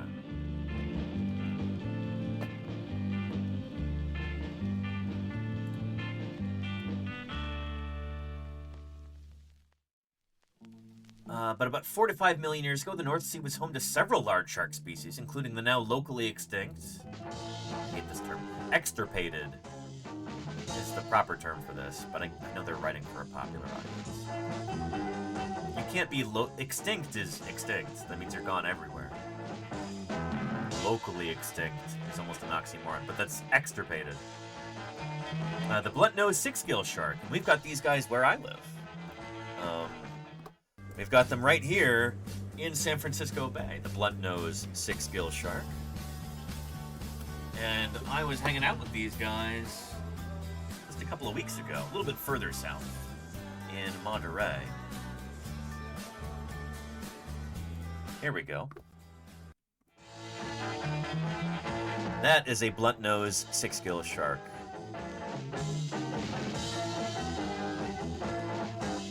Yeah. Lovely. So those used to be in the North Sea until it got too cold. The Greenland shark used to live in this region, as well as tiny right whales, a relative to the beluga whale, and rorqual baleen whales. It was also home to extinct dolphins, such as Pliodelphus, which is about the size of a common dolphin, plus porpoises and several seal species. Many of these animals, like all the cetaceans and seals and some of the sharks, are now extinct. Others, including many other sharks, have since moved to distant oceans. It appears that there was a large-scale turnover of cetacean species in the southern North Sea during the Ice Age of the Pliocene-Pleistocene epoch, or the extinctions of most small baleen whales and the departure of other cetacean families, such as the beluga whale. This turnover may well have been responsible for the disappearance of the large sharks, including the great white relatives and the blunt-nosed six-gill sharks, which are feeding on the smaller whales from the North Sea. Occasionally, the fossil record provides a glimpse of the past relationships between species. This can help scientists better understand these food webs and how ancient ecosystems work. Shark bite marks on the fossil marine mammal bones are relatively common, revealing intervals of time when two animals interacted. However, it is often difficult to identify the predator species. Much more rarely, the bite marks come with fossilized tooth fragments. So this is so cool. They've got a smoking gun to show exactly who is chewing on whom. Not just marks from the teeth, but pieces of those teeth left in the bones. This is what we found in the two cetacean skulls, the two whale skulls from the early Pliocene, about 5 to 4 million years ago. The first of these two skulls belonged to a diminutive extinct right whale, which was found by father and son fossil enthusiasts, Robert and John Stewart, co-authors of this piece. Cool. They found it in the mid-1980s in the docks in Antwerp, Belgium. I know we've got some Belgians in the chat. Some 40 or so years later, the skull was donated to the Institute of Natural Sciences in Brussels, where it was identified by one of us, Olivier Lambert, as one of only 2 fossil specimens of Baleinella brachyrhynchus, a tiny right whale species only known from the North Sea. And here's a paper there about this critter. Cool. Here.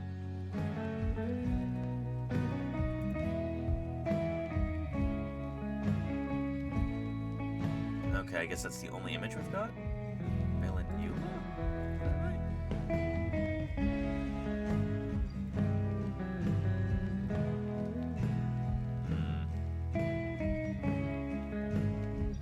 Yeah, little right whale. Cool.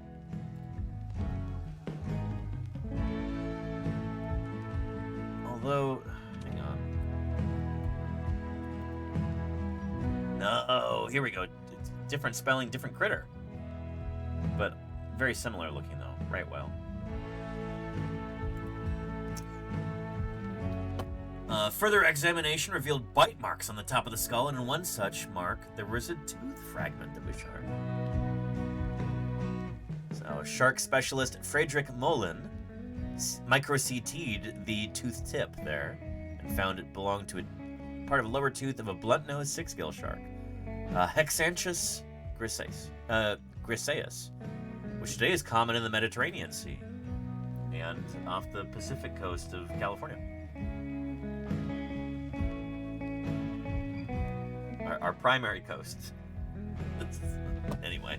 The position of the bite marks make it likely that the whale was scavenged as it lay drifting belly up. Anyway, they've got other specimens. These fossils represent direct evidence that relatives of sharks today fed on these whales. Even if the fossil evidence is limited to a pair of animals, they are tangible examples of such behavior. The ongoing biodiversity crisis is directly related to climate change and has or will have an impact on the distribution of marine mammals. Global warming is likely to affect shallow seas in particular. The southern part of the North Sea is not large or deep enough for modern baleen whales, which are larger than their ancestors and live in the North Atlantic, like the modern right whale, the humpback and fin whales. But warming seas could attract dolphins and seals, and in turn, great white sharks or other large marine predators. In the North Sea, scientists have already observed short-term changes in the distribution of porpoises and seals. New seal colonies have established along the coast of the southern North Sea, and there have been abrupt fluctuations in the number of porpoises stranded yearly on Belgian beaches. The fossilized behavior of the disappeared whales and sharks emphasizes that all is changing in the ecology of the North Sea. So here is a link to that press piece right there. And let's find the paper in the journal Acta Paleontologica Polonica.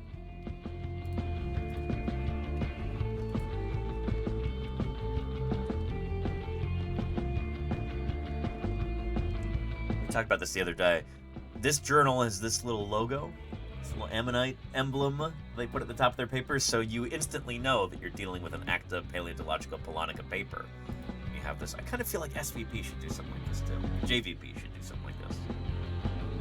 Yeah. Anywho.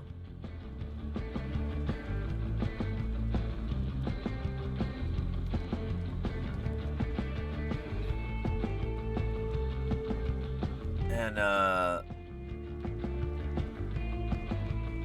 Amelie says, "You muted?"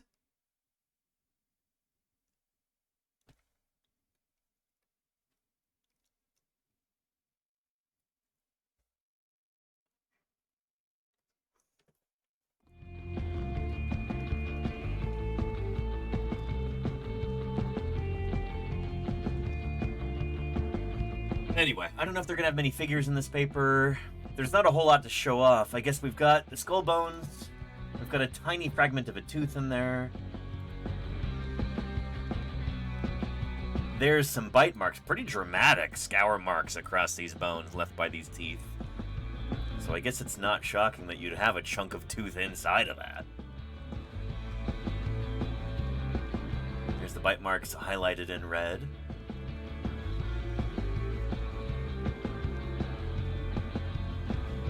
And there's a fragment of one of those teeth, I guess. Yeah.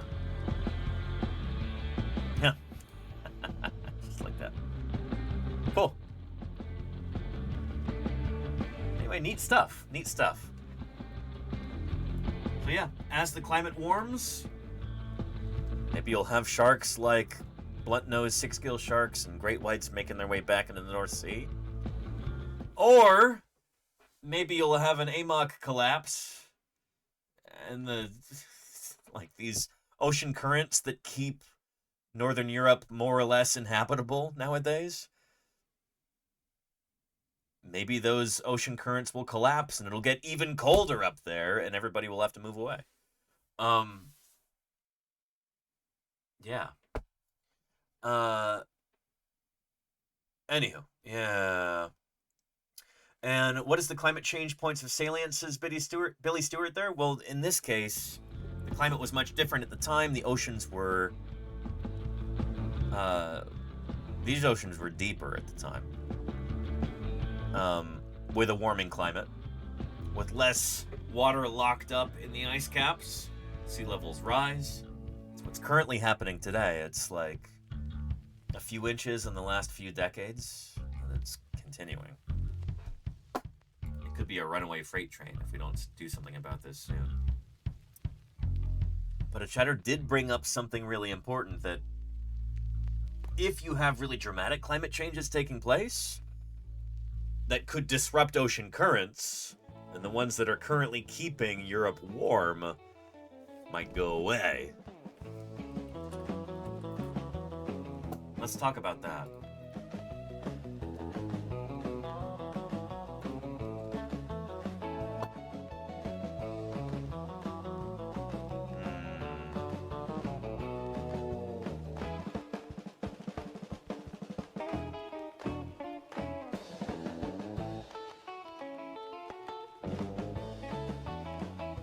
Let's take a look at this. It's from 2 days ago.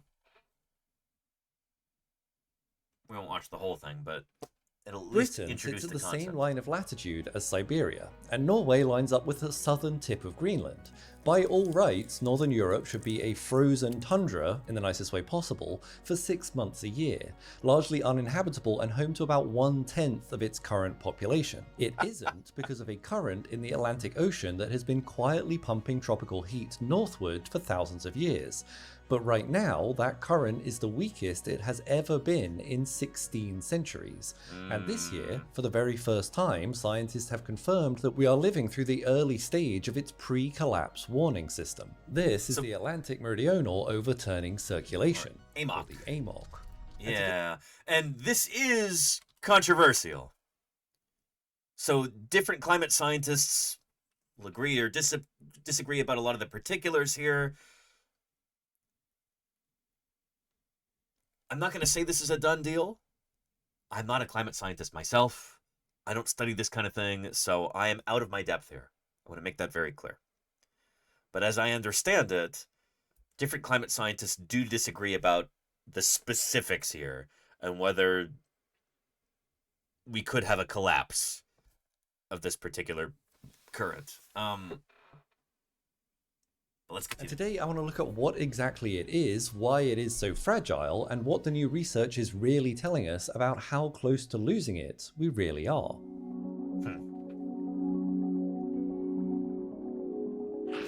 The system starts in the Gulf of Mexico, where shallow tropical water sits at around 27 degrees Celsius. From here, wind stress on the surface drives the warm water northward along the US East Coast, through the Straits of Florida up past North Carolina at about 2 to 4 miles per hour. By the time it reaches the open Atlantic, it has more than doubled in size, moving 80 million cubic meters of water every second in a flow 150 kilometers wide. This is the Gulf Stream, the part that most people have heard of, but it's only the surface layer of something that runs the full depth of the ocean and spans the entire planet. As it travels, it releases its heat into the atmosphere above it, and this oceanic underfloor heating carries enough thermal energy to keep European winters mild. It is well hot. As this water cools, it evaporates and becomes saltier and denser, and somewhere off the Norwegian coast it grows so cold and so dense that it can no longer stay at the surface, and so it sinks, descending into the deep ocean where it begins flowing southward along the sea floor.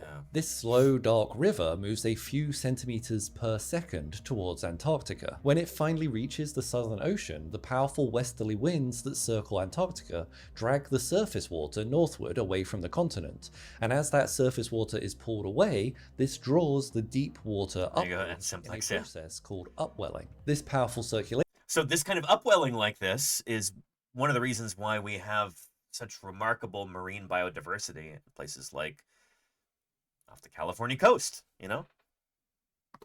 And where I live, and down south near Monterey, Santa Cruz, in the Monterey Bay area. That upwelling like that is why we have leatherback turtles that journey here all the way from the Solomon Islands, Papua New Guinea, places like that. In fact, that's the namesake of upwell turtles. Their leatherback logo. It's named after this upwelling. So anyway, the upwelling is really, really important. Circulation drags the water behind it, but also pushes the water in front of it, keeping the whole feedback loop running. And the amazing part is that it takes a single molecule roughly 1,000 years to complete this circuit, which is kind of wild to think about. The scale of this. And why does the upwelling occur? Asked Billy Stewart. In the case of like the Monterey Submarine Canyon, you get that cold water that's coming down from like Alaska. We're talking about the Pacific Ocean now. And that comes and then it meets the, I guess a lot of it's to do with the topography. So it just kind of gets funneled upward like that. You get this cold, nutrient-rich water that reaches the California coast. And then just because of the way that the land is shaped there, it comes up. I think that's generally, you can tell I'm not an expert in this particular thing. I think that's generally the idea. It's just kind of how the currents work based on the underlying surface beneath the water there. Well, that does make me wonder. Shoot, let's look this up real quick.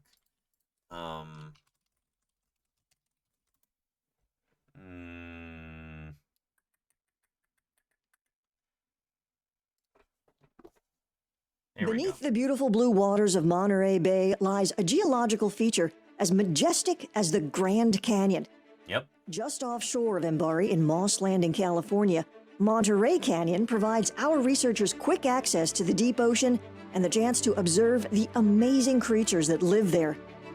If we were to drain Monterey Bay, we would see the main canyon channel, meandering for over 470 kilometers. It's roughly 12 kilometers at its widest point. Jeez. The canyon walls reach a maximum height of about 1,700 meters. Embari researchers use AUVs, autonomous underwater vehicles, to explore and map the canyon.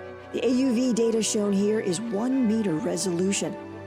Monterey Canyon eventually ends on the abyssal plain at a depth of 4,000 meters. Yeah, so essentially you've got this canyon that comes right up until the shore, which is very, very rare. In fact, I feel like we talked about this when I was in Santa Cruz not too long ago.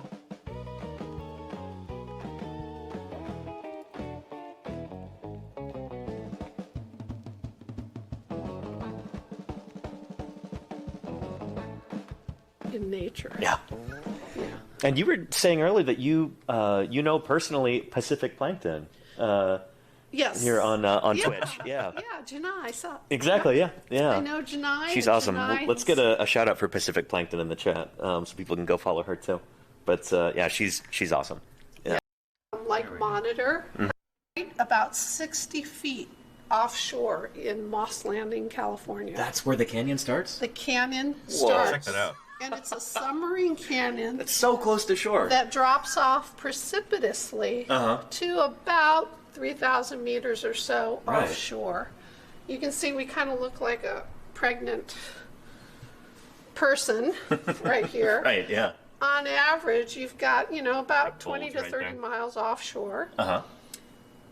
You can see where Greater Farallones National Marine Sanctuary, Farallon Islands are I got to visit the located. Farallon Islands back in November. Got to take a Oceanic Society trip. It was incredible. Yeah, those are incredible Yeah. trips. Did you see? So anyway, the upwelling there, it's so close to shore. So you get all of this cold water running along the bottom of the ocean, and it can make it so close to Moss Landing right there. That makes it, you get all of this just really nutrient-rich water that can come right up to the coastline. I think that's generally the idea. Yeah. It is the largest submarine canyon on the Pacific coast, and Embari is incredibly lucky to call it our backyard. So yeah, really important stuff here. No feeding the sharks. Right, yeah, Right? yeah. Right? They might be diving in cages, but Anyway, I'll give you a link to this, but and the whole reason was, where's the leatherback? Oh, and my headphones are beeping at me already. Battery should not be dying this early. Yeah, here's what I'll do. I'll put the starting soon screen back up in a minute. And where's our leatherback? Here we go. These animals are big, and I've been talking about that for months now on stream. Seeing one in person, even just a cast, is it's amazing. Here it is right here. And I hope we're really getting the scale of it across in the camera. This is one of these lenses, so it's not always the best for that kind of thing, but Fisheye lenses.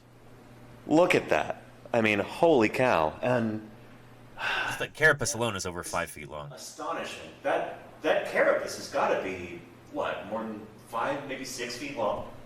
Like, that's nuts. so on this It's turtle, such bad signal. while it's not a taxidermy, it's not Right. a real turtle. It's a cast of a leatherback turtle that washed up in Santa Cruz. Okay. And we still haven't been able to determine. We think it was in the 60s or Okay. 70s. Interesting. and it washed up supposedly over by the Crow's Nest, the harbor. Okay, yeah. And one of our volunteers came running over to me in 2012 and said, Lisa, there's a turtle in the office of the director at the Santa Cruz Natural History Museum. Okay, yeah. And it's sitting on its head, and he doesn't want it. So I, of course, called up immediately the director there, and I said, hey, I hear you have a turtle standing on its head in your office. And he said, come on over and look at it. This thing was painted like it was an amusement ride painting. It was pink and kind of, and it had a big gouge out of its pectoral fin and a big, I think part of the fin, the rear hind fin was broken. But the coloration, I don't even know if I have pictures of it, was just more like you'd see at an amusement ride. It was not very garish. Yeah. True to the color, very garish. Yeah. And party colored, says Claire. There you go. Yeah. So we put the turtle on the top of my car and we drove it across town. So here's this leather Is this bag. your Prius? Yeah, no, it wasn't a Prius at that time. It was a Volvo. Okay, yeah. We drove it across town, and here it was driving to the Exploration Center. It was only about 3 miles. Were people honking at you and stuff? I don't know. I'm sure you got a lot of weird looks. I immediately called up a surfboard shaper. Ah, yeah. And he Fiberglass. repaired this thing, was in bad shape. And then we have these wonderful murals that you're looking around. You'll see up the stairway. I don't know if you can see it with your... The sardines there and a pressure shark. Bruce Harmon is the artist. He's a local artist. Okay. And he went surfboard shaper, put fiberglass in and fixed the cracks. And Bruce paints. Anyway, it's frustrating that the signal kept cutting out here. But here's a link if you'd like to watch the rest of this. There you go. Anyway, upwelling and currents and all of this stuff is really important. I'll give you a link to this video too. I'll be watching the rest of this later as well, but holy cow, if we have the collapse of AMOC, of this particular current, it would be very, very bad news for Europe. So...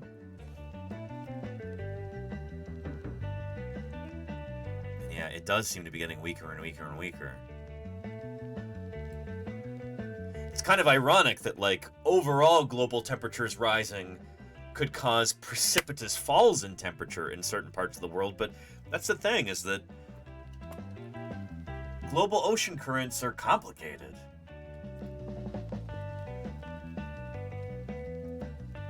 There's a lot going on there. And if you warm certain areas, you can get changes in how those currents work.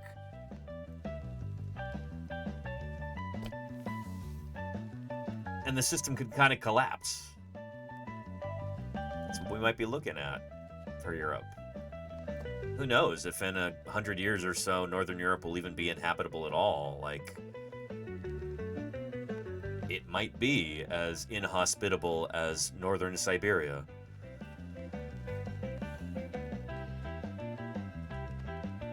That's the sort of thing that can happen when you mess with these degraded systems like this.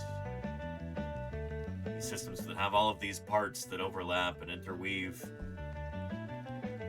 When you change the composition of the atmosphere itself by putting up all of these greenhouse gases, carbon and methane, you do like we're doing, it can really mess stuff up. I don't. You already know this, but yeah. Anyhow,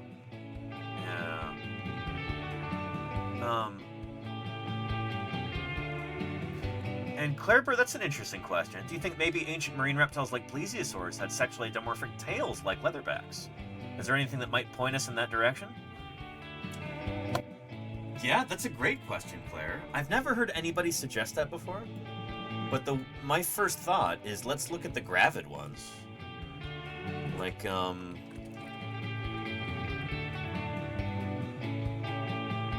This pregnant plesiosaur, which is at the museum in Los Angeles, does she have a much shorter tail than other specimens of the same species? The same time and place? I don't know.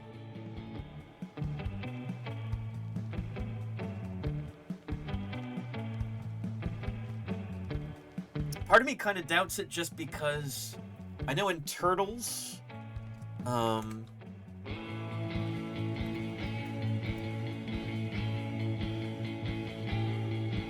think turtles in general, the males have much longer tails, and this is just kind of a turtle trait. So like is this a green right here? You don't often see this, so like people are looking at this and they're going, what? People in the chat are like, that looks wrong.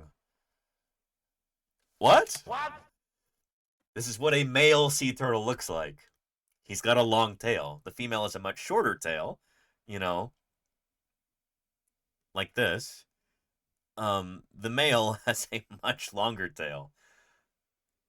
So, yeah. There.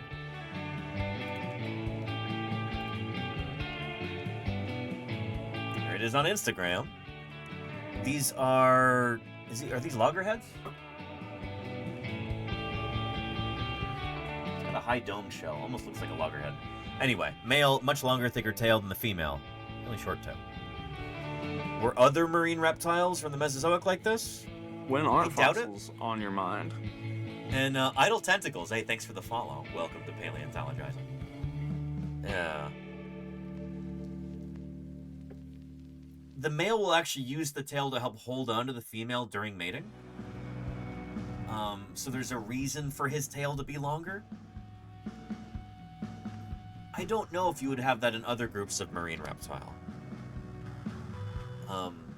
I don't, well, here's the thing about marine reptiles during the Mesozoic. There's so many different kinds from different parts of the reptile family tree. You've got marine crocodiles like Dacosaurus here. You have marine lizards like your mosasaurs. And then you have ichthyosaurs and plesiosaurs, both short-necked and long-necked. And nothosaurs and other critters like that. I kind of doubt that they would be using their tails to help with... I doubt that their males would need longer tails for mating. But I don't know. I don't think crocs have significant sexual dimorphism in tail length or morphology. So, yeah, I doubt the crocs are doing that. I don't think lizards really do that either, so I would say probably no for mosasaurs. Maybe for plesiosaurs, but I kind of doubt it too. I don't know. That'd be a great question for somebody who works on non-turtle marine reptiles. Which is not me. Not yet, at least. Maybe someday I'll get into some other groups of marine reptiles, but right now it's turtles and dinosaurs. Yeah. Anywho. Shielded plesiosaurs. Yeah, but they don't have shells, so yeah. Anywho. You bet, Claire. This is the kind of question I love. Thank you for bringing that up. Yeah. Good stuff. And anyway, yeah, battery is dying. But we got through some,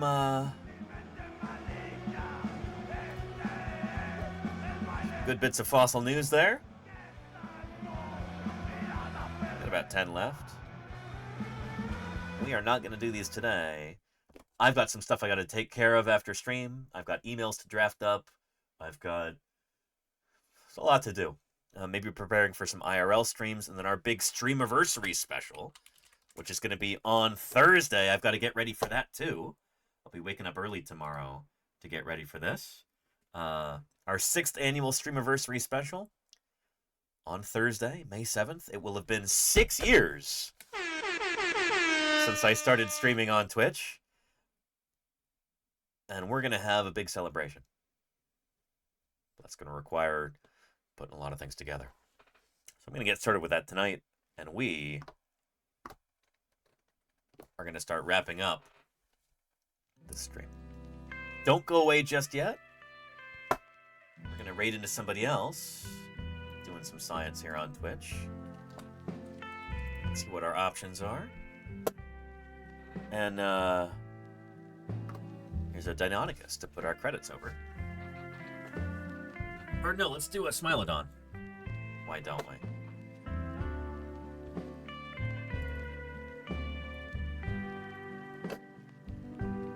Thank you to everybody about to be named in our credits. And let's see who's on right now. Who else is doing some science? Shark Geek is. Let's go see what's up with Shark Geek.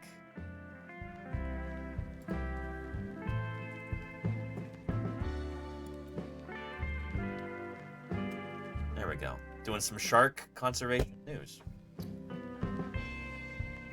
You can even talk to him about our piece of fossil news to do with sharks. Thank you to everybody being named in our credits. From new followers and raiders, thanks for joining us. Really appreciate it. Thanks for helping get those numbers up.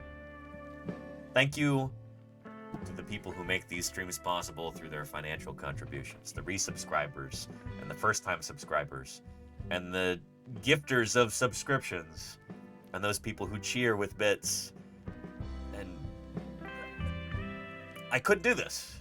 I could not do this without your financial support, so thank you for making these streams possible. Letting me do this full time. That's a tremendous honor, and I'm very grateful for you making that possible with your support. And thank you to the moderators as well, those people who do their very best to keep this a safe and welcoming community for everybody. I appreciate you very, very much, mods. I will see everybody tomorrow for some more paleontologizing. You all take care, and, well, I'll see you around. Bye-bye.